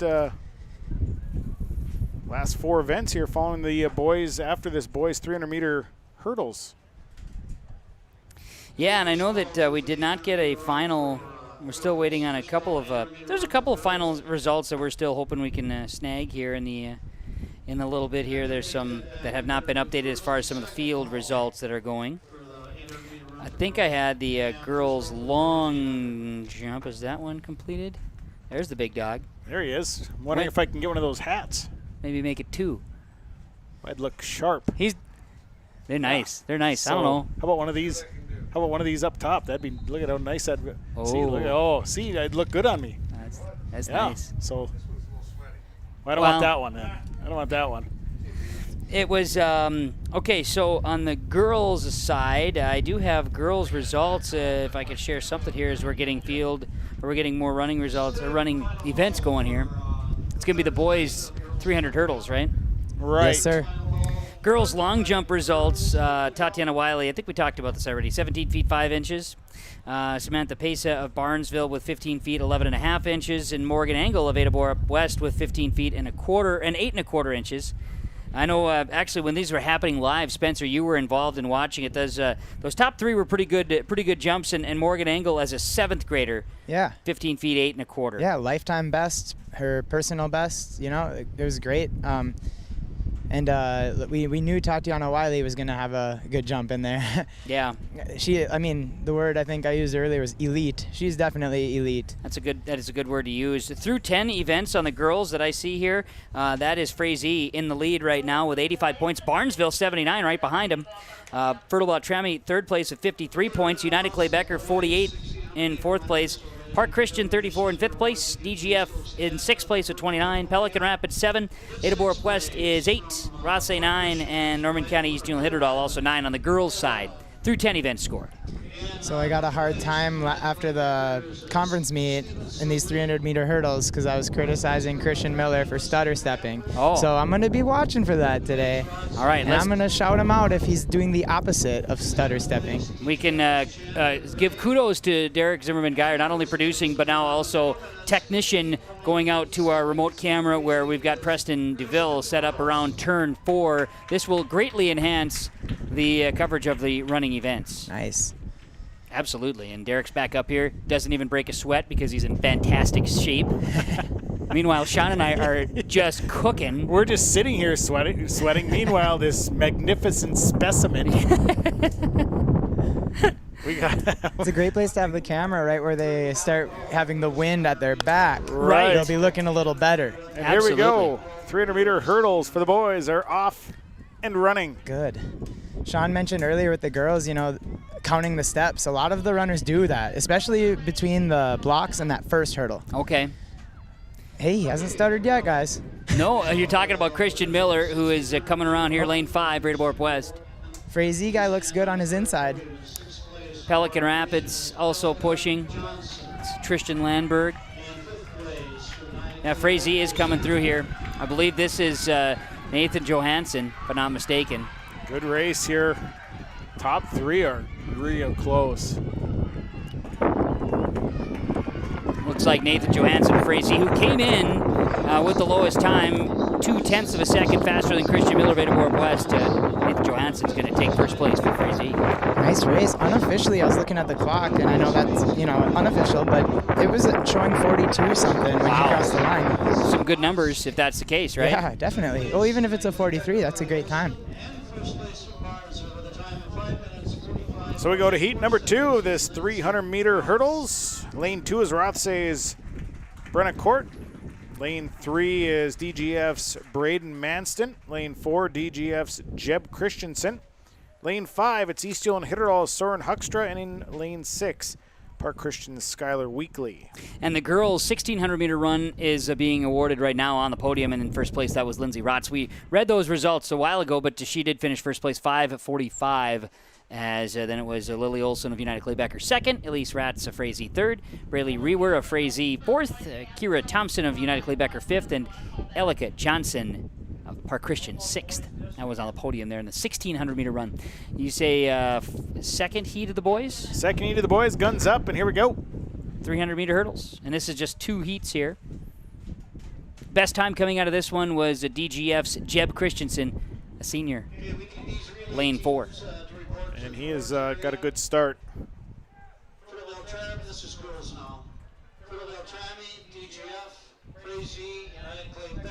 And here comes our camera view here of turns 3 and 4. It's good stuff. Preston Duville on that one. A little bit of lag, but it actually caused for some slow-mo effect, which looked pretty sweet in my opinion. And then a real fast catch-up, which is also equally as exciting. It looks Look at how like they turned it on, Speedy there. Looks like it's Jeb Christensen right now. Actually, it's actually Braden Manston. Yeah. Jeb Christensen came in second place there in the heat. Coming up final here is Brenna Court, a 7th grader out of Rothsay. And look at him clear that hurdle. From up here, he's got to really get up for that. He doesn't have a ton of height there, so kudos to him once again for showing some athleticism out there. As the boys, 300-meter hurdles wrapping, so which means we're now moving to the 800 meters. That's not 1 but 2 times around the track. And now notice this is called a run and not a dash, Sean. This is where it becomes a distance race. yeah, absolutely. In the girls' 800-meter run in heat number 1, it's Frazee's Elsa Ratz. Then it's Barnesville's Hadley Pearson, Pelican Rapids, Kelsey Eisenman, Barnesville's Maya Askegard, Barnesville's Lindsay Rotz, United Claybecker's Ingrid Rusted, Park Christian's Annika Ockery. Then it's United Claybecker's Faith Rusted and Frazee's Bailey Larson. So that's how they line up here in this first heat of the 800. Now we'll see how things unfold here. Got something not showing up correctly on the notes they've sent to us, and that's okay. You got the boys at 800 now. The 800 runs are well off on my notes, so your notes are going to be relied on here at least until we see otherwise. And yeah, yours is correct. What they've given us is not correct. So get the 800 getting underway here in just a few moments. See if I can't get a few additional results here to share. On the girls' 300 hurdles, I can share that. Yeah. All right. First place finish for Kim Hitchin, Fertile Beltrami, at the time of 47.82 seconds. Tori Stephenson of Pelican Rapids, 49.57 seconds, good for second. Cadence Mayfield of Frazee, 49.88 seconds, good for third place. Frazee's Olivia Patron, 50.06 seconds. And Maria Vetter of United Claybecker, 51 seconds. Isabel Gayton of Dilworth Clinton Felton, sixth place, 52 seconds. So through 11 events on the girls' side now, Frazee with 98 points, first place. Barnesville, second place with 80. Then Fertile Beltrami in third place with 63. United Claybecker, fourth place with 52. Pelican Rapids in fifth place with 36, and 34 for Park Christian in sixth place. DGF 32 in seventh. Ada Warp West 23 is in eighth place. Rothsay and Norman County East Hewlett all remain tied in ninth place. But Frazee and Barnesville, a little bit of a battle. Frazee now 18 points ahead. So what's happening out there, Spencer? Guys, I'm over at the pole vault. Brody Gwynn has won the competition, so then you can kind of you get the advantage of where you can just set the bar wherever you want it. So he decided we're going to go up to 11 feet 9 inches, and he has missed that on his first 2 attempts. So 1 attempt left at 11 feet 9 inches. All right, the girls' 800 is underway, and see if we can't catch Brody's attempt at that on the pole vault here in just a few moments as girls' 1600 meter run earlier today. Yeah, absolutely. So there she is as she makes the turn 4. A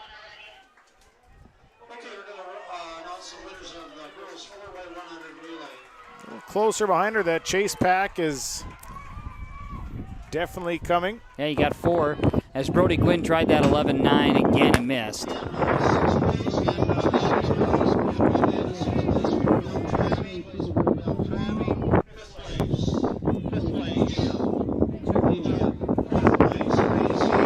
So we have the last lap here for this 800-meter run, the first heat. So runners are making their way around when Lindsay Rotz of Barnesville leading the way, followed by, it looks to be United Clay Becker's. I think it's Faith Rustad. Judging by the strides, watching Faith running earlier here today in the 4x8 relay, right? Yes. Could feel very like well that's, be. I'm pretty sure that's Faith. So they'll make their way onto the front stretch here. Having a little issue with our turn camera again in turn 4, but Gotta imagine those batteries down there might get a little hot. comes a bit of a push here from Faith Rustad, but Rotz is also pushing for Barnesville. Rustad is right there. Faith Rustad putting on the Jets. Faith Rustad, it's a race to the finish line. I think Rustad maybe have got her. Boy, that was a great finish to that race. Fantastic effort on both sides. And that third, fourth, fifth race was great too. I think Park Christian was able to get the third spot, but boy, what a great race there at this first heat of the 800-meter run. Yeah, and you look at Lindsay Rotz at 2:23 coming in, and Faith Rustad at 2:29. So a good heat there. Spencer, it looks like his pole vault, looks like Brody missed there. I think that he's probably wrapped up. Looks like pole vault results will be, you mentioned Brody will take home the top podium too. Yep. They're triple jumping now. Oh, yeah, down Spencer's there. locked in on the triple jump. Which is good stuff because we've got the triple jump looked up here as the girls get ready for the second heat here, the 800. Yeah, and it is going to be a second heat. Adaborp West's Bria Brandt. Easton Hitterall's Barbara Trago. It is Fertile Beltrami's Kenna Jensrud. United Clay Becker's Lily Froman. Then it is Frazee's Taylor Perrine. Adaborp West, Alex Tinjum. DGF's Ava Leach. Fertile Beltrami's Zoe Messick. Rothsay's Brooklyn Weirs. Easton Hitterall's Chloe Abraham here in the second heat, last heat of the girls' 800-meter run. I see the podium here with boys 4x1 there. They'll hop off and we'll get set for this second heat of the 800-meter run. Supper time, so those people that are hungry, reminder that you have the concession stand. Olin with the supper time reminder. I like that. Should remind us that our candy is officially ruined. It's okay though. All good.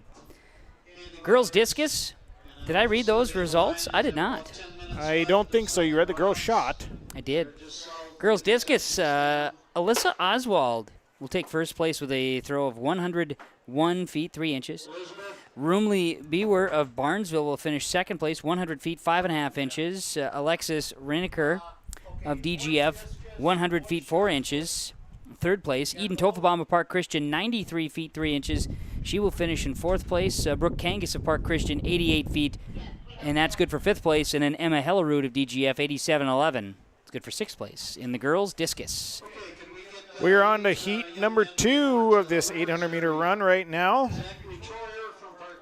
And it looks like right now it is United Clay Becker's Lily Froman who is currently leading the way. 2 laps around here in the second heat, and then we'll jump into the boys' 800-meter run. Absolutely.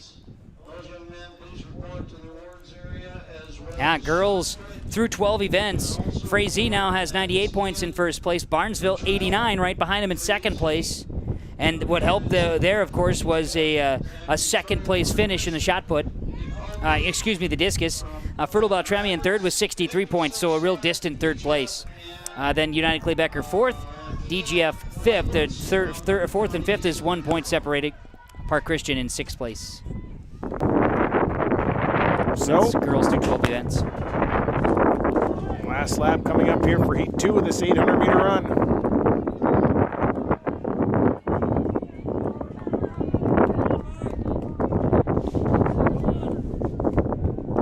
Looks like maybe the field event's starting to wind down over on that south end.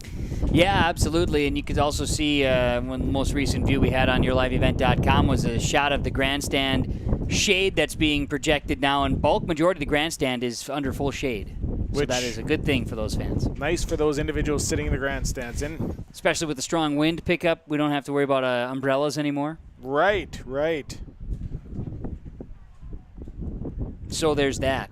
And so we'll go back here, and we notice that right now in this heat number 2 of the 800-meter run, United Clay Becker's Lily Froman leading the way.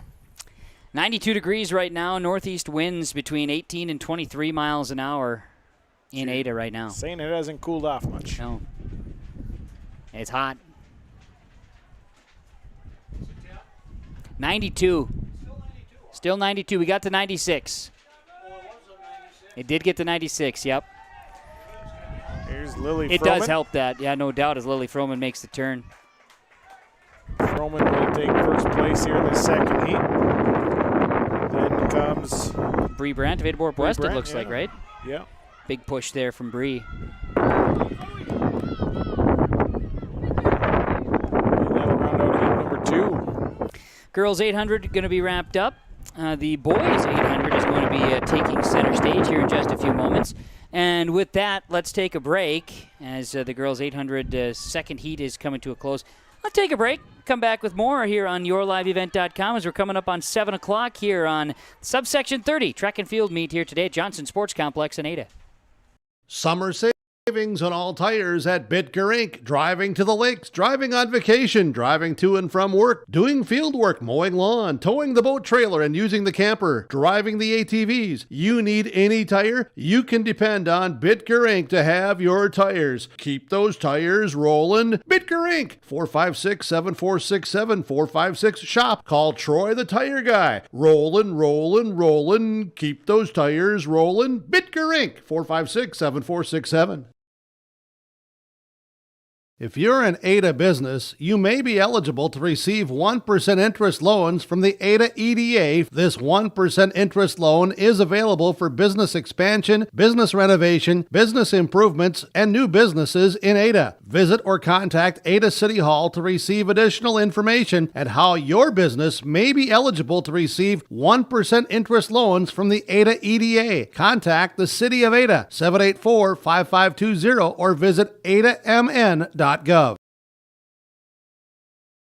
Dr. Craig Rothfuss Dental Practice in Hillsborough is accepting new patients. They offer patients of all ages a full range of dental services, including Clear Correct, which is an option for invisible braces, and a $99 whitening program.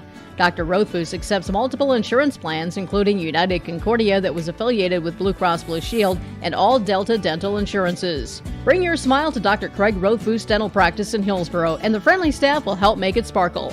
Call 701-636-4244 today. Here in Fertile, we've always looked out for one another. That's especially true for our most vulnerable residents, the men and women who help to build this community and make it strong, but who now need assistance as they age. Fair Meadow is Fertile's assisted care facility and one of the city's most valuable resources, allowing residents to reach and maintain their highest level of self-care and independence without going far from home. Fair Meadow Assisted Care Facility, bringing home to your loved ones. 100, I really want him to do well. He's a good kid. Okay. Well, we'll look forward to it here as we fire up the 800 for the boys. Girls 800, by the way, did go to Faith Rustad of United Clay Becker with a time of 2:27. That big push that she had, Sean, pushed her past Lindsay Rotz of Barnesville with a 2:27.05. The difference was 1/100th of a second. Yikes, what a race. And now get a chance. There's going to be additional we see on the podium. Which event was this Must again? be shot putters. Yes, boys shot put. Kean Wibbles, first place. That's right. Annika Akri of Park Christian finished third in the 800, excuse me. Kelsey Eisman of Pelican Rapids fifth, and Ingrid Rusted of United Clay Becker sixth. So after 13 events of the girls, Frazee has a 3-point lead, 103 ahead of Barnesville 100, United Clay Becker at 65 in third place, and Fertile Beltrami 63 in fourth place. There's the gun. First of 2 heats in the 800-meter run. Boys 800 is going. We've got runners from Rosse, Logan Bloomer, DGF's Joseph Casey, and Louis Guiton. Edaborp West, Brody Gwynn, Frazee's Colby Erickson, Frazee's Alex Beck, Fertile Beltrami's Wesley Ramberg, Edaborp West, Tucker Hansen, and DGF's Carter Jeline. And Spencer mentioned Tucker Hansen of Edaborp West at 2:12 on his qualifying time. Yeah, he's had a little bit of a disappointing day, being a part of that relay with the drop baton, and then you got a 4x2. The next event is the 1600, which he is in, and didn't go so well for him. So for his sake, I'm hoping he has a good run here. And the efforts you talk about, everybody puts in their big efforts, and when they don't get what they want, you certainly want to pull for those individuals, and a good battle here. Brody Gwynn, by the way, running in the third spot there. He's usually a 1600 guy. He made the request to switch to the 800. He liked his chances of advancing. And so far, so good. And he's a cross-country runner, too, right? Yep, both these guys are, Tucker and Brody. And Brody just got done doing the pole vault. Winning the pole vault, Winning the pole vault, doing a very, very high-end vault. I'm getting this terminology down. Oh, yeah. I'm attempting. I was laughing at the 300 miles. Tucker's got a dangerous kick, too. I don't know, Sean, or if you guys remember from Pine to Prairie, but... Very good kick. He tends to, coming off that last corner, turn 4, he's got a real good push. And plus, he's got a little wind at his back here, so it'll be exciting to see. Well, we've got the camera on the turn here as they come around turn 3. Backstretch now into turn 4. Big push from a third place runner here too. Well, here comes Tucker. I don't know. This is exciting, guys. Look at the push. Look at that. Look at the blast. Holy he cow. Wanted this. Holy cow. Just a quick look at where's this guy coming from. Wow. And he just hung there and hung there and hung there in that second spot. The kick at the end. Wow. What a kick for Tucker. That was Tucker. Impressive stuff to see there in the boys 800. So we move on to heat number 2. And heat number 2, we'll see Park Christian's Benjamin Jost, East Yulin Hitterdal's Tanner Swanson, Park Christian's Benjamin Bierke, Pelican Rapids, Johnny Moreno, Frazee's Caden Keeping, Park Christian's Ethan Hansen, Pelican Rapids' Ethan Walters, Edaborp West's Quinn Christensen, East Yulin Hitterdal's Aiden Wolcher, and East Yulin Hitterdal's Teddy Booth here in this second heat of the 800. All right. And waiting for the boys' results updated here. We're going to be getting those shortly. I know we know who won the boys' the boys' pole vault. That result is in, of course, now official. So I got 13 events for the boys. We'll talk about that here. Brody Gwynn does finish a jump of vault here of 10 feet 7 inches. Brady Crabtree of Frazee, 10 feet 1 inch for the freshman, second place. Will Stromstead of Fertile Beltrami, 10 feet 1 inch, good for third place. And it was Dante Yost of Fertile Beltrami, 9 feet 7 inches in fourth. Carter Johnson of Pelican Rapids, 9 feet 7 inches in fifth. And Landon Kruger-Pierce of Frazee, 9 feet 1 inch for sixth place. So through 13 events for the boys, Dilworth, Glenn, and Felton with a 120 and first place. Frazee in second with 79.66. Park Christian in third with 76.33. So we're talking about a close second and third race there. Pelican Rapids in fourth, Edaborp West in fifth, Rosse sixth. Guys, I was able to grab Tucker here after his victory. Let's talk to him. Okay, Tucker, where does that kick come from in that last 100 meters? I have no idea. I don't know, I had like an instant burst of energy. And I felt really, really good, so I just kept on going and going and going until I could see the last guy. Yeah, absolutely. And when there's no one left in front of you, that's a good feeling, right? Last question for you, Tucker. What is your goal now as you're going to advance to the sections in the 800? At least get him to like 130, hopefully. I wish I can get him to 130, but at least get third. Something. I want to go to state really bad. Okay, when you say 130, or what do you mean by that? Like for the like at least like a minute time or something like that. Oh, okay. So you're thinking like low twos. Yeah. Okay. So that he's thinking low twos, and he'd love to get to state, guys, or a top 3 finish. Got lots of good goals. Absolutely. Thanks, Tucker. No, very good. Thanks good job, for, Tucker. Thanks for Spencer there bringing in Tucker Hansen right after the finish. A big deal finish, as we said. And he asked a good question about the kick, and he just didn't have an answer for it. Sometimes you don't know where it comes from, or you're just glad that it comes. Yeah, right. Now, that was the easiest thing after sprinting to the finish of an 800 to give an interview. I don't know if his brain was working when he was saying 130. I'm like, that would be a very good 800. Yeah, that would be. Yeah, some might say that's record setting. Yeah, but no doubt. I mean, you got to set a goal. It's wild stuff. I think there. he's thinking in the ones. Yeah. So, which would be amazing to be under 2 flat. Mm-hmm. Well. Yeah, and it will be interesting to see what his time comes in here in just a little bit as well, official. But official coming in, qualifying low was Frazier's Alex Beck at 204, and I think that's who he was chasing down, finishing in second. So I guess we'll wait for those official results to come out on that. Meanwhile, we're in the second lap here, the second heat in the boys 800. Following the 800 is the 200. I like a 200-meter dash. I am a big fan of a 200-meter dash. That low 20s, big fan of that type of speed. That's, like I said, those 200 meters, those 200-meter dashes, always some of my favorites. And we're going to see 4 heats in the boys and girls. Lots of individuals in there.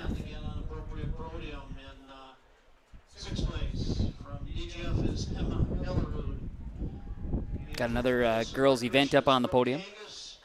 This would be the discus in the girls. We had read through their results here a little bit ago. As second heat of the boys 800 coming around the corner. Preston's camera coming in solid now, as we get a little bit of the golden hour sun coming in too. Good run here in the second heat for Frazier's Taylor Perrine. Nope, that's not. That's the girls. That's Jaden Keeping. Yes. Now the heat's getting to me. It's all right. We've only been talking for. Don't count in the rest of the day. Well, 4 hours. Yes. 3.5. So we're on pace. Yeah. Don't you think about what happened before we got out here. We are on to the 200-meter dash. That we will be, yes. We'll be, of course, sharing more results as they come trickling in here. We're getting closer. I read the girls' 800-meter results, so we've got those. So how about we take, the girls' 800, we did have that one earlier. So through 13 events, I'll just quickly hit that up. 13 events, Frazee leads the girls by just 3 points over Barnesville in second place, and in a distant third is United Clay Becker at 65. And then on the boys' side with the pole vault, that through 13 events, Dilworth Glendon Felton leads the boys with a 120.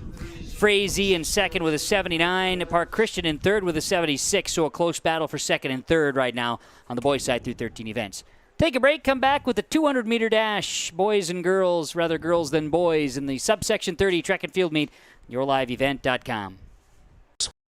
What do you like on your salad? I'm kind of a Caesar salad kind of guy myself. Hello, this is Shane with Irie Insurance. Now, I am no chef, but I would say a Caesar salad is way tastier to eat than a corn or soybean salad this summer. If you haven't bought your hail insurance yet, give us a call. We would be glad to help, but just don't wait too long, because it's way more profitable to bring that crop to the elevator than eat a shredded corn and bean salad all summer long. For more information on our crop hail coverages, go to IrieInsurance.com. You're protected and appreciated at Irie.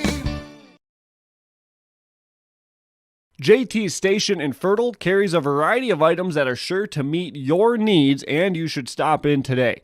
They sell hot stuff foods, frozen foods, selected groceries, household products, and much more. The Hot Stuff Foods and Deli will provide you with a fresh, quick, and easy breakfast, lunch, or dinner, and they also offer some of the best car services in town. They're open 6 a.m. until 9:30 p.m. daily. It's JT Station in Fertile.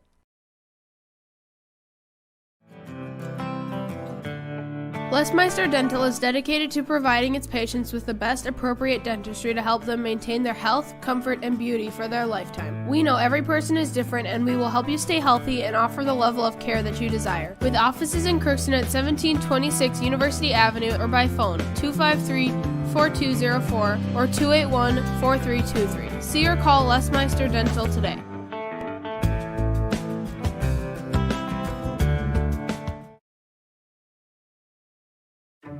Resetting your password, unsubscribing from emails, printing anything. Why are simple things sometimes so complicated? Thankfully, with an auto owner's insurance independent agent, getting the right coverage for your business doesn't have to be one of them, so you can get back to more important things, like learning how that printer works. That's simple human sense. Visit with the Lynn Fours Insurance Agency, Foston, Bagley, Clibrook, Monoman. Your insurance source, LynnForsAgency.com.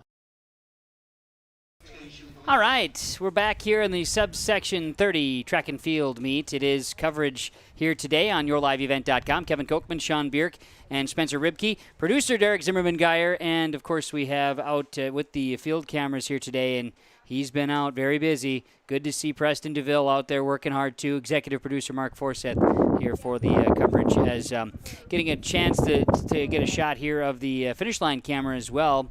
We bounce around getting the final three events, the 200, the 3200, and the 4x4. And, well, we bring in Spencer Ribke. And Spencer, how has it been going, do you feel, here today? As we're now about a quarter after 7 o'clock here, final three running events coming up. Going pretty good. We've mentioned it about Mr. Wallin having all of the training tent, all the water stations. I feel like I was kind of nervous with this heat about how things would go with the athletes, but I haven't heard of anything, too crazy, which is a good thing. Girls 200 meter dash heat number 1 is underway. So no big injuries or anything like that, or heat issues that I've been hearing. So yeah. That's good. Yeah. Keep them safe. Training tent hasn't been too busy, I don't think, as they'll come around. And a lot of speed here from Frazie's Ellie Ryerson. Right in the middle in lane 4, and Ryerson is going to take the victory here in heat number 1 in the girls 200. As Ellie Ryerson coming in at 26, the only 26 showing up on the chart here for the girls 200 dash here coming into today's event. So Ellie Ryerson, a Frazee, a senior, will come in first place in the first heat of girls 200 dash. Second heat features times between 29 and 31, as we see DGF with the 3 racers. That's Makara Hoban, Ashley Taves, Emma Mosey in lanes 1, 2, and 3. Barnesville's Emma Wrights is in lane 4. Barnesville's Ella Cassette in lane 5. Addison Federer of Rosse, lane 6. Delia Spaeth of Norman County East Hewlin Hitterdal in lane 7, and Mary Hillbrands of Park Christian in lane 8. Girls 200 meter dash, it's heat number 2 as they're going to get settled up here as we're getting our field cameras reset here and getting some good angles here to bring back to you, catching the action on YourLiveEvent.com. See if I have any additional results right now. The most recent I have still is just the girls 800. We're waiting the official boys 800 results here. We should be getting those shortly. That seemed like a fast 200, guys. Yeah, I felt. I mean, like she said, she came in with a 26. So right around that, I feel like we'd be pretty safe to say she was in the mid-20s for sure. Yeah, and it's cool to see, like, even these girls coming in like 5th or 6th, really trying to give everything they have, even those last 10 meters, and leaning at the line, because not only are you racing the 4 girls in front of you, but when you're in 5th place, you're fighting for a wild card spot. So every 10th of a second counts against these other subsections that are also going on right now. And a difference of a 100th of a second in the 800 meter run, so it does matter. Battle here. Another close one. Barnesville and DGF, and it'll be what it looks to be Emma Wrights edging out Emma Mosey in a battle of Emmas. Sophomores. Look like Emma Wrights of Barnesville may have had the edge at the end of the second heat of the girls 200 meter dash. So the third heat's coming up here, and we've got between 7th, 8th, and 9th graders here. Times of 31 to 32 seconds. Lane 1 will be Lisa Chelgard of Rothsay. Lane 2, Alyssa Boyko of Park Christian. Lane 3 is Ava Foster of Barnesville. Mia Rivers is in Lane 4 out of Rothsay. Elise Tweeton of Norman County East Hewlin Hitterdall will be Lane 5. And Bridget Albrecht of United Claybecker in Lane 6. Bree Nelson of United Claybecker Lane 7. Third heat of girls 200-meter run. The girls 200 meters will go with 3 individuals in the 4th heat as well here in our subsection 30 coverage. Actually feels like it maybe cooled off just a little bit out there. Maybe. I mean, the north wind is helping. I'm not going to say a lot, but maybe a little. Okay, well, I can tell you this. The temperature is 91 degrees, so in fact, it did drop a degree. Completely cold outside. Yep, and the wind speed is down to the mid-teens now, so there's that. I might need to put on a light jacket. I think you're getting closer to light jacket weather, yeah. No, you got because- shorts already, sweatshirt, hooded sweatshirt, and shorts, go Minnesota on it, too. If you do that, then we won't be able to see you because we're. Yeah, we're very much focused on your neon green shirt. You know, You look fast. The one positive about the dry weather we've been having, there are no bugs out here. That is very true. I do see Kenley Wallin coming up to the booth. He looks fatigued. It's a lot of stairs. It is, yeah. I was winded. Yeah, well, you didn't look as fatigued though. Oh, well, I haven't been driving around in a mule all day. That's also true, yeah. Taking the wind. So. Good battle coming in here. Looks like we've got Rothsay Maya Rivers, 7th grader, now giving great push is Bree Nelson. Coming around the corner here is Bree Nelson's going to take it. As Kenley Wallin leaning on me, I feel like I'm letting you, I feel pressure coming off your shoulders here. You're feeling loose. Oh, good. Do you need to sit by a fan for a little bit, Kenley? Why don't you come hang out? I wouldn't sit by that one. There's not much airflow out of that one. Yeah, also don't have any of the candy because it's melted. But normally I would invite you to candy, but there's, he loves candy. Next up, Kenley Cam. Yeah, next year. When do Spencer probably's got to know, when do we host the Section 8A at the Johnson Sports Complex? I believe 2022. That'd be next year. Yep. So Kenley Cam in play next year. Conference meet is on a 3-team rotation between Monoman, Bagley, and us, and we had that one this year. Okay. So we won't have it for a couple years now, and then I believe next year is ours for sections. Wow. Section 8 is a huge, any meet, anytime you can host a section track and field meet, it's a huge deal for the community. Yeah.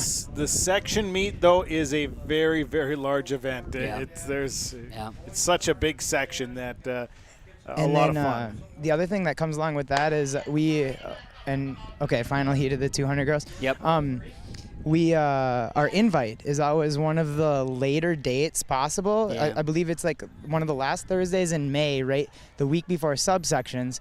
So a lot of teams will be at our invite next year because they know we're hosting sections and get a lay of the land. Yep, and it's kind of a good competition then. Good when you know race. everyone's going to be there. Yeah, and a good race coming down here. Looks like pulling away is Pelican Rapids Faith Benton, sophomore. But we've got a nice view blocker on our finish line camera. But that's okay. And if it was Bob Johnson, I'd say we'd get him out of the way, but it's not. So that's all right. That was the 4th and final heat of the girls 200. Which means Is it boys Denny 200. over there again? It's definitely not Denny. Well, otherwise we'd have Olin tell him to move out of the way. We're on to the boys 200-meter dash. 4 heats of this. Heat number 1 includes Park Christian's Austin Carlson. Lane 2, Park Christian's Kyle Gorman. Lane 3, it's Frazie's Christian Patron. Lane 4, DGF's Joshua Finsett. Lane 5, it's DGF's Justin Wang. Lane 6 is Frazie's George Flynn. Lane 7, Ada Borp West, Charlie Scholl. In lane 8, it's Park Christian's Caleb Kern. Should be a great race here. I have boys 800 results as well to share. Hey guys, just so you know, that's a finish line camera. Good. Look at Spencer. Thank you. Spencer coming through for us down there. Way to go, Spence. That's why he makes the big bucks. When I saw that thing right away, I thought it was one of those wind measure. Sure. Wind indicator, because sometimes at these bigger meets, they'll call a certain jump or a certain time, illegal if there's enough wind pushing you. Sure. But they understandable. probably aren't going to bust that out until the section meet. Right, I understand that. In the boys 800, the official time for Tucker Hansen of Ada Borp West, who finished first place. We had Tucker join us and Spencer down on the track there. 2 minutes, 13.63 seconds. Okay, that's right around his best. Yep. Just according to this sheet here, 2:12 would have been his best time, maybe? Yeah, Something right in that around range. there. Yeah. I think we kind of guessed. Is it 212.00? Yes, that's a good guess. Yeah, I might have typed that in. Well, you did say that coaches sometimes do that, and that's fair. He edged out Frazier's Alex Beck, who came in with a 2:15, and then it was DGF's Casey Joseph with a 2:17, and Wesley Ramberg, Joseph Casey. Wesley Ramberg of Fertile Tremie with a 2:18 finished 4th. Colby Erickson of Frazier finished 5th with a 2:20, and Logan Bloomer of Rothsay 2:22 for 6th place in the boys 800. So after 14 scored events for the boys, DGF now 127 in first place, Frazier 91, Park Christian with the third place with a 76.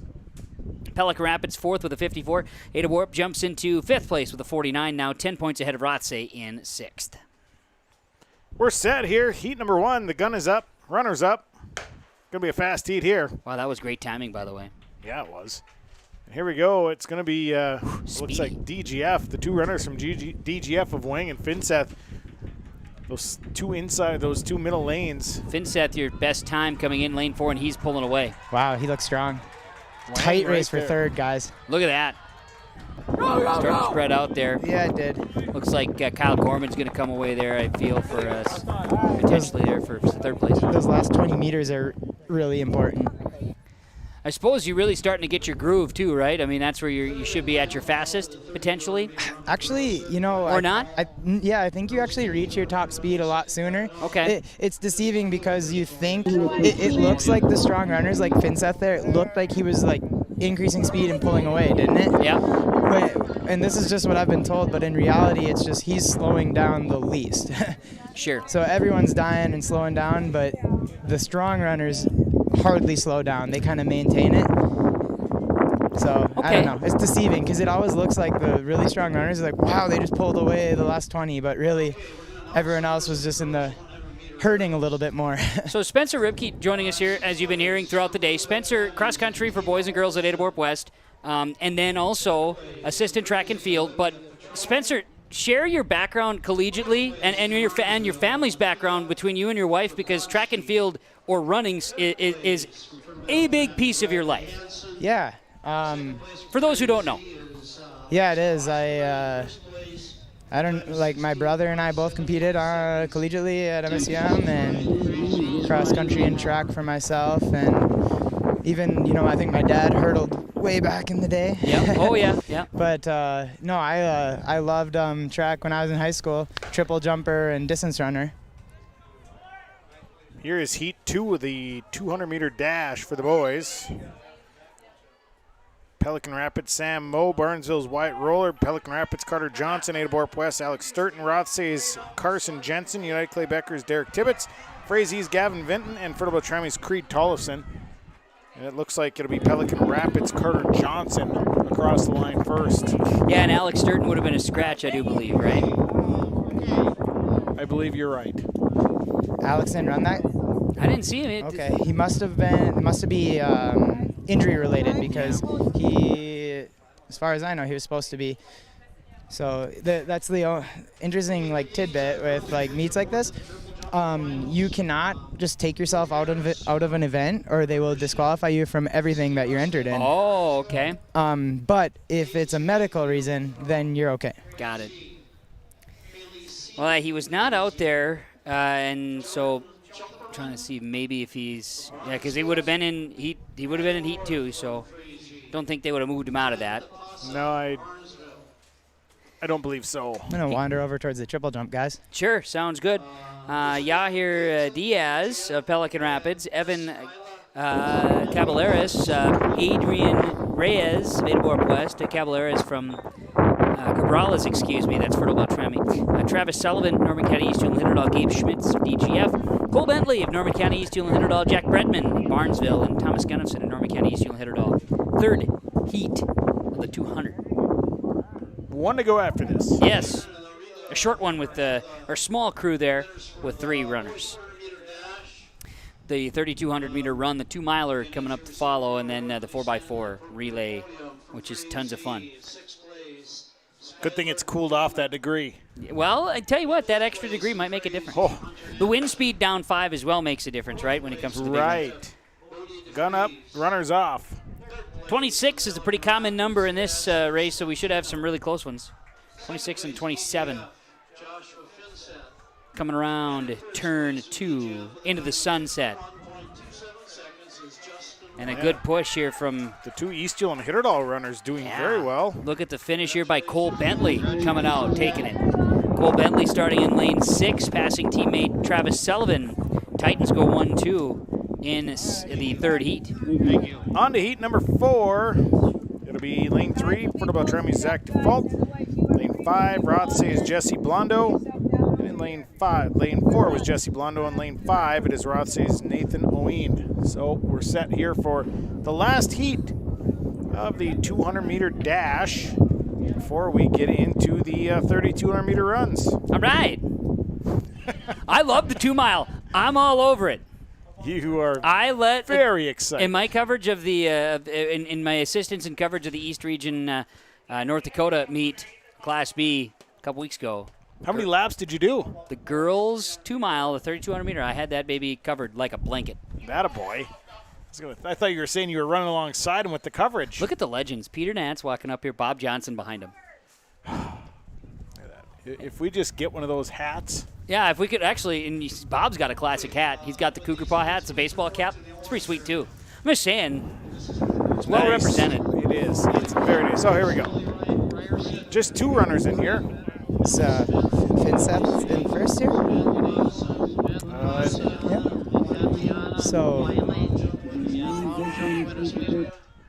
So this is Fertile Beltrami, Zach Dufault, and Rothsay's Jesse Blondo. Yeah. So a scratch there from Nathan Oeen. Looks like that. So that rounds out the 200-meter dash for the boys. Let's take a break as we get ready for the 2-mile. Let's do it. Let's get pumped for 2 miles. 2-mile, 3,200-meter for the girls. Coming up next on YourLiveEvent.com. I've got a math question for you. When you add tolerance, subtract prejudice, and multiply efforts to treat one another with respect, what do you get? Less division. And school sports have it down to a science. Looking for an example of what can happen when we realize there's more that unites us than divides us?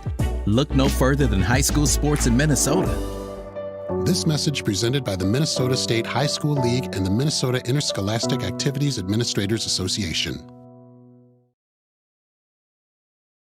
Listen up for details on this 2004 Challenger 670 Combine at Norman County Implement. Highway 9 North Ada has 900 singles, 1,477 engine hours, 1,045 separator hours, 35,000 for this 2004 Challenger 670 Combine at Norman County Implement. More new trades at Norman County Implement. Highway 9 North Ada, 3 Batwing mowers, used 15-foot models, all available. The price ranges from $7,500 to $15,000. Norman County Implement thanks you for your business. RDK Enterprises, Hillsboro and Drayton announces their summer discounts and programs are now available. Contact RDK Enterprises, Hillsboro and Drayton for more details. 701-636-2119 or visit them at their locations. It's time to start thinking about Plant 22. Your precision planting dealer, RDK Enterprises, Hillsboro and Drayton. Summer programs and discounts now available. It pays to plant with precision. Valley Vision Clinic is sharing cheers and savings with you. Stop in anytime to scratch the vision ticket and see what you save. Yep, it's this simple. Stop at Valley Vision Clinic and ask for the vision ticket. Scratch off instant savings up to 30% on your eyewear. Some restrictions may apply. Save up to 30% with this special promotion at Valley Vision Clinic Ada. And always remember, schedule your appointment today for eye care. Call 784-4091. See the savings and the new eyewear at Valley Vision Clinic Ada. You are looking live at the girls' 3,200-meter run. It is underway with the angled camera here we've got on the backstretch, getting an idea of what the 90-degree temperatures look as we're underway. The girls' 3,200-meter run Lily Peterson of United Clay Becker comes in with the best time by 40 seconds. 12:26 comes in to qualify. Sophie Frederick of Barnesville, 13 minutes, 2 seconds of qualifying time. Sydney Rodeman of Frazee. Ellie Ragnes of Park Christian. Jenna Remke of Park Christian. Jimmy Bromanschenkel of Adaborp West. Then Katrina Quick of Adaborp West. Emma Friend of Dilworth Glen and Felton. Eve Matson of Frazee and Ava Larson of Adaborp West, a 7th grader here in the girls' 3,200 meter run. Times range from 12:26 to 16 minutes. Starting out really slow, guys. I actually like this little strategy. The pace is, Lily, you know Lily's stride because you're very familiar with Lily Peterson's stride. Yep. And she is definitely setting out for it looks like a jog to start. Yep. Why not? Places are what really matters. I mean, unless you think you're going to be a wild card, in which case you probably want to bust this thing open and start dropping some faster laps. So how does this work? Spencer, you're working with you've got, 3 entrants here in this one? Yep. And so how does this work when, coaching this with the heat? Do you coach it out slow like this? Do you like the way that sets up? Is that what you're saying? This is setting up really nicely for our racers, Jimmy and Katrina. Ava too, really. But Jimmy and Katrina got a chance of advancing, and Ava's kind of going after a personal record. Because top 4 advance, and then you have the next top 4 times out of the overall. And so we're looking at your timing. If this is going to take 12, 13, maybe up to 14 minutes here at this pace now, certainly expect things to change a little bit. But in the 2 mile. Yeah. This was like my favorite, when I was running in college and everything, when it came to the conference championships. I mean, essentially subsections is a prelim for sections, right? Mm-hmm. And so in a race like this, it would always go out real slow for the distance races, and then people would just throw down huge kicks. Okay. And that was kind of exciting, like as long as you had a good kick. Right. If you trust your kick. And now it looks like it's going to kind of spread out a little bit as they kind of get into their pace. But 6-person race with Katrina Quick and that's like, as a coach, you don't want to see that, what Katrina's doing right now. She has her own way she likes to run, and I understand that, but you'd love to see her kind of as that 7th runner right on that pack. Sure, and your pack, like you say, is separating, but right now you've got Peterson 1, Frederick 2, then Jimmy Bromanschenkel 3. And so the exciting thing with Jimmy, we have her going 1,600, 3,200. Today she did the 4x8. Okay. It allows her probably another extra hour of rest on a hot day like this. So we'll see if it pays off. So you're saying this was a strategic move? Yeah, here we go, Jimmy. You're doing great right there. Sorry. It kind of was a strategic move. We looked at the 1,600 times, and she didn't have a great chance of advancing compared to the 32, but I don't want to eat these words later either, so let's just say she's got a shot. Well, there you go, and 2 laps in, and timing right now, and they're 2 laps. We're at 4 minutes on official timing right this minute, so they're on the backstretch in lap 2. So with the 2 mile rolling, we are hearing. I just had Carrie Vetter come up here. Maria Vetter's mom, Carrie Vetter, was a longtime Holly girls volleyball coach. Right. Coming up, I think she's got some AC work being done there. They're letting her cool off a little bit, so she may not be making it to the podium coming up here. But that's the first I've heard of anything maybe where someone got the heat to him a little bit today. Well, and I think Maria Vetter had, I think some of her races were fairly close. Yeah, she was battling. And so, it was one of those things, you push that little bit in 90-degree heat, and sometimes that's the tipping point. So you can see that the change now is Lily Peterson out in front, starting to gap herself there with Sophie Frederick. Again, they're about a 40-second difference. Jimmy Bromanschenkel now would be that 3rd spot. She reclaims the 3rd spot. Yeah, kind of fast and slow. That's not how you want to see them spending their energy. Kind of stick to a spot, and just deal with it, right? But can definitely maybe she's got some strategy going on in her head. I don't know. Yeah, that's okay. You can definitely tell when they hit that backstretch, though, because it seems like for some of these runners, that backstretch with that wind really plays a pretty big factor. And then when you're getting pushed a little bit coming on the front stretch, I see what you're saying, Sean. Yeah, then, there's that slow, fast pace. That wind just kind of takes it out of them, but then they get the push, and Then all of a sudden they got a little bit more in the tank. Well, I could give you some results because this is also part of the drill here in the 2 miles. We're going to, utilize this time to get you caught up on see where we're at.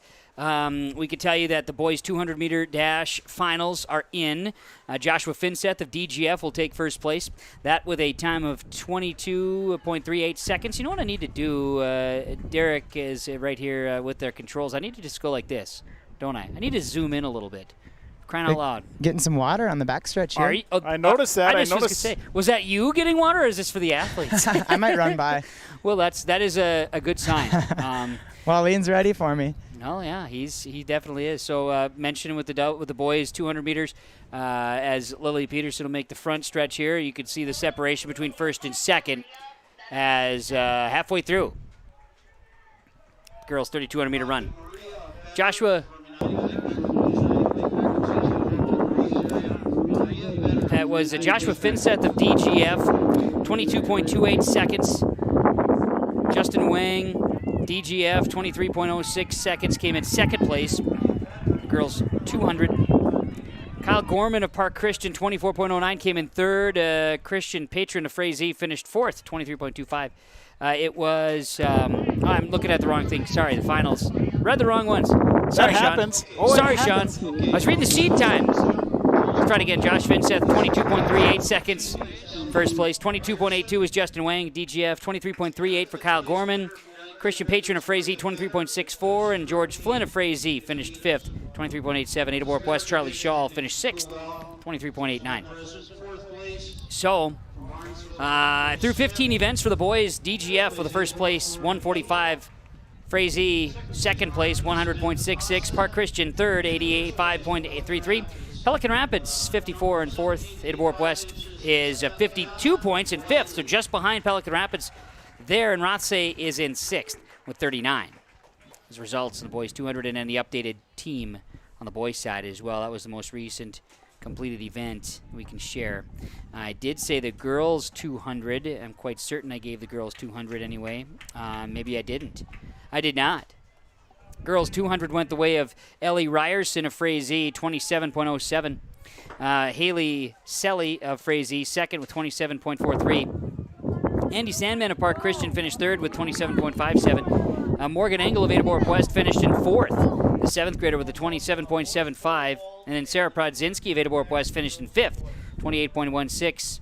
Jaden Sonneberg of Frazee finished sixth with a 28.22. So through 14 events on the girls' side, Frazee with a 124 is in first, Barnesville 102 in second, United Claybecker third with a 65, Fertile Beltrami fourth with a 63, and Park Christian is in fifth place with a 55, DGF in sixth place for the girls with a 52. So through 14 events. We see this 3,200 meter run. Runners coming by here. I believe there's right around 2 laps to go. After they're on their 6th lap here, I believe. You see things have spread out. That quite a that bit. Chase pack of the 2nd, 3rd, and 4th have stayed really tight. I see a little distance happening now, maybe a little bit more. Well, that's actually 3rd, 4th, and 5th is what it is. But they've stayed pretty tight. And we see Jimmy Bromanschenkel now in 6th, Katrina Quick in 7th there, if I'm not mistaken, counting-wise there. But Lily Peterson really pushing that front now, and her pace has really steadied off. I don't know about the splits. I gotta have to keep an eye on the split times there, but 9:20 right now into this race. We see Lily make the turn, the sun setting there, the golden hour happening. Beautiful. Love it. Love the golden hour, man. It's the highlight of the month of June. As Lily will cross here.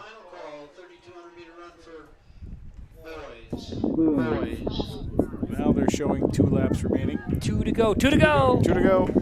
Should be a white flag in that thing? That's on 1 to go. Okay. And that's when they blow. That's when they shoot the gun. Okay, but I'd like to see a white flag. Be ready. If you were just a little bit to the south, you'd see that at the Norman County Raceway tonight, opening night, the dirt track. They are racing tonight at the Norman County Raceway. So Thinking about hopping in on a lap here with Lily to interview her mid-race. I think she would appreciate that. I know Dad would for sure. She looks great. She's got great stride. She's very confident. Like you know, this. I mean, she's 40 seconds ahead as far as qualifying time than anybody else. She's definitely one that. I mean, this is her jam. She loves to race. Yep, she's the front runner here.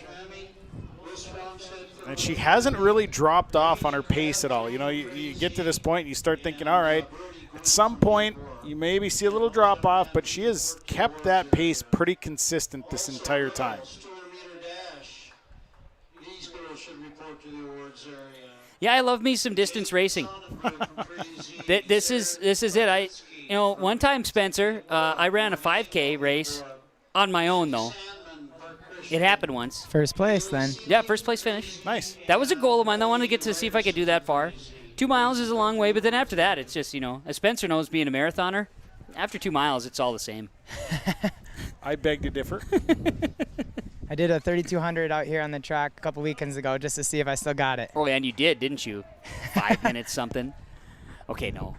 What would be your 32? I mean, what would be happy for you? Not that it matters. I was, I've actually been running a lot since January, so I thought I was in better shape than I was. Okay. I was hoping for 9:30, 9:40, and it was a 9:54 or something like that. Okay. But, wow. So, Now get to work on that. better than my high school time. Well, that's good. Yep. Just so getting better. it checks the box for still got it, but not great shape. Okay. Sure. Well, you're just getting better with age is how it works. That's right. That's right. Well, the first thing I wouldn't do is just come out and run a 2 mile for fun. That's the first thing I'd do. Sure. Avoid that. But determination, and I always think too, so you've got one out in front. We know how this is going here in Yeah, the girls. Lily's dominating. Yep, so then the rest of the pack, right? When you see the ones that are maybe lapped or something like that, I always sit back and I think, let's watch them finish, because getting to the finish line is the goal, right? Yeah, heart. Determination. Yep. There's a lot of lessons a person can learn when you watch this stuff. Absolutely. You need to have a little bit of heart. And it is disheartening to get lapped, obviously. But, I mean, some of these kids are younger. Yeah. But this is actually going to be a good race for 2, 3, 4. Mm-hmm. Even 5's got a chance there. Juniors all the way down to 7th grade here for this one. Last 80 meters or so here. Yep. Lily's going to finish off. She'll likely finish right at 13. Great race, all by herself. Yep. And never really dropped off. It just amazes me Yeah. that she can keep that pace so consistent. Just never really dropped that at all. If anything, I think she increased it a little bit. Right. From the start, Yeah. I think she picked it up, just gradually kept picking it up. And she still had a pretty good kick left here for the last 75 meters.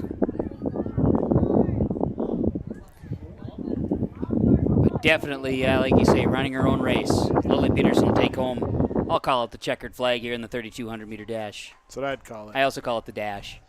The 3,200-meter dash. You got to run as fast as you can, right?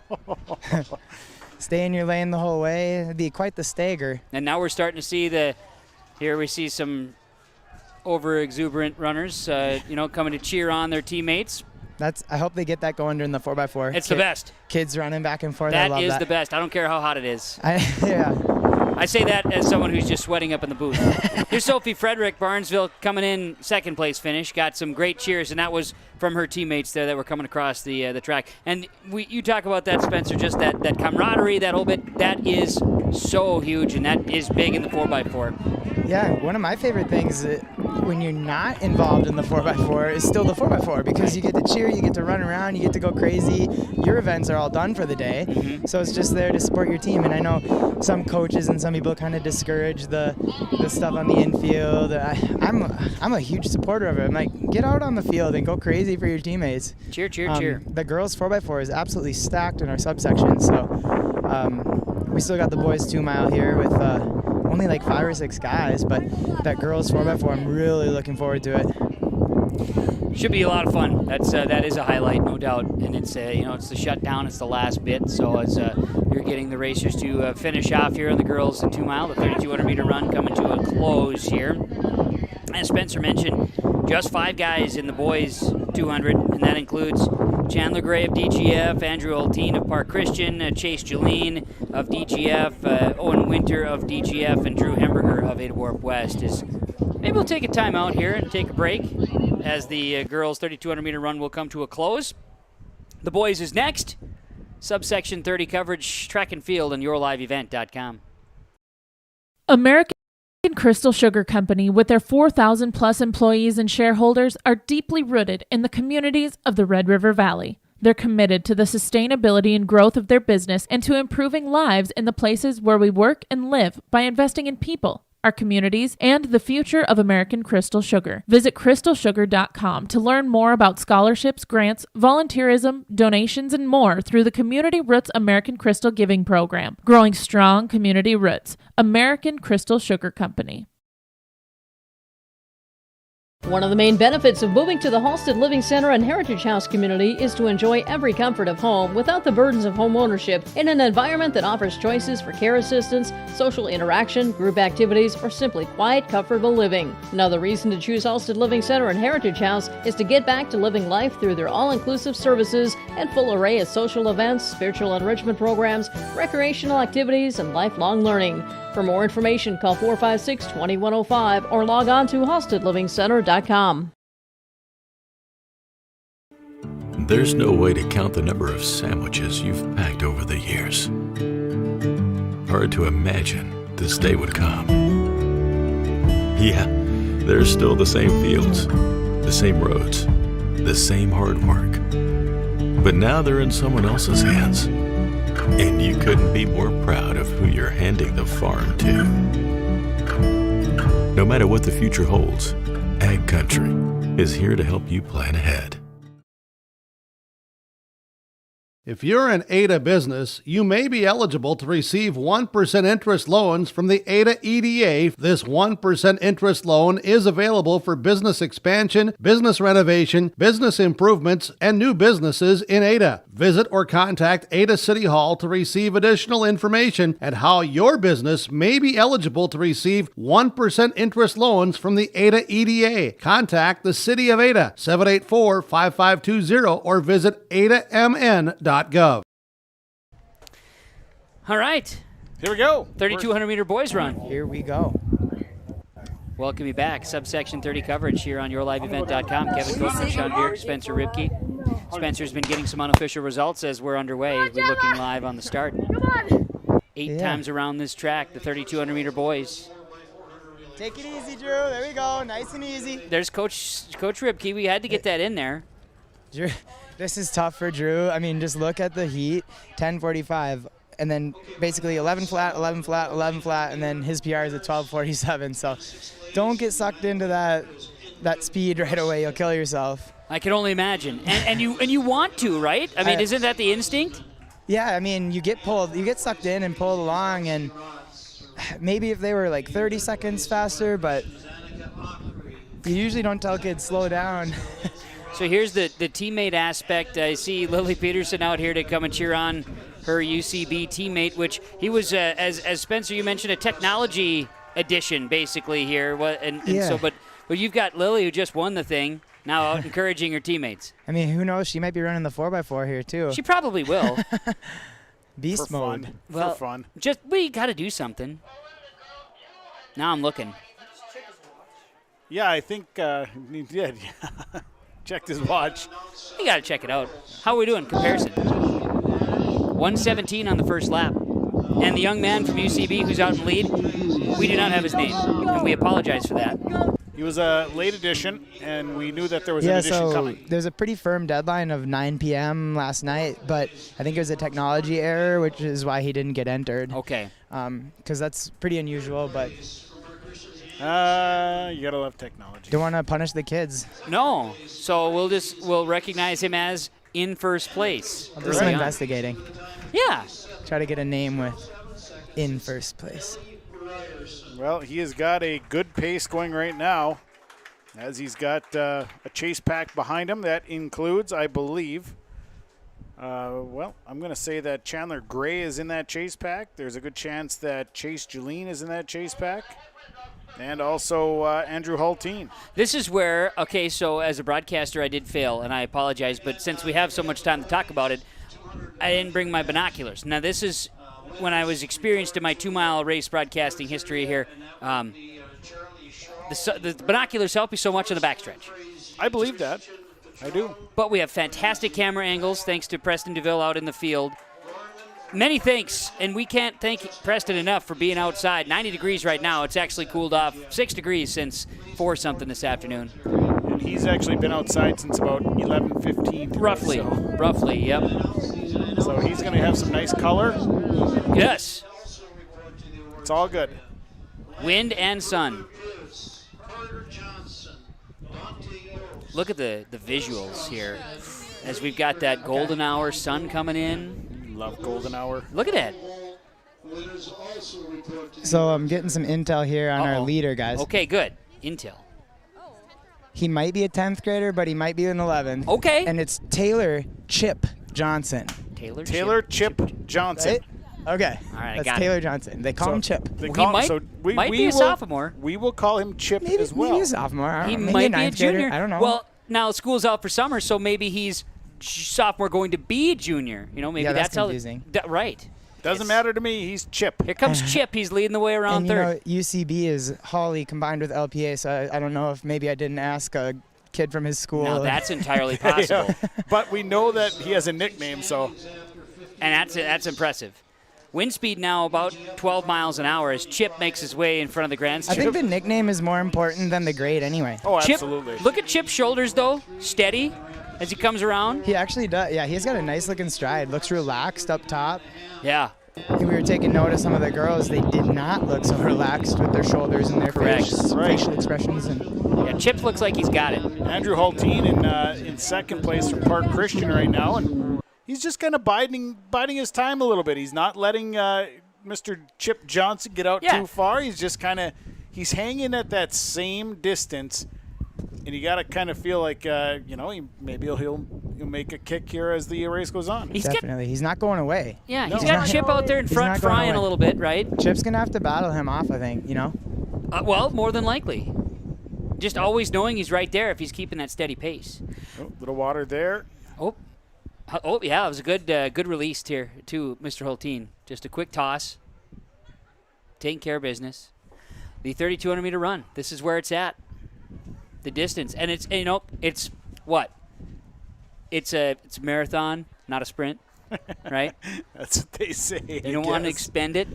Yeah, all you out got of the gates. Well, you got to keep a little energy here for the last few laps because. When you're training for the 3,200, Spencer, are we talking about guys and gals running this race every day in practice, or is there No. different? I didn't think so. No, yeah, I mean they'll do different repetitions in practice. Maybe one day they'll do some 800s or some 600s, and sometimes maybe some overtraining. And yeah, they would not do a 3,200 all out unless it was a race. Sure. Here comes Chip. Chip going by me here. There he is. Park Christian's not going away. No. Just kind of that gap. There's maybe a little bit more distance now. Yeah, to me it looks like Hulteen's maybe laboring a little bit. Yep, 25 meters, 30 meters maybe. Yep. Eyeballing it. That's a good point, yeah. But I am impressed. Chip is just a very consistent runner. Yeah. Doesn't change anything in his style. It's just a very consistent style. Right, he looks the same as he did in the first 200 meters. Oh, there he's checking the watch even, so he's paying attention to splits. He's been checking a lot, so I mean, smart runner probably. We're at 6:16 right now on the clock. It's coming around that backstretch. We'll get a good shot at Chip as he makes his way. Preston's all over this. I'm thinking of like Rocky IV. Is it Rocky IV where Rocky is in? Where we're talking like the rush, the mountain. Yeah.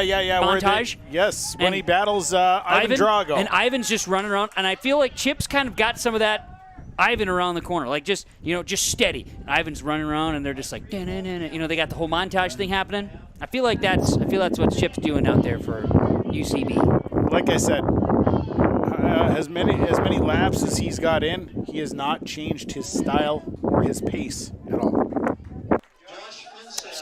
Steady. Well, as the 3,200 continues on the boys' side, get an opportunity here to maybe check in on a couple of others. We've got girls' high jump results for you. I'm going to do the old Zoom trick here again there, Derek. Look at that. That'll make all the viewers at home super pumped about that, right? Got Riley Moore of Frazee with a high jump of 5 feet 2 inches. Jordan Chimperlin of Barnesville with a jump of 5 feet 2 inches. Annika Akri of Park Christian, 5 feet. Anna Stephenson of Pelican Rapids, 5 feet. Belle Peterson of Barnesville, 4 foot 8 inches. And Maria Watt of DGF, 4 foot 8 inches. Jimmy Bromanchenko of Adaborp West, along with Jaden Sonnenberg and Belle Sukert, all with 4.6 on the jumps. 16 scored events on the girls' side for AZ with a 128. Barnesville with a 116 in second. Park Christian third with 84, and United Clay Becker fourth with 75. Dilworth Glen Felton fifth with a 65, and Fertile Tremie sixth with a 63 as far as the girls showing up here at this time. Just eyeballing it, guys, would you say Chip has maybe got up to about 40 now, a little bit more of a lead? Meters-wise, yeah. I'm thinking he's like from the 30-yard line to the 30-yard line here. Okay. You know, so what's that? That'd be 40 yards, right? 40 yards. 40 Convert yards. Which is that to not meters. 40 meters. No, what's that to meters? God, I don't know. I mean, you're like a. Where's Mike Erickson when you need him? I know you're a jack. Well, he's coaching. He's trying to get a baseball team to get a victory, I think, here today.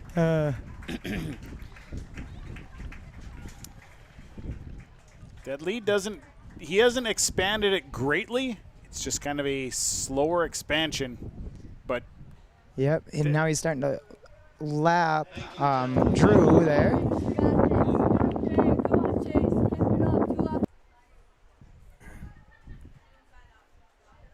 And he just keeps that pace. He'll check his watch when he comes up here. There, he checked it right there. Olin's really having to crack the whip here on. Sorry. We don't have results yet? We don't have results yet? Elizabeth, I can't hear you. No, they've been on the podium. They aren't done. You had their results. So we can.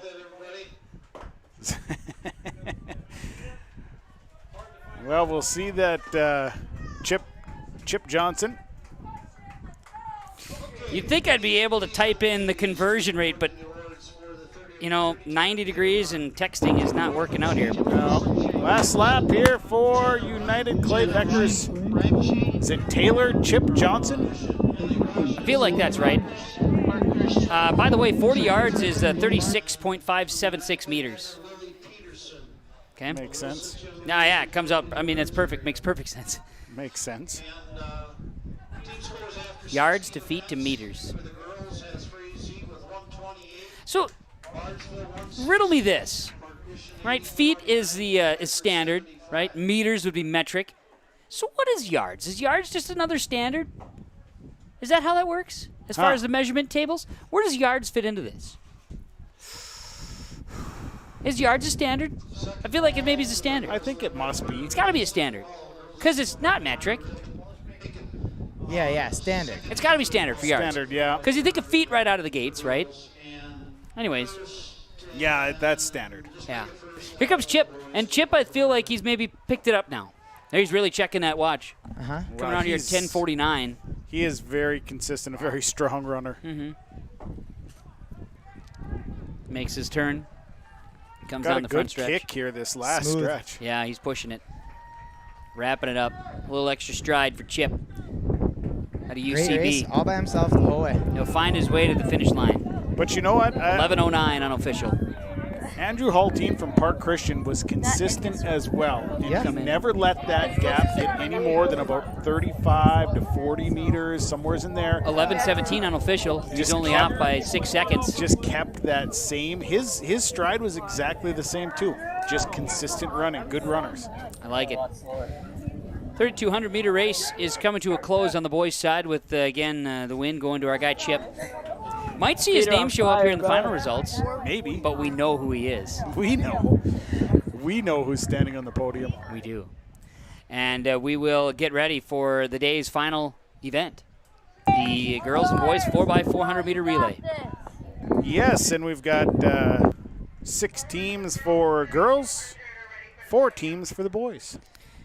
I was just looking over that way on the north end of the track, guys, and saw someone just with blazing speed on the curve, and I'm like, that can't be a 2-miler kicking it down, and it was actually one of the Fertile Beltrami 4x4 girls warming up. So, all right, they're getting ready over there, guys. It's going to be a fast 4x4. Gearing up. Well, we will be gearing up for that as well, as we will take a break here as the boys 3,200-meter run will wrap up, as we're watching it live here on yourliveevent.com.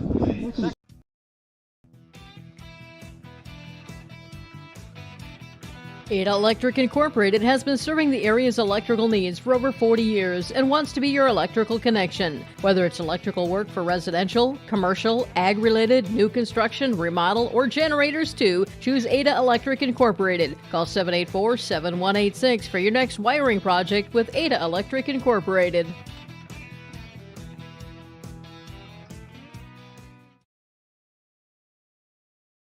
Convenience that fits you from American Federal Bank Ada. This is Kim Peters at American Federal Bank in Ada. You can count on our convenience suite to make life easy. Visit Lacey, Kasha, or myself as we can make life easy with our services, including e-statements, online and mobile banking, mobile deposit of checks, online bill pay, mobile wallet, direct deposit, automatic loan payments, debit, credit, and ATM cards. Count on our convenience at American Federal Bank Ada, member FDIC. Welcome to a caring community of older adults living safely in company with others. Welcome to Benedictine Living Community Ada, with the commitment to senior living that you've come to expect from Benedictine. As a member of the Benedictine organization, Benedictine Living Community Ada can offer personalized care to your loved ones while relying on the support and expertise of a larger network of professionals. We are proud of our community and we are proud to serve you. We are Benedictine. Learn more at benedictineliving.org/together. Do you have a crop hail insurance plan in place? Every bushel that you can potentially harvest makes a difference. Don't allow even one small hailstorm to steal your crop's maximum yield. Let John Wayne or Marissa at the Bennett Hoagland Agency in Ada or Moorhead show you crop hail plans that protect the top end deductible portion of your crop, giving you peace of mind that your profits are protected. Crop hail plans are affordable. Some start at $1 an acre, and cash discounts are available too. Contact John Wayne or Marissa at the Bennett Hoagland Agency. This entity is an equal opportunity provider. All right, we are back covering the subsection 30 track and field meet. We are in the final event, just a couple minutes after 8 o'clock. We're right on schedule here to wrap up our day. Boys triple jump results as we have them here on yourliveevent.com. Joshua Finseth of DGF, a junior, with a triple jump of 41 feet 7 inches. And Spencer, you talk about Joshua Finseth, someone you've been really seeing active and dominant, you might even say, for the last 3 years. Yeah, he's been good. I remember when he kind of came out for track, I think it was his 8th grade year, and he popped off a 40-foot triple, and that kind of catches your attention when you see an 8th grader going that far. But he's ran good 800s, good 400s. I mean, he won the 400 today, right? Yeah. Won the long jump, won the triple. I'm sure he'll be a leg in their 4x4. I know when DGF was at our meet earlier in the year, he was a 4x4 anchor, and he had an incredible leg. I think he split a 49. So he's just exciting to watch. Boys 3,200 meter final went to Taylor Johnson, Chip, a sophomore, official. 11 minutes, 8.22 seconds. That's not a junior or senior then. He's a sophomore. I need to check my sources. That's okay. Andrew Holtina Park Christian, 11 minutes, 16.84 seconds. Then it was Chase Julien, Owen Winter, Chandler Gray, and Drew Hemberger. And Drew, 13 minutes, 17 seconds. Probably no relation to Ben Hemberger. Maybe. I mean, I don't know. Spencer may know that. I'm not sure. Yeah, it's either an I think it's like a dad's cousin thing. Okay, right. Yep. I mean, somewhere down the line. The one thing that's very similar is that they both run the 3,200 meters. Right. Very similar in comparisons. Yeah, Ben runs it every day. Right. So through 17 events on the boys' side, DGF is in first with a 171. They've locked it up. Frazee is in second with a 117. Park Christian in third with 93, and Ada Borup West in fourth with 61. So the distance is there for all the top four. Pelican Rapids in fifth, Rosse sixth, Fertile-Tremie 7, East Hewlin Hitterdal 8, United Claybecker 9, and Barnesville 10. That's through the 17. So now girls 4x4. And it'll look like this. Lane 1, Barnesville. Lane 2, Barnesville. Lane 3, Frazee. Lane 4, Pelican Rapids. Lane 5, Fertile-Tremie. Lane 6, United Claybecker. And Lane 7, Ada Borup West. This can be a fun race here. Yep. You've got best time of Pelican Rapids, Tori Stephenson, Anna Stephenson, Chloe Paulson, and Tatiana Wiley. She'll anchor it with a 4-minute 10-second 4x4. Right behind them then would be Fertile-Tremie, good 4x4 team is their time at 4:14. Frazee with a 4:15 time. Guns up. And the 4x4 is about to begin. And we're off. And there we go. Run around. Annika Cassette of Barnesville. Elise Ratz of Frazee. Tori Stephenson of Pelican Rapids. Kim Hitchin of Fertile Beltrami. Elsa Stingen of United Clay Becker. Sarah Prodzinski of Ada Borup West. Your first leg of the 4x4. Press box. Triple jump results up to the press box, please. They come into turn 3. We'll pick up the mobile camera there, and boy, you can tell when they get out of that wind because as soon as they hit, they turn. And the funny thing is the flag's not even blowing right now, so I don't even know if it's real windy out there. Up here, there's still a breeze. It sure is, as Fertile Beltrami coming around. Good first leg there for Fertile Beltrami. United Clay Becker in second. Then Ada Borup West in third. Pelican Rapids fourth right now. Frazee, then Barnesville. Good first leg for Fertile Beltrami. So your second leg is for Barnesville, Ella Cassette. Frazee, Jaden Sonnenberg, Anna Stephenson of Pelican Rapids, Grace Prue of Fertile Beltrami, an 8th grader has it now. Ingrid Rustad of United Clay Becker, and Skyla Enriquez is the second leg for Ada Borup West. And Fertile Beltrami's out big. Yep, Pelican starting to make a little bit of a run, yep. United Clay Becker right there as well. Got a little pack there, right? Second, third, fourth. Ada Borup West falling in a fifth spot and kind of making some space. Now we're starting to see some of those back and forth infield runners on a hot day, 90 degrees at 8 o'clock. But you see this gap starting to close here a little bit. 8th grader Grace Prue of Fertile Beltrami out in front. Keep in mind, guys, Pelican Rapids has Tatiana Wiley at somewhere 3 or 4. Yep. Probably 4. She's at 4, yep. But I'm guessing that's a Maren Rorigan Tatiana rematch? Yes, it will be. Oh, guys, I'm excited. Hang tight there, Spence. Hang tight, buddy. Here we go. Here we go, Jim. Here we go. Ava Folingstead of Barnesville is the third leg. We've got Bryn Larson of Frazee, the third leg. Chloe Paulson of Pelican Rapids, Emma Tollefson of Fertile Beltrami, Maria Vetter of United Clay Becker, and Jimmy Bromenschenkel of Ada Borup West, your third leg. And boy, look at Pelican Rapids they're right up on the tail of the Fertile Beltrami runner right now. Yes, she is. Guys, the flag is, it was still. The wind is dying down. It is, okay. But Side boy, note. Fertile Beltrami, they kicked, as soon as she hit the corner, she shifted gears and just created a little bit more gap. So here we go. Emma Tollefson. Handoffs now, guys. Handoffs. Maren Rorigan, and it'll be. This could help you. This could cost you here. It'll be Paulson to Wiley. Good handoff.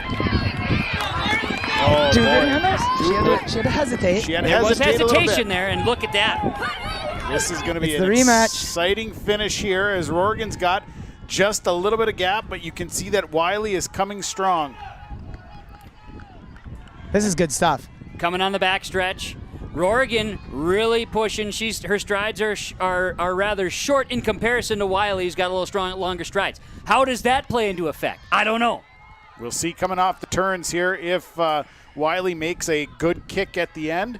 But Rorigan is strong. She is a strong runner. She is strong, and that's a tough gap to make up with 150 to go. A pretty big stretch there. But here she comes. I don't know. She's making her move here a Wiley's little bit. She's moving now. She's moving, guys. She is coming hard, but I don't think not going to be able to catch time. Rorigan. Boy, Nope. it is going to be really. She just didn't have enough kick. And it's Rorigan first, and Fertile Beltrami takes the 4x4 with Wiley and Pelican Rapids second.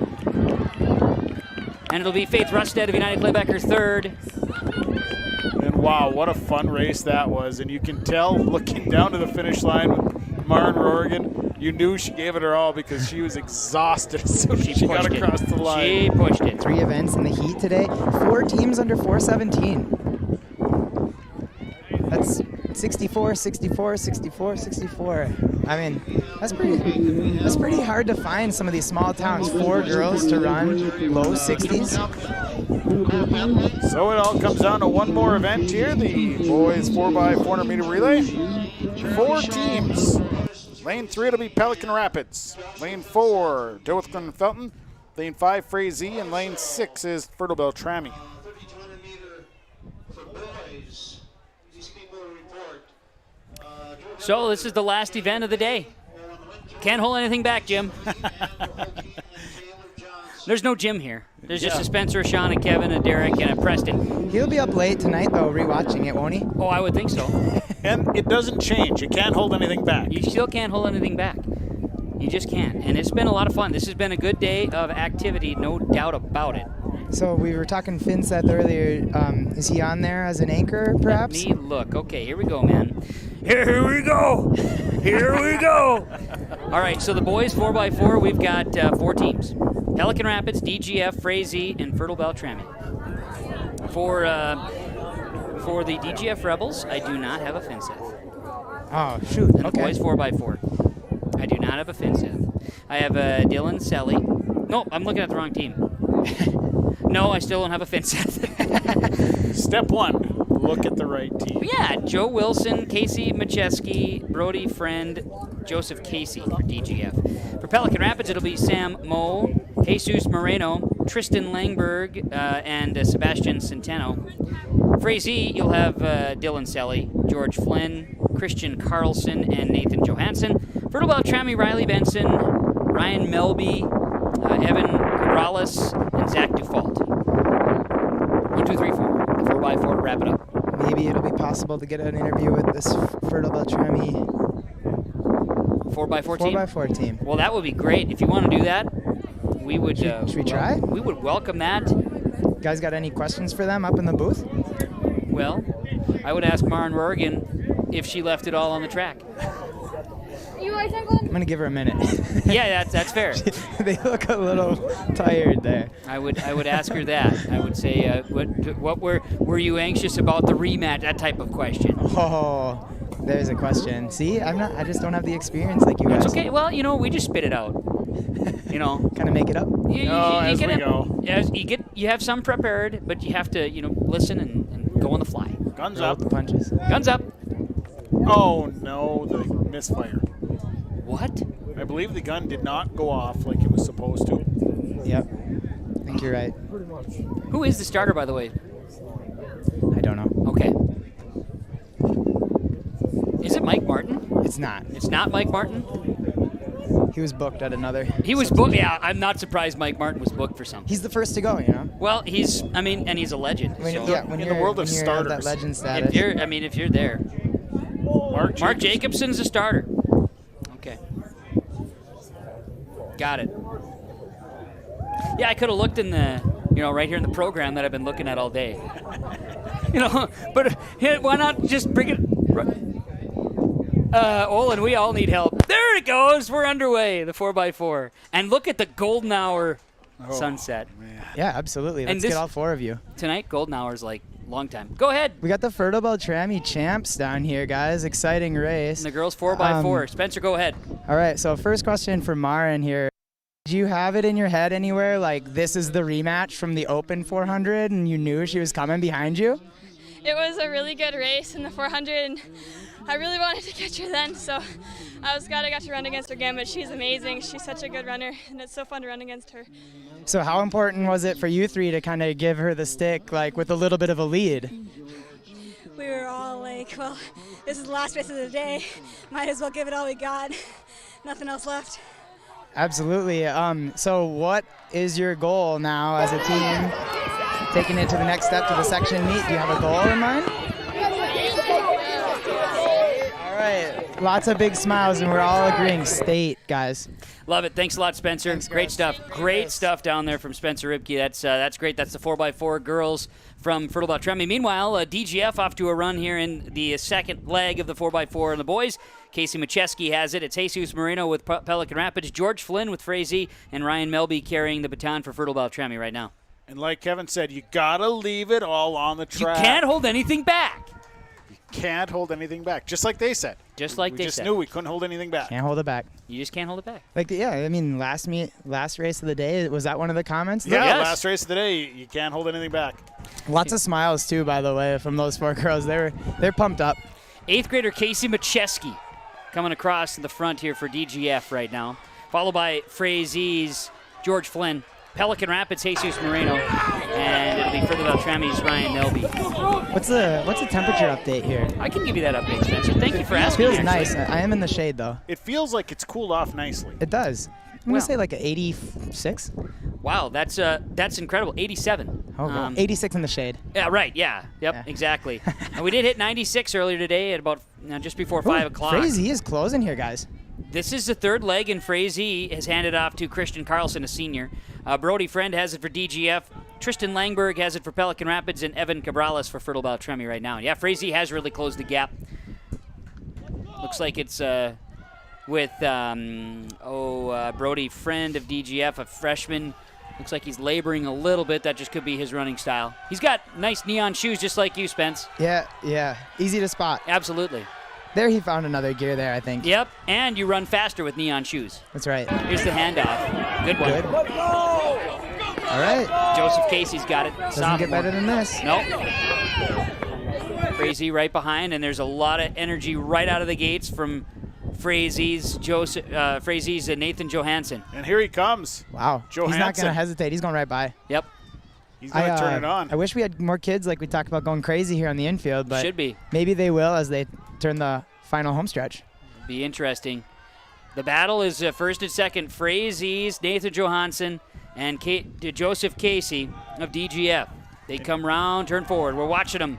And we'll see what kind of kick Casey has coming off this corner to see if he can close that and get it back. Let's see. Big push here, too, from Sebastian Centeno of Pelican Rapids. I think Frazee's got him. He does. He looks so strong. Well, the runner from Pelican Rapids really turned it on, too. Centeno, great Pelican's stride. like, I might get a wild card spot here. Yeah, absolutely. They come in unofficially 349 for Pelican Rapids for third place. And Fertile Beltrami will round it off as Zach Dufault's coming around the corner. And we'll finish off the race. And we'll finish off the meet here today. Finish off our coverage of Section 8A, subsection 30, track and field today from the Johnson Sports Complex. It will, yeah. We're going to get the final result and be able to share it. On the girls' side, the 4x4, Fertile Beltrami, as mentioned, 4 minutes, 6 seconds, 49 100ths. That was 8 seconds better than their best time for Fertile Beltrami girls. Wow, great performance. That was Kim Hitchin, Grace Brew, Emma Tollefson, Maren Morgan, who Spencer had joining us here. 2 seconds behind her, just about, that was Pelican Rapids, Tori Stephenson, Anna Stephenson, Tatiana Wiley, and Chloe Paulson. Hey guys, I got activities director wrapping up his 7th meet of the year here, Kenley Wallin. Let's go. Is it a good feeling? We're all done hosting? Yeah, no, I mean, it was a great turnout today. Glad we got to compete. Obviously, this was not possible without all the volunteers and the help. It's good to see Kelly came back, and we had a lot of alumni. The radio support, Olin on the mic, Mike and Elizabeth doing awards. So, I mean, it really does take a lot of people to put on a successful meet, and I'm very happy that, we have a lot of great people here in our communities that are willing to take time out of their day to, make this happen for the kids. Absolutely, yeah. And guys, we talked about how it takes a lot of people to run a track meet. So big shout out to the AD. Thanks a lot there, Spence, and thanks to Kenley as well. For the girls, 18 events scored. Frazee first place with a 147. Barnesville with a 142, second place. Park Christian third went with an 86. United Clay Becker with an 81, fourth place. Fertile Beltrami 73 for fifth. The DGF 65 for sixth. Pelican Rapids 48 for seventh. And Adaborp West 42 for eighth place. Rothsay and Norman County East doing $100 each with 4 points will finish ninth for the girls in the subsection 30. Frazee with a 147, edging out Barnesville with a 142. Impressive stuff. Good stuff. Great performances by the athletes here today. When it's this hot, and you're running multiple events and you're just in the heat all day, I mean, it just takes it out of you. And these kids here today, excellent performances by everybody. It was 4x4 on the boys. Frazee will finish in first place with a 3:45. Then DGF with a 3:47. Pelican Rapids a 3:48. As Spencer mentioned, Sean, running for that wild card spot. Right, exactly. And a great last, it was Centeno, right? That ran. He had a really good kick. Sebastian. About the last 150 meters just really pushed hard, and maybe he'll get paid off for it. Fertile Beltrami will come in fourth with a 4:18. So on the boys' side, 18 events scored. The final results, DGF will take first place here in the subsection with the 179. Frazee with a 127 is in second. Park Christian boys finish third with a 93. Adabor West finishes fourth with a 61. Pelican Rapids fifth with a 60. Fertile Beltrami will finish sixth with 40. Rothsay 39 for seventh. So it got bottled up there. Norman County Eastern Hitterdal finishes eighth with a 30. United Clay Becker with a 25 will finish ninth. And Barnesville, 21, finishes in 10th place on the boys' side.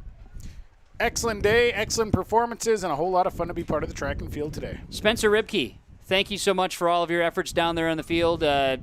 6 water bottles account maybe or more, or maybe he's going to have some more for us down there. Yeah, at least 6. Anything else from you as we put a bow on the day today? No, just thanks, guys. I have fun doing this. I like to run around from event to event and get a little bit of coaching in here and just talking track and field with you guys. I really enjoy it, so thank you. This was a lot of fun. Thank you for all the insight, because without that, I don't know what we'd have done. Well, we're not down there. So. We're not down there, but that was great stuff. Spencer, thank you so much. Spencer Ribke joining us for the day. Sean Bierk, Kevin Kochman. Want to thank our cameraman on the field, Preston DeVille. Preston was out, like we said, probably since about 11:15. Outdoors in the 90-plus degree heat and the wind, like many of these workers. Preston, great stuff. Thank you. Derek, great stuff. Flipping cameras, fixing batteries, setting up, taking down. Thank you. Much appreciated. Derek's solid. This is we've done now 3 track meets. We got 3 in. 3 in. And I feel got better each time with the ability to do production. I don't know anybody else who does it like this. So kudos, good stuff. Executive producer Mark Forsett, thank you. Sean, great stuff. Kev, good job. Great stuff here today. A whole lot of fun to be part of. Absolutely. Subsection 30 track and field meet. Again, Dilworth, Linden, Felton boys will take first place here today.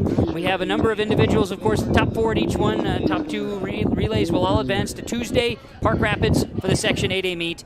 And let's see, the boys goes to DGF here today, and the girls goes to Frazee. Thanks to our sponsors. They made it all possible. We ask that you please patronize them, at the very least, to tell them thank you. More information and details at rjbroadcasting.com. Our sports score schedules page will have a link for the results there. That'll do it. For yourliveevent.com, I'm Kevin Kochman saying so long and have a great night, everybody.